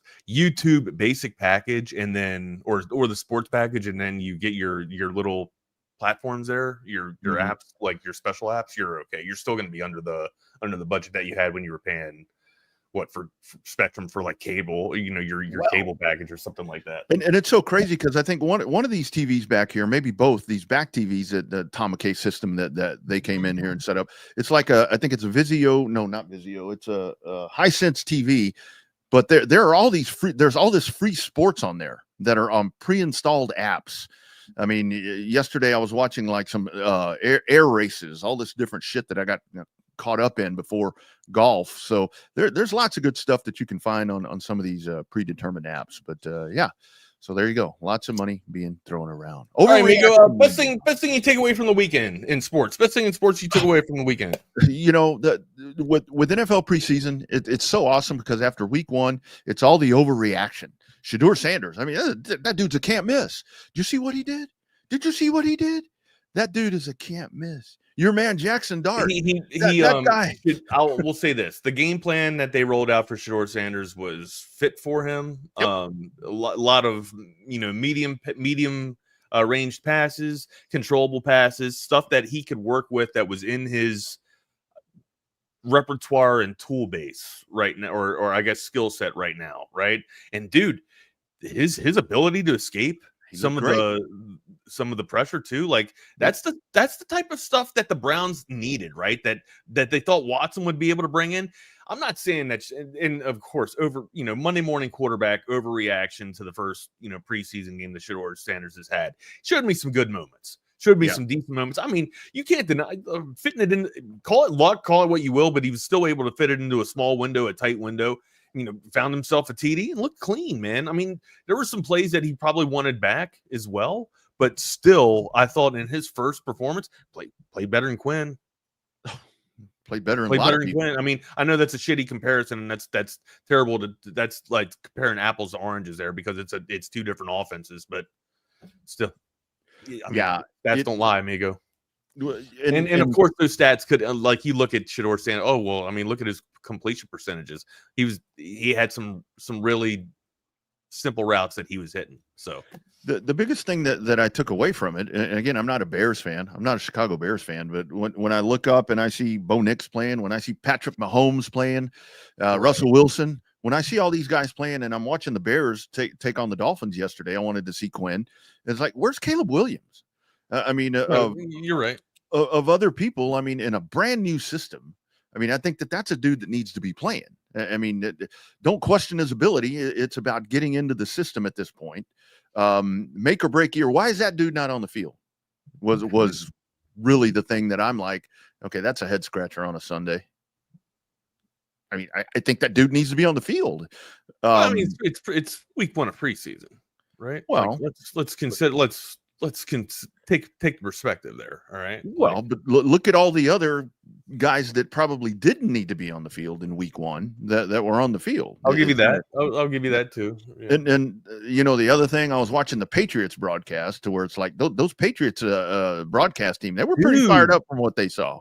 How about Henderson, man? First touch. He's done that at Ohio State too. His first touch at Ohio State was a touchdown. And then his last touch too was a 75-yarder if I remember correctly. But yeah, dude, and then he gets on kickoff return trying to make himself a play and gets a PT, baby, and he takes it for a 100-yard kickoff return. Yeah, and again, it is preseason, but with Cam Ward, I mean, him and Calvin Ridley, they seem to be gelling pretty well. And again, that's the work that you're doing before. And I think that these guys need to continue to get reps. And that's why I think that the preseason gets downplayed a lot, to where it's like that's what it's all about. It's about reps. It's a little bit slower. I mean, when we go to week one, Shadour's not going to do that in week one if he plays. I don't think. But I mean, here's the one. Let's be realistic and take the optimistic stuff out of preseason, which is what coaches are going to work, and then they'll find the negative stuff and trying to build on that, right? Like, so even for the Panthers in that game too, I thought Young made some decent throws too, and started to wow my eyes, being like, hey, mate, do I make a deal? Right, just based off of some of these performances, right, and some of the talent that's in the skill set or in their bag, right, that you can see, that's going to come out eventually, right? Like some of these throws, they're going to start getting down in their arsenal, and they're going to be making them, consistently week in and week out, right? But it's like, do I take the notion now and try and get Bryce Young really early, on a fantasy team, try and get a some easy return on my investment there for Bryce Young while his numbers are down, right? I mean, he showed me a little bit of promise there the other night. But yeah, I'm not going to make too much of a crazy spectacle out of it. Sure, looked okay, man. He big arm, ability to escape the pocket when the pocket breaks down, and as long as he can get the acumen up and learn the playbook more a little bit, I think he's going to be fine. I think the Browns are okay, man. I still want to see what Gabriel can do. I'd like to see how he can command the offense. Again, we saw a lot of Shadour Sanders. Let's see what next week looks like. I will say with Shadour, the one thing that I kept going back to as he was going, he needs to bulk up a little bit. I think that'll naturally happen. Yeah, he just looked little, and that's what I was thinking. All he's going to be doing is playing ball from now on, Rodney. Yeah, and that's where, as I'm watching him, I'm like, okay, and this is where I go back to. It's really great. I mean, he's taking advantage of the time that he's getting, and I think that's something that's really, really smart. Because look, you've got Gabriel's hurt, Flacco doesn't need to be out there, the other dude's hurt, those guys are nursing hamstrings. This is your time. Get out there and prove. You know what? Go out there and win the job, or be ready to jump in for Flacco. I guess is probably the thing. But he did. He looked crisp. He looked agile. He looked in command. So that's really all you can ask for. But the Patriots, back to that. Yeah, I mean, they look really just an explosive week. I mean, the Vrabel era, this could be. Oh yeah. Again, it's week one of preseason, right? Like, I don't want to make too big of a spectacle of it, but it looked, excitement. Apparently, the Patriots were excited. I'll even say this too. Like, I was kind of happy with what I saw out of Jackson Dart too. Like, dude, that dude looked really good. I won't go that far, but I mean, I felt a little bit better. I felt a little bit better of Schoen jumping up into the first and not taking them in the second overall, like at 36 overall, but still, like, he still would have been there, but still, like, after Saturday, hey, you know what? You got your guy. Or Sunday rather, you got your guy. So 12 and 19, 154 and a touchdown. Not bad. So not bad. That's not bad at all. But I think that's the thing with Shadour and with Jackson Dart is you see those guys and they can be developed. It seems like and I think that's really what you want out of these guys. You don't want to throw them into the fire. And both of those teams, the Browns and the Giants, they've got that elder statesman that can go in and kind of fill the void while these guys are working and sitting behind them. And that's the plan. Well, see, I think it's going to be rushed though, or expedited for Dart, because it's Dable's last hurrah. Yeah. Right. Like this he has put everything, he's all in essentially.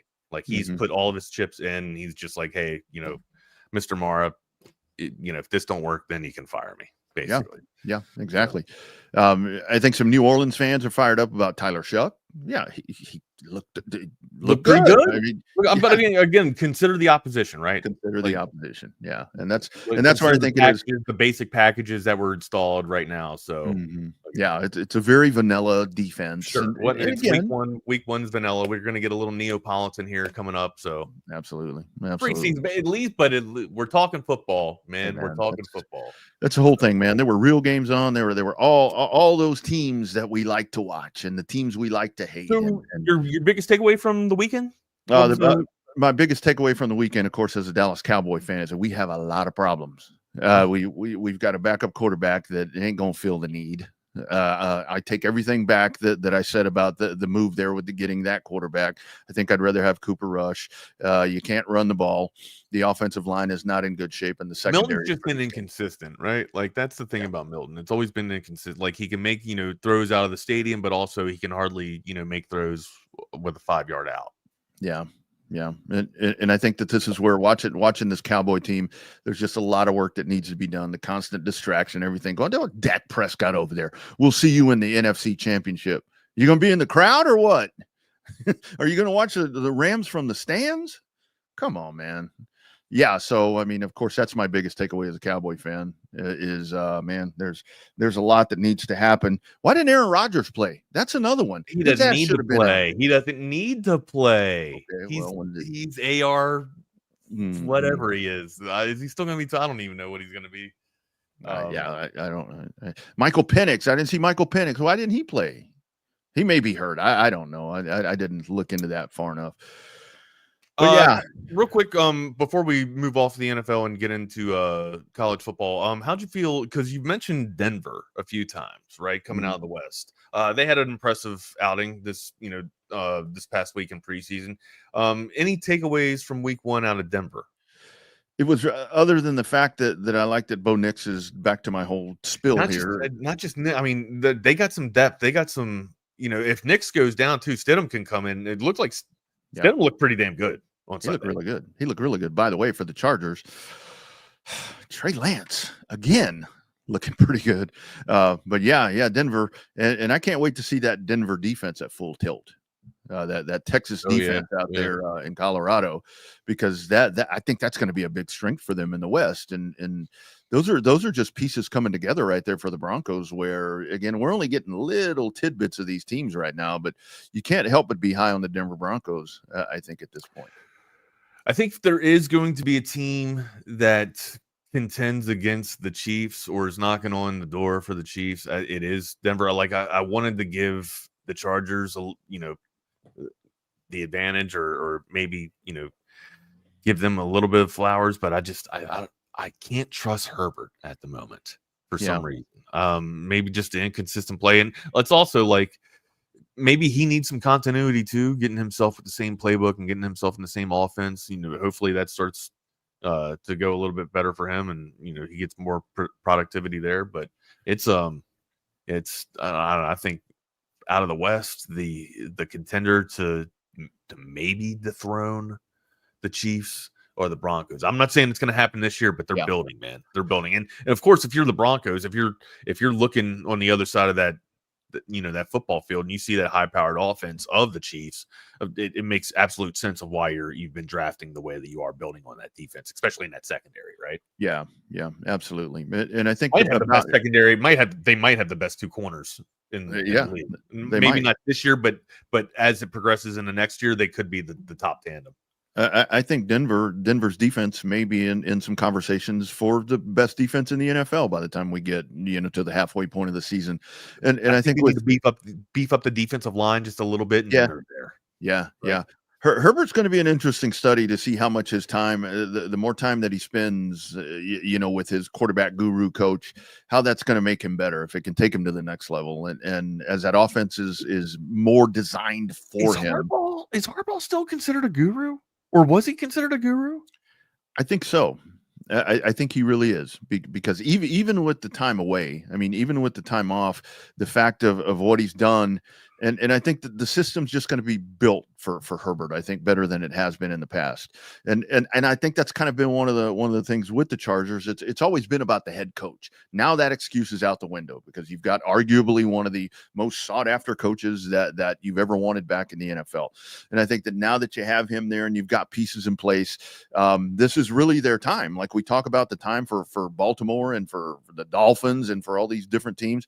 I think right now is where they can really try to take that next step forward. But into your case, I think the Broncos are their main adversary at this point to try to be the Dragon Slayer, I guess, if you want to call it that.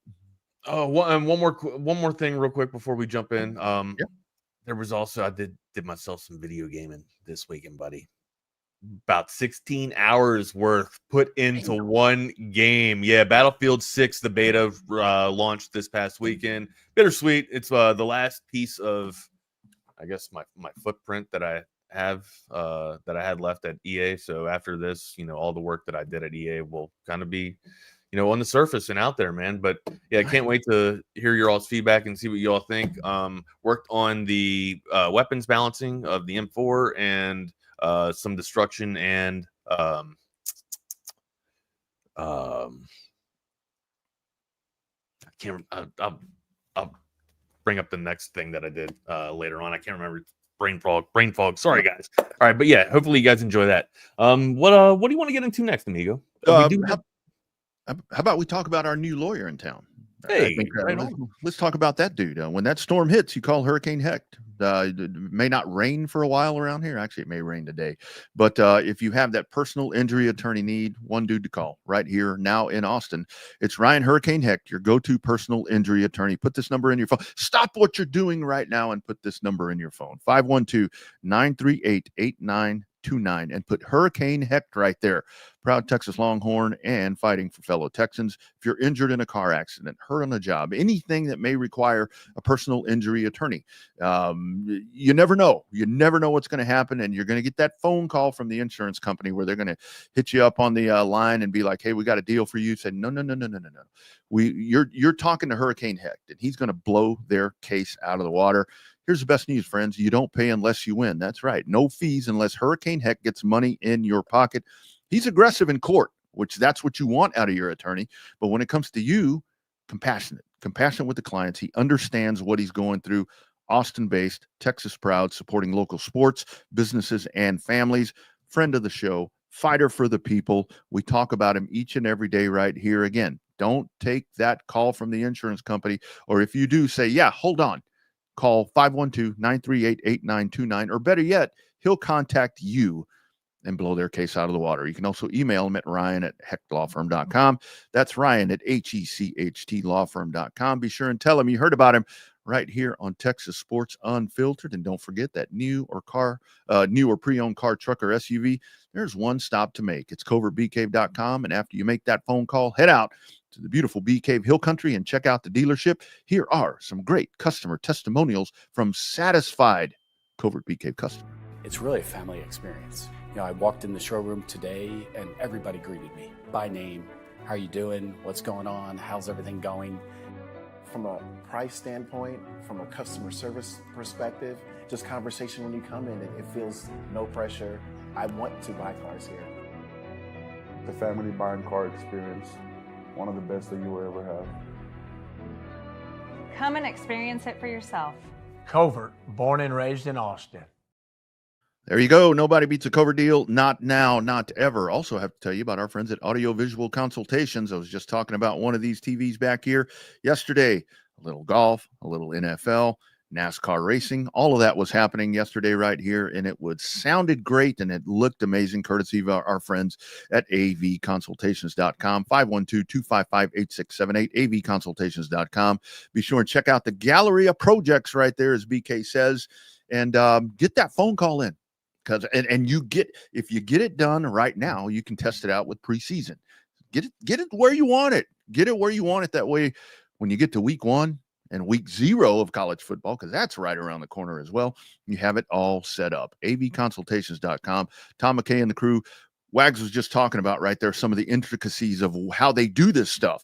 They're going in the attic. They're running wires. It's not the way I had it before, where there were cables everywhere. Looked like a bowl of spaghetti for crying out loud. I mean, like legitimately, literally cutting marble and customizing things so it perfectly fits. The work they do is tremendous. Yeah, Wags, when they came down and set the TV above my fireplace into that brick, I'm like, there's no way. And I was up here doing the show. I went down and the thing was already on. And I'm like, that's crazy. No wires. No wires. I'm like, where are the wires? I told the guys, I said, I don't want to turn the fireplace on. It's going to burn the wires. They're like, don't worry about it. Don't worry about it. avconsultations.com since 1988, doing it the right way. They are local, just like most of our advertisers. 512-255-8678. It's avconsultations.com. Good read there. All right, man. I don't have the school song, but it's time for the top 20. Yeah, fighting Illinois fighting Illini. Illinois. How do you even say it wrong? Illinois fighting Illini. Yeah. Alonius. Now this is one team that when you look at them, the schedule's tough, but I don't think the schedule's tough, but favorable. Yeah, I think it's a very favorable schedule. This is a 10-2 schedule. This is a one-loss schedule. I mean, maybe, and I have them with a win right now over Indiana, but that's a question mark. They could lose to Indiana, but since it's I believe it's at Illinois. No, I'm wrong. They're away. They're away at Indiana. So that's why I have the question mark. If it was at Illinois, I'd give them the home field advantage, and this would be a one-loss team. Yeah. At Washington, you know what? I'm gonna make a definitive. I'm giving them a win at Indiana. They're a one-loss team. Yeah. The at Washington game is kind of one where I'm like, I don't know, but I don't think Washington's there yet. I don't. They're probably in the middle of the conference for the Big Ten here. And it's weird too, right? Because Indiana is. I thought that they would be able to beat in Illinois the other day, right? Like I really did. And then looking over this team, like this might be the best offensive line in college football. Everybody's back. Yeah, it's or at least let me walk that back. Maybe not the best offensive line, but the most experienced offensive line in college football. Yeah, the best built. When you get everybody back, I mean that's what we saw last year with Texas. I mean, you had an experienced offensive line with everybody back. You've got a quarterback. Altmaier comes back too. So yeah, Altmaier's back. I think you need to find that scary wide receiver that's going to give secondaries nightmares. I don't think you have that yet. But I saw where Joe Klatt said that in his opinion, and I kind of take his opinion well for the most part. He said that he's got a good pulse on it. Yeah, right? He does his research, and he said that Illinois is this year's Indiana. So that tells you right there that these guys coming out of the Big Ten with the favorable schedule. I mean, you avoid so much of the.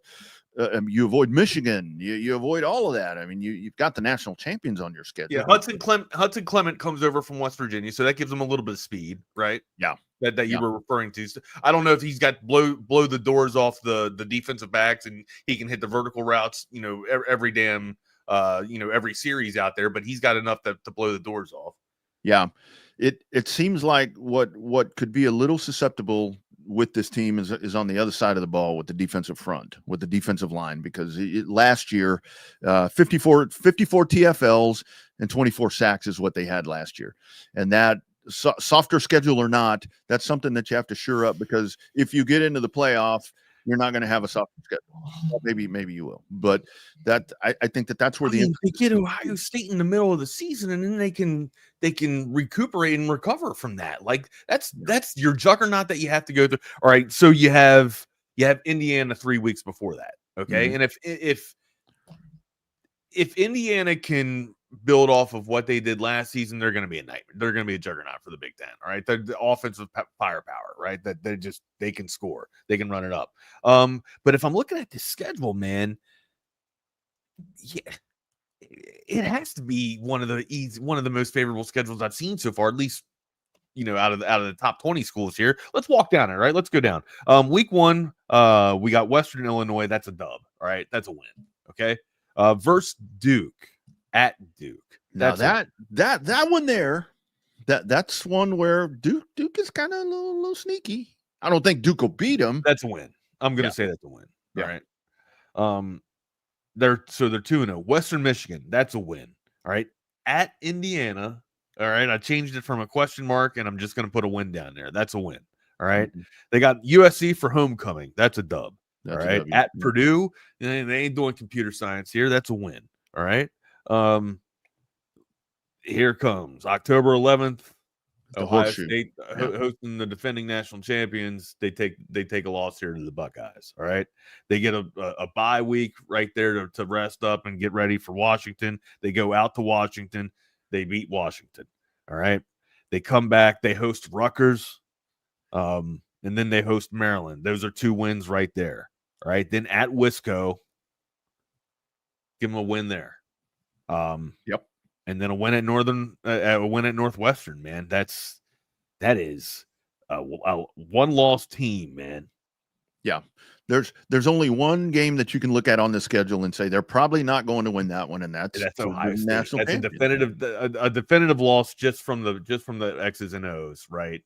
Yeah, that's Ohio State. But otherwise, man, it's a potential 11-win team. Yeah, I would say if there was going to be a second loss, I think that it would be Washington or maybe Wisconsin. Maybe. And the Wisconsin's kind of a stretch. I saw some folks that are that USC doesn't worry me with this bunch. I don't think. So yeah, could be a one-loss team, man. And going into the playoff, Illinois, my man, Illinois. I'm right now. I'm big on Illinois. Clearly, and everybody I think is big on Illinois, or maybe thinks so strongly and highly of Illinois because of their offensive line. Right? Remember, Oregon was very similar a couple of years, or probably about 4 or 5 years back, right? When I think it might have been Cristobal's first year there, or first couple of years there, but no, it was his third year, the second or third year. But he had a line that had over 222 starts. I remember just because it was all twos, right? Mm-hmm. That's why I was able to, have it easy memory there. But still, when you get a unit that has that many reps and that many, combined starts together, it's really tough to beat, man. Just because they just know where everybody's going to be in their sleep. They just they can supplement for each other, man. They got each other's backs, man. They're a very tough unit there, man. So clearly I would say the best line in the Big Ten, maybe the best. Sorry, again, most experienced line in the Big Ten, arguably most experienced line in college. And you can't help but be high on this bunch simply because of that. I mean, we've seen it firsthand, like I was talking about. But 10 coming back on offense, man. 9 on defense. 9 coming back on defense too. So, and here's the better part: recipe for a good season, man. Yeah, no Oregon, no Penn State, no Michigan. It's all right there. It is all right there. If you don't take advantage of this, you'll call it a whiff. You said it was a tough schedule at first, though. Well, there are tough teams in there, but I did counter that by saying there's a tough team. At the same time, there's a tough team in there for sure. Yeah, but let's say that they come out and lose to a sneaky Duke, then the schedule becomes a little more challenging. Not that that's going to happen. I don't think they lose to Duke. No, I don't either. But sets up nicely right here for the Illini. Into the top 10. Illini had a chance. All right. So best case scenario, 11-1. 11-1. Worst case scenario, 10-2. 10-2. Seriously. Isn't that great? All right. No, okay. A reality worst case scenario, 9-3. If they drop to Duke and drop to Indiana and drop to Ohio State, I really don't see anybody on this page that can jump up and get them. I just don't. Yeah. At worst, they're a 9-win team. At best, they're an 11-win team. That's the window. Yeah, absolutely. Setting up very nicely for these guys. And can I say, with parity. It's kind of nice to see in Illinois. I feel like Indiana has an easy schedule too, though, right? Yeah, Indiana's got an easy schedule. I mean, Old Dominion, Kennesaw State, Indiana State, Illinois is a tough one. All right, like Illinois on September 20th, that might be their struggle bus right there, right? Iowa, I got them beating Iowa, a loss to Oregon.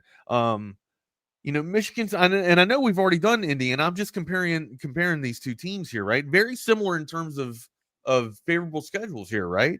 I mean, these guys got Penn State instead of Ohio State, but still, I mean, in terms of favorable schedules, I would say that Illinois got the better one here because they don't have to. They got to take down. They got Ohio State, but that's just one juggernaut for 1 week. I mean, I would rather take Oregon this year and Penn State this year over Ohio State, even though Ohio State just kind of reloaded. I'd still take that. And the other thing about it is, I mean, it's especially with the different things that we've seen the last couple of years, and just with some of that parity that I'm talking about, it's not. I mean, we'll know a little bit better once we get into the season. Obviously, for Ohio State after week number 1, you never know where Illinois could knock off Ohio State. I mean, we just don't know. We just don't know. Imagine that nugget. How crazy would that be? That would power of the Big Ten. Power of the Big Ten. I don't think they're deep. I mean, I that would be a great matchup. I want to see this on that Saturday. I want to see that secondary go up against these wide receivers from Ohio State. Yeah. So absolutely. that could be. I mean, but also they're going to need a lot of help from that defensive line. Mm-hmm. So, and that's my concern for them is you gotta get that. You gotta find the playmakers. Question for Illinois: will a wide receiver emerge? Will Altmaier be able to? I don't want to say kind of, create a wide receiver, but usually, you don't get one good one without the other. Right. So yeah. unless he's just going to sprinkle the magic everywhere across that wide receiver room. Yeah. And I'm Jake. I'm totally with you. The Washington game is the one that could be lost to.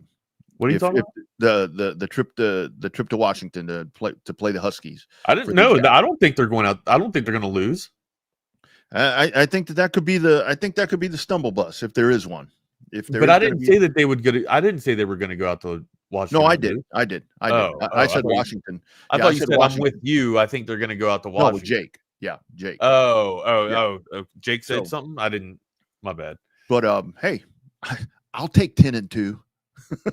I'll take 10-2. It's probably going to put 11-1. I'm calling it 11-1. 11-1 for the Illini, man. Look at that. All right, amigo. What we got next? Fighting Illini. There we go. Anything? What's on the slate next? Anything? Saved rounds. Just a couple of words of Texas scrimmage, and again, very vanilla scrimmage. Keep hearing the defense is ahead of the offense, and that's pretty much something you should expect that's going to be the case. But it looked like some pretty good continuity there with Arch Manning and Ryan Wingo and so forth and so on. All of that looking really good. But again, this defense is from everything that we've heard throughout camp, the defense could be better than it was last year, and apparently that continues to be the reviews once we're done. So again, what do you get out of a scrimmage? Probably about the same thing you get out of a first preseason game, but reason for optimism, it seems like here as we get closer. The clock is ticking. I think like going into, I would imagine, the approach to a scrimmage is kind of the approach to a very similar approach to a preseason, right? Like you have a script that you want to work on, right? You have a certain few your core plays that you want to make sure that you get these down, right? And you want to see how, certain packages work. And then, ultimately you're really trying to just see movability and seeing which guys can get out there and just, make plays and off of, and this actually makes a difference if they can make plays based off of vanilla package being installed out there, right? Mm-hmm. And instead of having to dial up blitzes and stuff, just being able to react. And of course, this is coming from a defensive perspective, right? If you can find a guy that's just able to be out there and just react and make plays and just be an absolute menace, yeah, that's kind of, that's a check mark in the box. And then, hey, that's a guy that's going to be from, hey, I think he's a good special teams player. Maybe we can get some more reps in there. And that's ultimately what you're looking for, man. The diamonds in the rough. Yeah, absolutely. And unless you're Miami, then you're going to fight with each other, right? Well, did you hear about that? Yes. During their scrimmage? Yes. And that's their glorified scrimmage. They actually had to fight with each other instead of Chicago. The U is back. The U's getting back to doing what U is back. Hey, before we turn it over today, want to give a shout out to a friend of the show, right? He's a friend of almost everybody's show now, but Ike Coronas, his son, Jet turns 10 today. So a little bit of shout out there. Turn on some Paul McCartney. Jet, you're gonna make it. I bet he's having pizza for a birthday dinner. I wonder if he's having that Parmesan stuffed crust. He probably gets it all the time. He probably wants something else, right? He probably gets that secret menu stuff. Well, knowing Ike, he's going to give him the best, man. Ike's one of the best dads out there, man. Thank you for everything that you do for us, Ike, and thank you for all those Parmesan pepperoni. Does a lot of good stuff for the youth there in his area. Yeah, dude. Also, man, it's fun to hear Ike's passion about calling games now. He's going down that old road that we went down. Is he doing that? Getting the Lago Vista play-by-play. Look at that. Or he's going to start out as the PA announcer. Nice. But yeah, do a little Ricky Epstein, huh? Look at it. I actually got a call last week asking if I might be interested in doing a couple. So I might just do it just to keep the skills. It's one of those things where you might forget if you don't do it, like sex. It's like riding a bike, man. It's just as soon as you turn that thing on, it's just flow. You're just dressing down the scene, dude. There it is. There it is. The one thing, the only reluctancy I have, or not reluctancy, just I guess I just don't like I have to leave the house. That's I would love to have like a little, what is that? What's that company that does everything remotely from their house too? Yeah. I did iRacing from here. I sat right here and called iRacing, and dude, it was great. And I went back and listened to it, and it sounded like I was there. Fox does that for truck racing. You know what? Amazon started out just selling books. This company started out just doing shows. This company might grow into something else like that too. You never know. It won't be long. We'll be the flagship of Texas Longhorn sports, doing the games from here. Big dreams, Rodney. Big dreams. Big dreams. What's up? Hey, Nick. How are you? Nick Harris. How we doing? Doing good. How's your? Did you get any video games in this weekend? Oh man, I wish I did not. Saturday was preseason game, and then yesterday, mostly took it easy. But Saturday's for the boys, man. So you're not slinging it with for Battlefield, man. Saturday's for the boys, dude. It's funny because I brought my PlayStation out here to California, and I haven't even plugged it in. So next year I'm just gonna leave it at home in its rightful place. Yeah, we still haven't even started this damn league up yet, man. We're getting close to kickoffs. We got to let me know. Going. Let me know. Gotcha. I got you. I'll throw it out there. That's just my bust of me being lazy and not lazy. I just have a lot of shit going on right now. When I get a chance to sit down and fire up some college football, I could have done it this weekend, but I was playing Battlefield 6. So respect. Hey, Nick. So I said, well, there's some things to work on. Am I overreacting, or should I really be concerned? Because I'm really fucking concerned. I think you're underreacting. If it's, hey, there's some things to work on. This is what I've been telling everybody. Quote verbatim, and I'm kind of with you here, Rodney. I'm not trying to overreact to a preseason game, but if you look structurally at how things ran on Saturday, kind of a shit show. Penalties, running guys on the field late. The same offensive lineman getting called for not being on the line of scrimmage on back-to-back plays. They opened the first two drives, 3 and outs, 3 passes. And it was structurally, it was a shit show. And even the CD thing on the sideline, like, oh God, how do you not know that? Like, that could have been awful. That could have been bad. Yeah. But, here we are. I saw your piece after the game that said 5 things for the Cowboys, and I'm like, Nick, how'd you do that so fast? Because God, you have no idea. I was sitting there with about 4 minutes left on the clock because that story I typically have to have ready when the game's over. I'm sitting there. And you're searching for shit with 4 minutes left. Oh my God, right? I was like, it was bad. And preseason games typically are that way, but like they can at least give you some, talking points as far as like position battle or things like that. And Saturday was rough, dog. That was bad. That was bad. Very rough. All right. New day. New week. What's on the slate, gents? What's up? We got some Cowboys stuff, obviously. A little bit of recruiting. There's a Texas target announcing his decision tomorrow, and kind of just scatter shooting. Still that time of the year where a lot of fall camp buzz. Some players getting arrested in college football. We're so back. Georgia? We are so back, baby. We are so back. All right, gents. Well, we'll be listening, man. You guys have a great Monday. Thank you, fellas. Y'all have a great one. Well, welcome into the Lone Star Playbook. I'm Jordan Scruggs. That's Nick Harris. Before I guess we'll get into it. What were those 5 things that you had on the Cowboys preseason game? Since you brought it up, the 5 takeaways that I had from the game, this was filed as soon as the game ended. 1, it's a good thing Joe Milton has 2 more games because we've seen 13 practices here in Southern California, and then now the preseason game. That was by far the worst he's been in a Dallas Cowboys uniform. I mean, it was bad. And after the game, he was talking about it. He said he would give himself about a D or a D minus. I think that's giving himself grace. There was one ball, and I don't know if you were able to see it, Jordan, where Ryan Flournoy got open on a post about 25 yards downfield, and Milton hit the damn mascot on the sideline. I mean, he airmailed it. And that was probably the worst low light, I guess you could say, of the day. What's up, CB? How you doing? Number 2, is Javonte Williams a lock to start?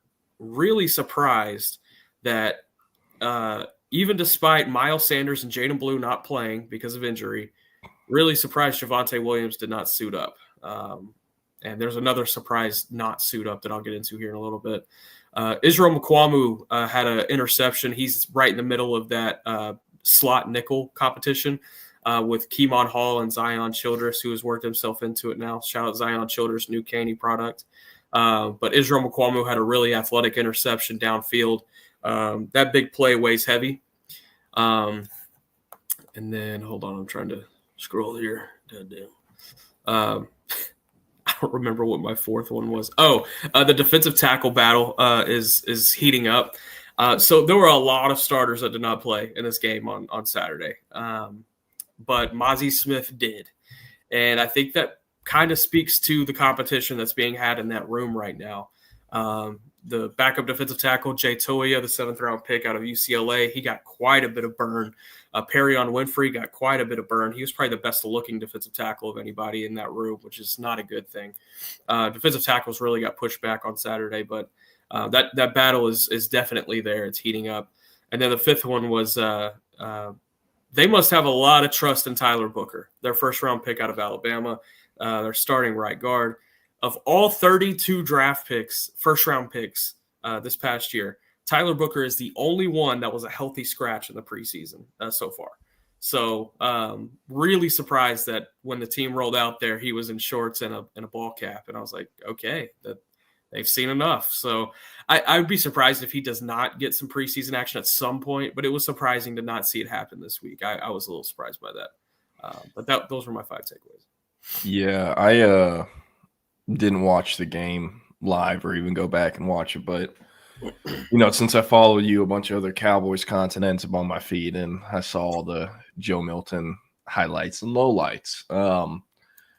Wanted to ask you about that. Like you said, it was the worst performance he's had in a Cowboys uniform, practices or scrimmages included. But like, do you think part of the beat was like not rooting against him, but like, okay, now all these Cowboys fans that keep saying he should start over Dak can kind of quiet down, when they see all the plays and not just the highlights that get posted from training camp?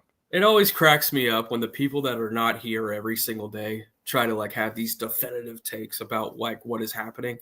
And then we bounce back with like, yeah, no, I'd be careful about that. They're like, no, you're a fucking idiot. Like, no, you're not looking at it. Like, you're not even here, dude. Like, I'm trying to communicate it to you like clearly here. I'm trying to be respectful about it. I can be disrespectful about it. And then in the game on Saturday, those same people went from, yeah, Joe Milton needs to be the starter to, oh my God, Will Grier needs to be the backup. And I was like, that happened quick. Like, What about overreacting? What are we doing? So, yes, I'm with you there. Why? That's nothing against Joe Milton. Nothing at all against Joe Milton. Joe's a good dude, but oh my God, you know how these fans get.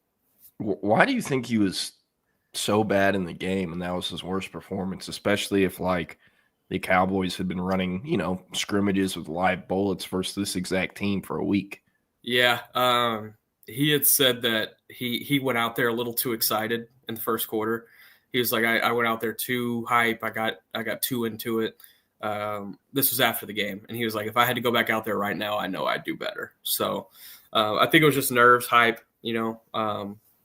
but I mean, he didn't really settle in until like late in the third quarter, and then by then, it was garbage time by that point. And then he hurt his elbow in the fourth quarter. He's going to be all right. He might miss one practice, but he should be good to go against the Baltimore Ravens this upcoming Saturday, which we'll talk about it on Friday. But it's the Cooper Rush revenge game. We're going to have some fun around here. Wasn't his like first pass for the Ravens a pick six or an interception or something? It was an interception, yeah. Yeah. Way to go, Cooper. Man, the Cowboys fans are going through it. I saw someone on Twitter suggesting they should trade to get Trey Lance back. Send another fourth-round pick. And it's like, man, like Trey Lance and Joe Milton, if you really think about it, they're pretty similar. Like Joe Milton played more college snaps, but they're both like that, jumbo athlete quarterback that can't hit the broadside or can't hit the side of a barn, man. Like can't hit can't hit water if they fell out of a boat. It's not good. And also like, if some teams like kind of try to make something out of developing these backup late round QBs in order to get, trade capital or out of it so they can trade someone and get another pick. You can't do that with Joe Milton with how he played, the first game. But I mean, man, what did you think of the center for the Rams, who's like 5'11", 290 pounds, who's undrafted free agent out of North Carolina or NC State, I think. North Carolina. Willie Lampkin. Yeah, Willie Lampkin.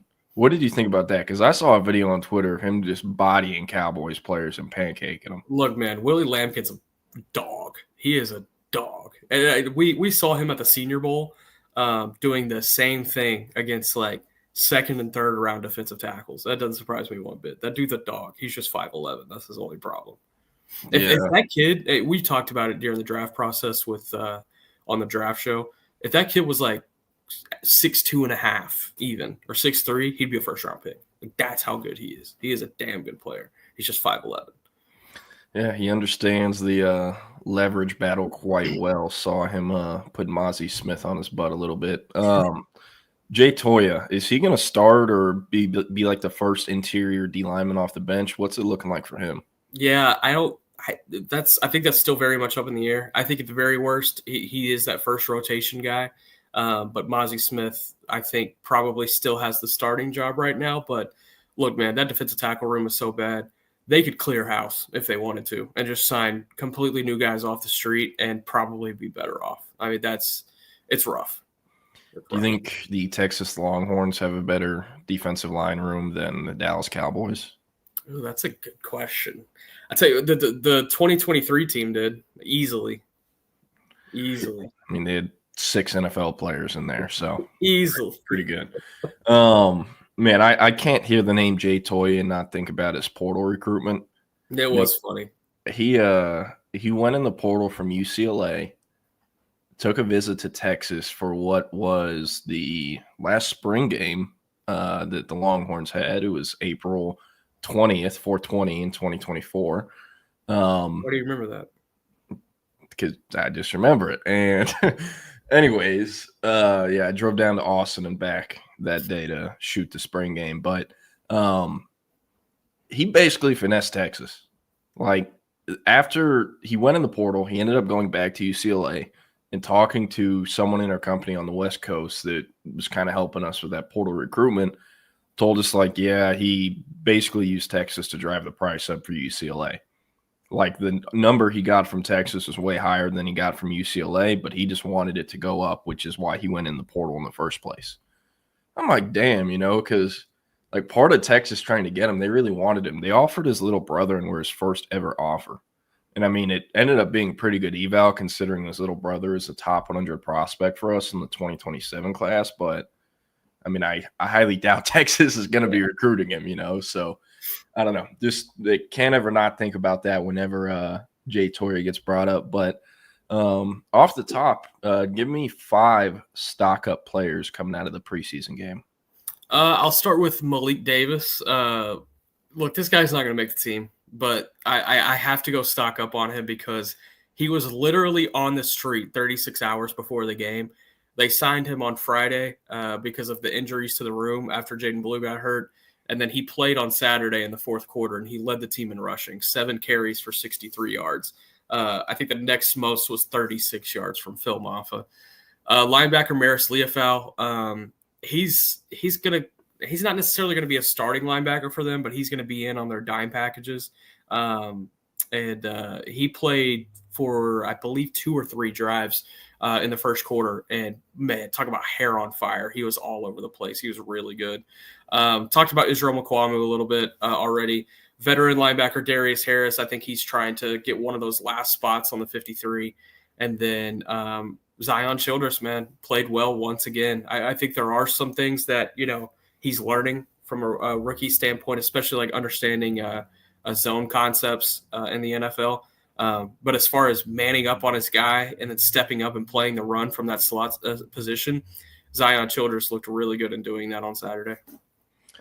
Yeah, and then the opposite, any stock down players. And if you don't want to name players, maybe like position groups where you're like, whoa, the depth here is a lot worse than I thought it'd be. Yeah, stock down on Joe Milton for sure. I'd have to go stock down Mozzie Smith. Once again, just rough. I mean, he was getting bodied. Stock down on the offensive line health. They lost their backup right guard / right tackle. He kind of plays both. Sadiq Charles, he had a knee injury. They're still waiting, what exactly how severe that one's going to be. But the offensive line just keeps getting banged up. They keep losing guys here in the preseason and training camp to health issues. Trying to think more off the top of my head. I would probably go.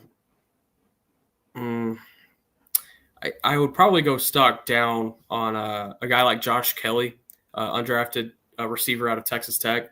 He had the opportunity to come in and play the entire second half, and Trayshawn Holden came in for about half a quarter and blew it up and led the team in receiving. So, Brian Schottenheimer was talking about after the game that Trayshawn Holden's definitely going to be moving up the depth chart. So stock down for Josh Kelly, most likely. Jake Bayless, I see your question here. We can go ahead and address that. You think Holden will make the team? I do not. There are going to be 6 spots max on this team for receivers, and 5 are pretty much locked in. You got CD, Pickens, Turpin, Mingo, and Jalen Tolbert.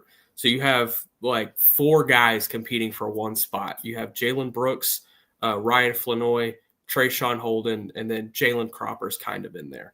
The reason I would not put Trayshawn Holden in that final spot is he has not been good on special teams. And Jalen Brooks is one of the best special teams players on this team. So I think Jalen Brooks, as of right now, probably earns that 6th spot. And if he somehow does not, it's going to be Ryan Flanoy, I think. But I think Holden has done enough at least to earn, a practice squad spot. And I think that bodes well for his future for sure. But, I mean, even as a wide receiver 6, you're maybe getting like 10 offensive snaps a year. So, you really have to be ready to rock for special teams purposes. But yeah. Yeah. Any, I know I ask you this damn near every show, but any other undrafted free agents you feel good about either making the P squad or the 53 man? Yeah, I think there's going to be a handful make the P squad. I think the only guys that I think really have a shot right now at making the 53, Zion Childress at corner, and this is more of an outside shot, Elijah Clark at safety. I think those 2 are probably the only ones that have a decent shot at this point. Got it. What do you think the plan is, like, going into preseason game 2 and 3 as far as, like, playing the starters? Is it, the closer we get to the season, the more starters will play? Or, is there kind of an outline that's already been described for, how they plan to bring the guys along? Yeah, Brian Schottenheimer's played it really close to the vest about what he's trying to do with starters in the preseason. I guess, I don't know why, but it is what it is. But he said that, some different guys will play this upcoming week. I don't think we're going to see Dak Prescott in the preseason. I don't think we're going to see guys like, Osa Digizua or Tyler Smith or, Terrence Steele. But I think we could see maybe a Jake Ferguson drive here and there. I don't think we're going to see CeeDee Lamb or George Pickens. So I don't know. We'll see as time goes on. Dak Prescott has not played in the preseason since 2019. I don't really expect him to play again in the preseason period. Yeah. Joe Milton apparently got an elbow injury. Is he going to be all right? Good to go game 2? Or yeah, he'll be fine. He just kind of banged it up late in that game. Will Grier then came in and led them down for a touchdown drive. And that's what started the Will Grier backup chance. But Joe Milton's going to be fine. He's going to play on Saturday. Yeah, man. Hey, Cowboys want Will Grier to play well. They just got to put the other team in burnt orange jerseys in practice, and yeah, exactly. They'll be just fine. He'll take them to the woodshed. Or the other team just needs to hire Tom Herman, and he should be good to go. Yep. Speaking of Tom Herman, I didn't realize this till this morning. Do you know who the Denton High School head football coach is? Oh, man. I remember this over the offseason. I forgot who, though. David Beatty, the former Kansas State football coach. That's right. Yeah, that's crazy. Yeah, his first season at Kansas, they went 0-12. It was their first winless season, I think, in like 20 years. The next year they beat Texas. So how about that? And the year after that, they lost 24-17, another close call with the Longhorns. But yeah, he has a job and Tom Herman does not. And it's interesting because I didn't even know this till I looked up the Wikipedia. He was FAU's wide receivers coach the last 2 years. Yeah. And when Herman got fired, the whole house was cleaned and he had to get a new job and back in high school football. Can you imagine that school board meeting at Denton High School? Because Denton High School, for those that don't know, awful. Anytime they get even one kid, Denton Ryan or Denton Guyer find out about him in middle school and they snatch that shit away before they even realize it. So like imagine Denton High being like, oh my God, we got David Beatty. Yeah. We're about to change some things around here. They're gonna go 3-7 next year. Hey, it's better than probably what they were last year. I remember I was always told JT Sanders was supposed to be at Denton High and was zoned there, but Ryan got him in and figured that one out. Just like I think I've talked about this before, but someone close to Anthony Hill's family told me they actually grew up in Bedford, which is like the Euless Trinity School Zone, and he was supposed to be there, and then Denton Ryan found out about him and got him up there. But like, Can you imagine Ollie Gordon and Anthony Hill on the same team? Oh, they would have won state. They would have won state. They would not have won state. Hold on. Because think about that Euless Trinity team that made it to the 4th round in Ollie's senior year. They really just needed some more defensive help, and they would have been fine. Yeah, and then they would have had to play Duncanville. I'm just saying. No, they were in D2. They would have gone like the Katy route. I'm trying to think who was in D2. That was like the Katy year where they beat Cedar Hill. They beat like the Caden Salter Cedar Hill. Oh, wait, no, they weren't the same grade. Ant was a year younger, or is a year younger than Ollie. Yeah. But, I mean, it's crazy to think about. Any other thoughts? Watching preseason games, I know a lot of people have things to say about how Shador did, how Quinn Ewers did. Did you get to watch any of the other games? I really didn't get to see a whole lot from around the league. Hoping to be able to kind of catch some things early this week and look back on some guys that I definitely wanted to see in the preseason. I saw a little bit of Shador, but like I haven't even seen the highlights. I saw like 2 plays maybe. So I have been Cowboys focused, I guess you could say, these last few days. But this upcoming week, it's going to be a little interesting, I guess, tonight. So Netflix is releasing a docuseries on it's called The Dictator. The Gambler and His Cowboys, or Jerry Jones, The Gambler and His Cowboys, something like that. And it's an 8-episode docuseries. I have seen the screeners for it. It comes out on August 19th. It's pretty good. It's pretty well done.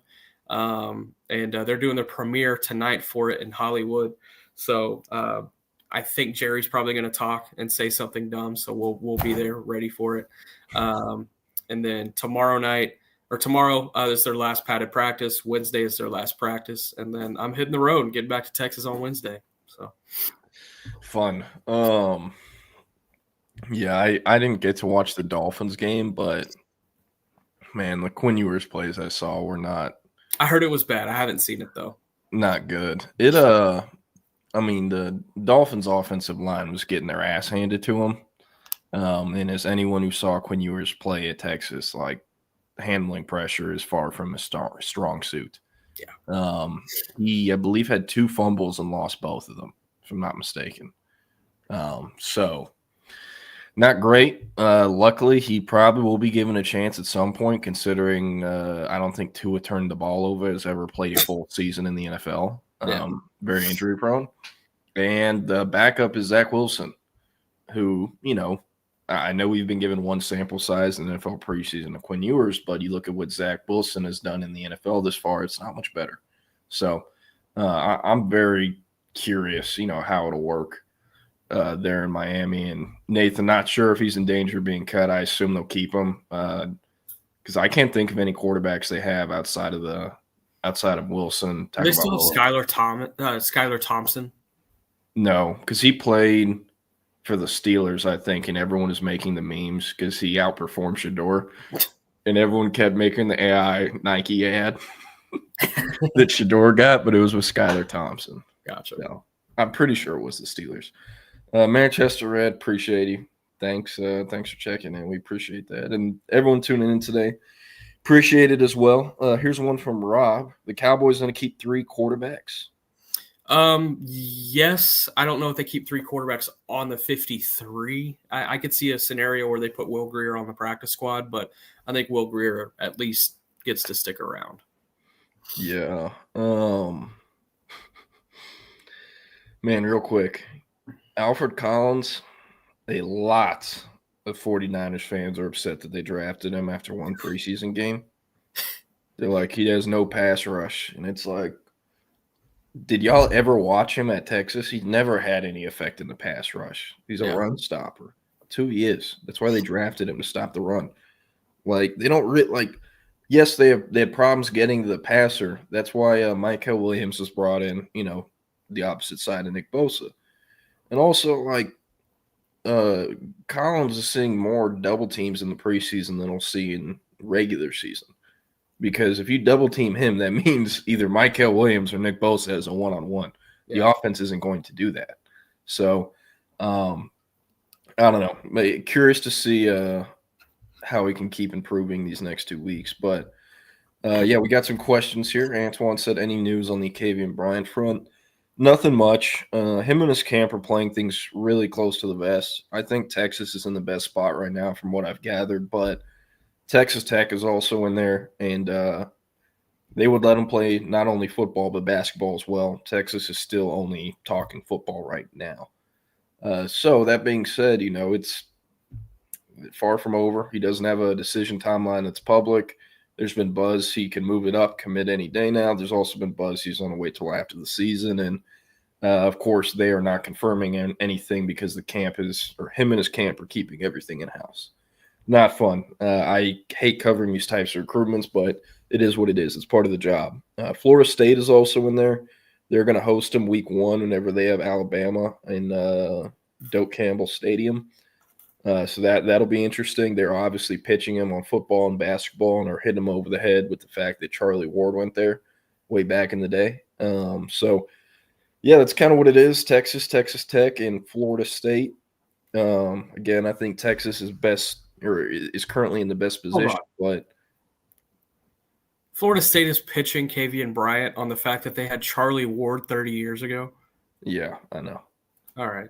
What else can they pitch him on? I mean, Gus Malzahn is like, hey, I coach Cam Newton. There's got to be something better than that. I mean, shit, Jameis Winston wasn't that long ago. Yeah, but I mean, Gus Malzahn was he's like, I coach Cam Newton. That's part of it too. But I don't know. I do think like you got to bring up the fact that Texas is not, if they get him, or even if they don't, like they're not supposed to be able to get players of this caliber the year after they got a Diabell. That's not how it works. Yeah. Like no one wanted anything to do with Texas in the 2024 recruiting class at quarterback after they got Arch Manning. Yeah. And so they had to take their time and evaluate someone who had a lower floor that was further from their ceiling, but had the tools and was willing to come in and bust their ass for 3 years behind Arch Manning because, I talked about it a bajillion times. It's becoming really popular this offseason, but like Texas has known Arch Manning's plan was to be at Texas for 4 years, going back to his junior year of high school. That has been known. Trey Owens knew Arch Manning would be at Texas 4 years when he committed to Texas in January of his junior year, whenever that was. He knew about it.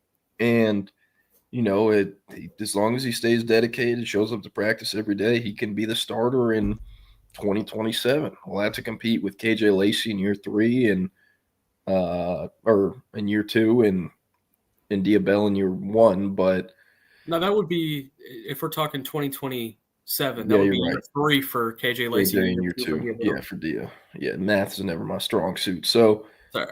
I definitely think Tech and Florida State are pitching against that. Like, hey, you can play earlier here. There's less competition too, and I think that's something attractive, especially if Texas Tech, if they value him like they say they do, they probably will come through with the highest offer.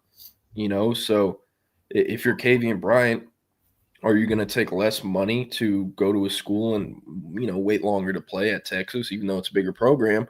Or are you going to take more money to go to Texas Tech, where you could probably compete to start day one and also play basketball and make more money?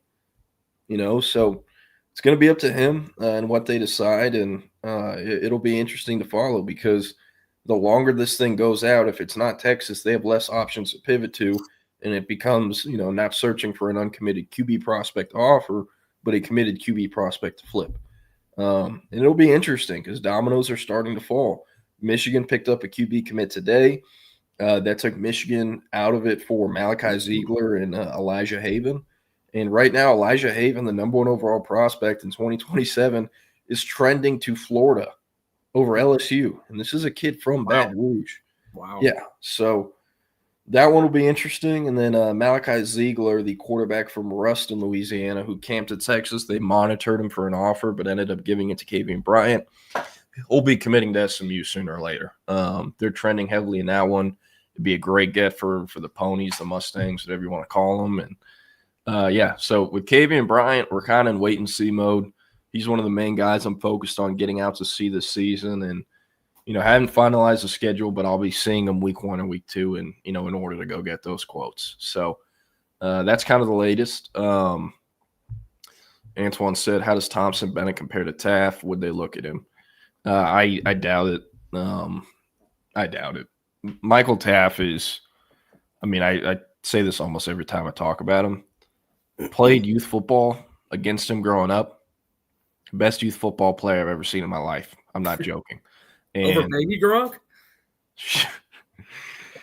Jesus Christ. And Taft also, statistically, production-wise, he's outproduced Thompson Bennett. And, I'm not watching Westlake as close as I was when Taft was there, but the games I have seen, Taft has had a bigger impact.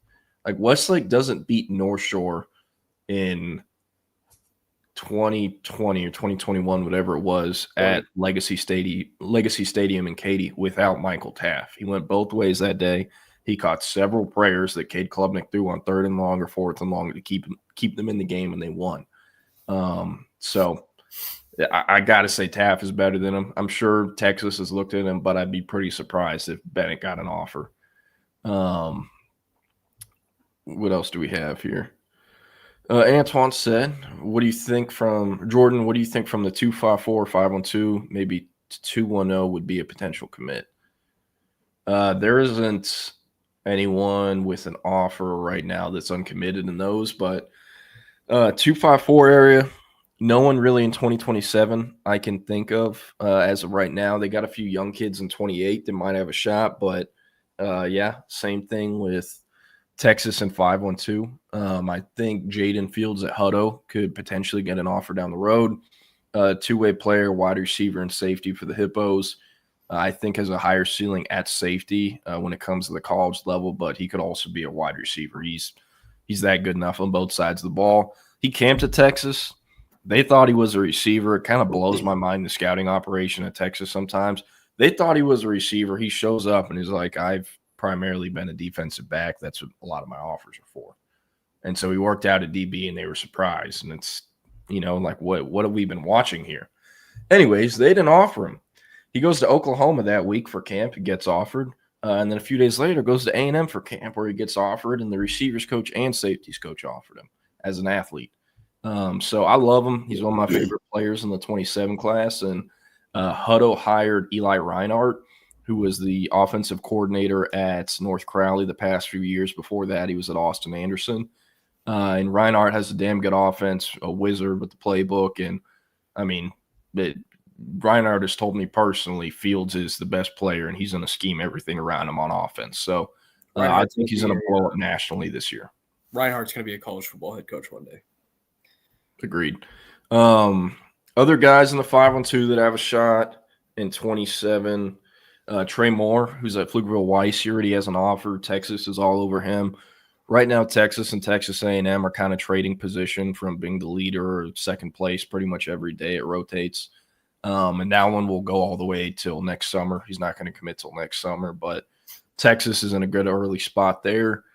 There's a few other kids at Weiss. Audric Williams might have a shot.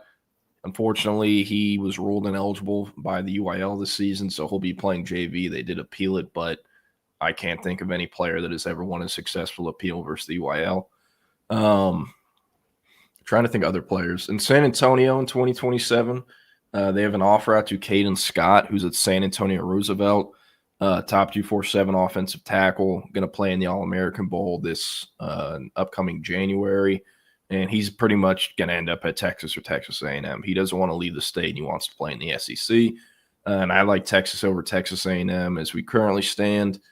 And then at a school that I didn't even know existed until I was put onto this player, Braden Booth. He's a top 247 edge rusher at South San Antonio. It's often called South San. Super, super raw. Like super, super raw. I can't stress that enough. But he ran like sub 11 and is a hurdler and runs relays on the track. And he's like 6'4" and 205 pounds, skin and bones. But he's all effort, plays with his hair on fire. And like there's highlights of him literally like it'll be a run play to the opposite edge side that goes loose for 40 yards. And it's like, why is this play still playing? Why hasn't it been cut? And then you see him basically hawking the running back down from the opposite side of the field as a 6'4", 200-pound edge rusher. So he's all potential. He needs a lot of development, a lot of work, but the ceiling's really high for him just based off the tools and verified times. So outside of those, that's kind of it for 2027. I think in 2026, they're pretty much done with that area. I'd be kind of surprised if any of those prospects got offers as much as I want them to. I think the one that had the best chance was Javian Martin, who's the tight end at Pflugerville. Texas still doesn't have a tight end in this class. They might go all the way to signing day without one, but if they choose to senior eval someone, I think it should be him. He has since moved from Pflugerville to Willis, and will be playing with Jermaine Bishop this season. So Texas, they'll definitely, they're going to be watching Jermaine each week, checking in with coaches at Willis, and it'll be impossible for them not to notice Scoot Martin at times. So, yeah. What else do we have? Martin is a great name. Yeah. Oh, yeah. All right. So, want to get into Jake Krull, top 247 edge rusher from IMG Academy, originally from the Orlando area, and then transferred into IMG before his junior season. He is down to Oklahoma, Ole Miss, and Texas, and will be announcing his commitment tomorrow on ESPN College Football Live. The broadcast will start around 1 p.m. Central. I assume he'll be committing, sometime not too long after that. This has been a Red River rivalry recruiting battle for the last few weeks. We like Texas here. It is close, though, and calls have not been made, and I'm not even sure if calls will be made. More and more recruits are starting to figure it out that as soon as they call a school and tell them they're coming or they're not coming, it's going to get leaked. So it's become more and more popular that, these prospects keep these schools out of the loop, kind of. As far as it goes, Texas is confident it'll be Texas. But, again, it's not over yet. And he's been pretty much a top 5 prospect for Oklahoma, regardless of position, going on 2.5 years now. Brent Venables is pretty much his primary recruiter and has been for, quite some time. And considering what Oklahoma's class is, could they come in with the last-minute NIL offer to get the win? It wouldn't be surprising. I'm not really surprised by anything in today's day and age, but we're leaning Texas right now. And, I don't really have much else to say. They're keeping it in-house and keeping things really quiet going into tomorrow. Is the appeal to Oklahoma being that he would probably have a chance at earlier playing time there? That's part of it, but it's not like Oklahoma's strength on the team is their interior D-line and their edge rushers.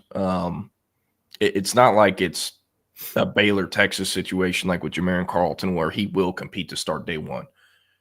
Jake Cruel, he needs some physical development, needs to add some weight. I think he can play as a freshman, but I would say the path to the field is probably faster to Oklahoma, but it's not like a night and day difference like it would be comparing Texas to Baylor.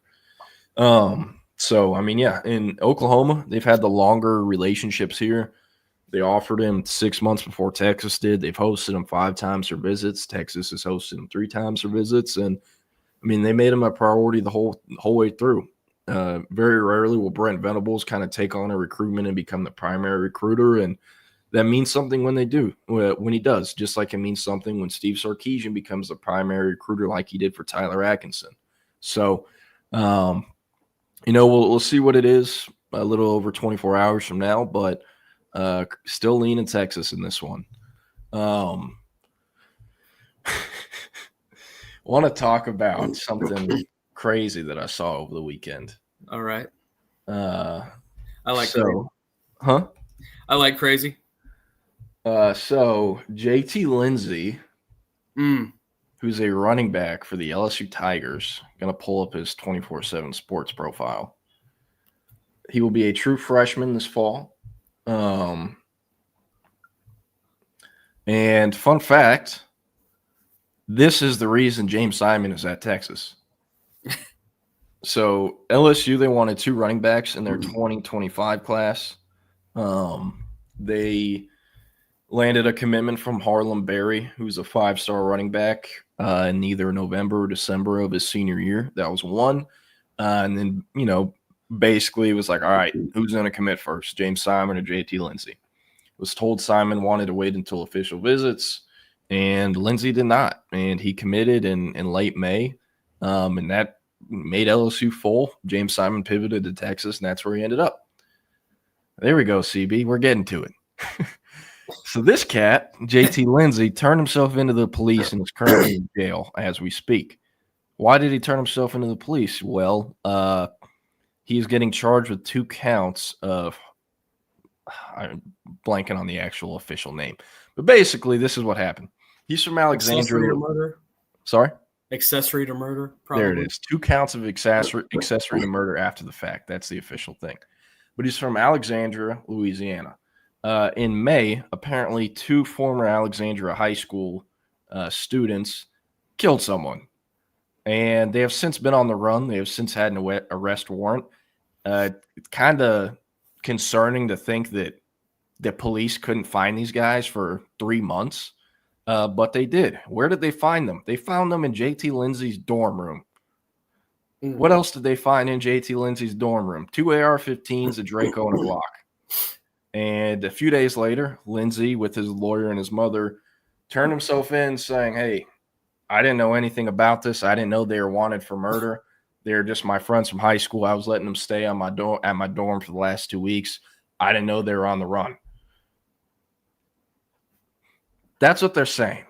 But again, they found 2 AR-15s, a Draco, and a Glock in this dorm room. So we'll see. I don't know what the future holds for JT Lindsay. We'll see. I highly doubt he'll be playing for the Tigers this year. And since he is not going to be playing for the Tigers this year, LSU is down to 3 scholarship running backs for this season.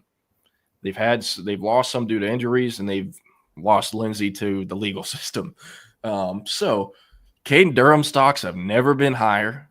The Duncanville native, Duncanville alum, track star, Oklahoma native, actually, who's born in Oklahoma and chose the Tigers over OU. Played as a true freshman, did really well in some games, showed flashes, and that's the guy this year. So if you play college fantasy or if you're a betting man, put everything you can on a Caden Durham because he's getting the lion's share of the carries this year. I believe – I can't think of who the third scholarship running back is, but I know the second one is Harlan Berry, who is a true freshman that played at the lowest level of private school football in Louisiana and even lower level than Arch Manning played. And So this is the second year in a row that a running back from LSU has been tied to the word murder. If you remember from last year, April 24, Trey Holly was arrested for attempted murder for a shooting that happened in Farmerville, Louisiana. The charges has since been downgraded to illegal use of a weapon and aggravated criminal damage to property. A grand jury rejected an attempted murder charge against Holly. LSU suspended him. He eventually left LSU, and he is now at Southern. So that is Louisiana's all-time leading rusher, Trey Holly. woof. Yeah. If we're betting men, I think if we were allegedly. Well, if I had to bet or place odds on JT Lindsay's next stop, if he ends up beating the case and playing college football, Sacramento State is a decent option. UNLV. Yeah, because it's like, dude, if Brennan Marion's taking a Jai Hall after coaching him for a year and seeing how he works and the other things that Jai Hall have done, like, I don't think he would say no to JT Lindsay. I mean, I don't know. So we'll see. Yeah. Nathan says having guns in student housing is against LSU student policy too, so he's probably out regardless. Probably. But man, I mean, I saw it, the video just popped up of him turning himself into police and him and his lawyer talking to media outside the police station. It's like, yeah, wait, what? You know, I love how like when something like that happens at LSU, like Baton Rouge treats it like the damn New England Patriots. It's funny. It is funny. Yeah. Which, like, granted, Austin does that with Texas too. You know, I think back to when Chris Beard got arrested and all the news cameras were outside of the jailhouse waiting for him to come out. Man, I'll never forget seeing him on the news. Somehow they got the security camera footage inside, like, the courthouse, the police station, and he's just standing there staring at the ground, down bad. Like, damn. Yeah, that was rough. Damn. Well, CB. That's what happens when you have a crazy relationship with your wife. It'll unravel at some point, most likely. CB, I'm not going to answer this. Or it'll be the best time of your life. Yeah, it's one or the other, though. There's no middle ground. That's the problem with those kind of gals. Antoine said, is Jelani McDonald the best pure athlete besides Jonah on the team? Jelani's stock is going up right now. Yes, it is definitely going up. Jelani McDonald will be starting at either safety or nickel this year and could very well end up in the NFL draft after the season because he's going to light up the combine. He's a hyper-competitive player that loves football. And, I mean, high IQ too. This is a high school quarterback. So I do very well think that there's a chance it could be his last year in Austin. And that makes it an important fall camp for the backup safeties. You know, Michael Taff, it's his final year of eligibility. He has to leave no matter what. Derek Williams, he is draft eligible. I could see him leaving if he gets a draft grade. I could also see him coming back. It'll depend on how he does. Jelani McDonald, on the other hand, I do think or am confident enough in him that he could be a day 2 or maybe even day 3 pick after this year. And it's like if they lose all 3 of those guys, you know, you have Jonah Williams, and then you have Xavier Filsamy, Jordan Johnson-Rubel, Zealous Hicks, and then you also have some other players like Warren Roberson that, you know, could provide safety versatility, or a Wardell Mack, or, I mean, I doubt they'd put Grayson Littleton back there, but he could do it too. So it'll be interesting. And then in the freshman class, you also have Yaheem Riley, who's a safety nickel take. He can play back there. And Jermaine Bishop, I think, is best suited at the college level at slot receiver or corner. But at the high school level, he's been moved to safety. He was moved to safety as a junior, and it happened because teams Willis would just not throw the ball to his side of the field at corner. And so they moved him to safety, gave him a one-high look, and their defense got even better because of it. So there's a few different things that could happen if McDonald goes crazy this year, but you know, it's something we're watching. And as far as best pure athlete besides Corona, I think the best athletes on the team off the top of my head, or I should say like biggest freak athletes, whatever you want to call it, Ryan Wingo at receiver, Nick Townsend at tight end. I won't show any love to the O-lineman. At D-lineman, Justice Terry. At edge, Colin Simmons, Lance Jackson. At backer, Bo Barnes. The kid went sub-11 at like 6'1.5", 255 last year with probably 10 to 15 pounds of excess weight. That's incredibly impressive. And then Cade Phillips at corner, by far and away has the best track and field profile of anyone on the team. Won state in the long jump, also went sub-11, had a great 200-meter time blanking on it, and he also high jumped like 6'4" or 6'6", something like that. And he also has 34-inch arms and 10.5-inch hands, like offensive line measurables. So those are, I'd say, the freakiest athletes on the team. Speaking of Texas eligible draft guys, things like that, are you familiar with Blasto grades? Are you familiar with Blasto grades? So Blasto is a service that kind of serves as a guide for NFL scouts going into a college football season for upcoming seniors. And it kind of gives them a grade, like a pre-evaluation grade, based on, what they've done and what they know. And Blasto is around quite a bit. Like, you've probably met multiple Blasto people without realizing it, just because they have so many people dedicated around. But for Texas guys, they have a 5th-round grade on Trey Moore. They have a 6th-round grade on Ethan Burke, and they have a 7th-round grade on, 7th-round grade on Ethan Burke, 6th-round grade on DJ Campbell, as of today. And those are just for the upcoming seniors. And then they threw in a couple juniors in the 1st round, like guys that for sure are going to be going, like Caleb Downs. But other than that, that's just some early looks at those guys. Yeah, Trey Moore is going to be very interesting to me. One of the main reasons he got moved to linebacker by Texas is because, well, he's 6'1" and played last year around 240 pounds. And 6'1", 240-pound edge rushers very rarely, if ever, get drafted. Yeah. So it's a big year for him, a linebacker. I don't know what his arm length, wingspan, and hand size will be. Those are really important measurements for linebackers, but he needs a big year playing off ball. Yeah. Have you seen any of the SEC Netflix show?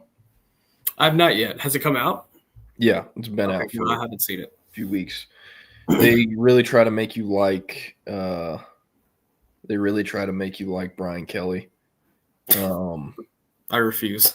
Yeah, like it not happening. So it's like when quarterback came out a couple years ago, and they're trying to make us like Brittany Mahomes. It's a very good comp. Very good comp. It is similar to that. Nussmeier gets a lot of screen time, but no one gets more screen time than Whit Weeks, which I thought was interesting. I don't know. He's a good guy for the camera. Good story. Yeah. He's playing with his brother last year. This year, they'll have 3 of the Weeks brothers. And for those who don't know, he's the LSU linebacker that went viral last year.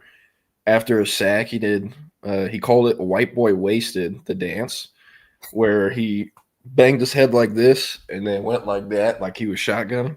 It's pretty damn funny. But yeah. Who else is in it? South Carolina's in it. I like Shane Beamer a lot. I've been a big Beamer fan. I hope Oklahoma doesn't hire him if South Carolina has a good year.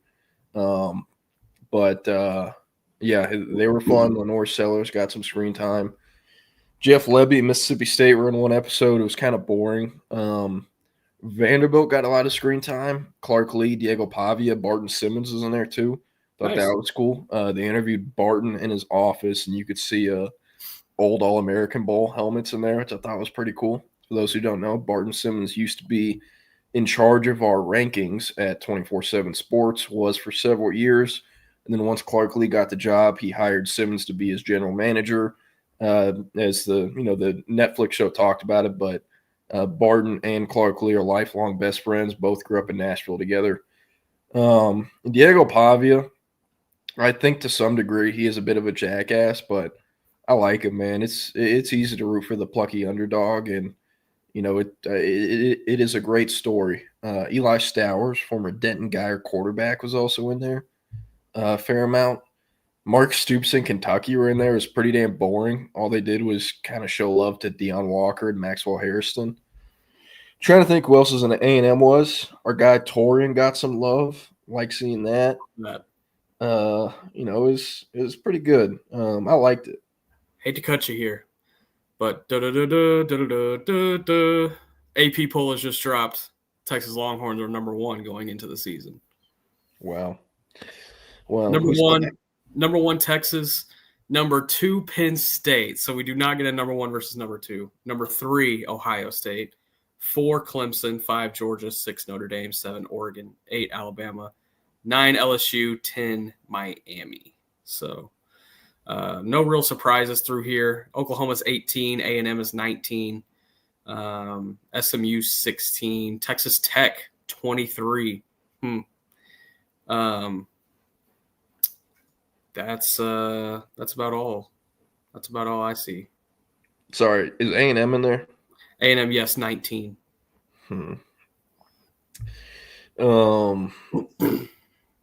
Yeah, I forgot. Hugh Freeze is also in there, and it's like, man, come the F on. Like, I hate Hugh Freeze's whole, like, oh, I'm a God-fearing Southern man. I do the right thing. We're going to go by the rules. And it's like, dog, like, Google's free. It's very easy for us to get reminded that you were caught buying hookers on university phones. What are we doing? Troy McQuinn said the SEC Stories is a great show, except they didn't have any of the top schools on it. Why did UT, Georgia, and Bama clearly not participate? Well, because it was up to them. Think about it. Where did UT and Georgia's coaches come from? Under Nick Saban. Would Nick Saban have allowed Netflix in there? No chance in hell. So I think that's part of it. It's just how those coaches are. And, if I'm a SEC head football coach and as much shit is on the line that comes with being an SEC football coach, I probably wouldn't let Netflix cameras in there either. And a few articles have been posted from or with quotes from coaches who were in it, like Shane Beamer or other coaches. And they both are like, yeah, we think this can help us with recruiting. People get another inside look at the program. It's a good look for us. And also, like, Netflix is very gracious with us. Anything Beamer wanted them to film, they did. And, they respected the boundaries. Like, hey, you're not coming in our team meeting rooms. You're not going to film us for this game or for this game or this week. Like, they bounced around, and the footage that was taken, the parts that were recorded, was everything that they were given access to. So I think that's the main reason. I thought it would have been cool to see Texas, Georgia, or Bama in there too, but it's just how it was. They didn't want to be in it. So, David Keith Williams said Texas gets Jake Rule as of the current recruiting rankings. The Longhorns will move to number 4 in the country. What is the latest regarding his recruitment? There's optimism / confidence in Texas. Based off that, we think it's Texas, but we're not stupid. In today's day and age, it goes back and forth. So it is what it is. Leaning Texas over Oklahoma, about 24 hours out, though. What else do we have here? David Keith Williams, it seems that Eli Stowers is the clear number 1 tight end in the nation. I actually would not be surprised if Jack Andrews finishes as the number 2. I can't really think about any other top tight ends in college football. There's one in the SEC that I'm blanking on right now. Georgia still has Delp and Lawson Lucky. Yeah. Those two. Yeah, I don't know. Max Clare at Ohio State, Joe Royer at Cincinnati, Kenyon Sadiq at Oregon, Oscar Delp. Yeah. Luke Haas is up for the draft this year. Shamar Easter, remember that name? Maybe not. He's up for the draft this year. Some fun names. Yeah, Luke Haas is one of like the 30 players that have left Arkansas to go to Ole Miss in the last few years. But anyways, we're going to get out of here.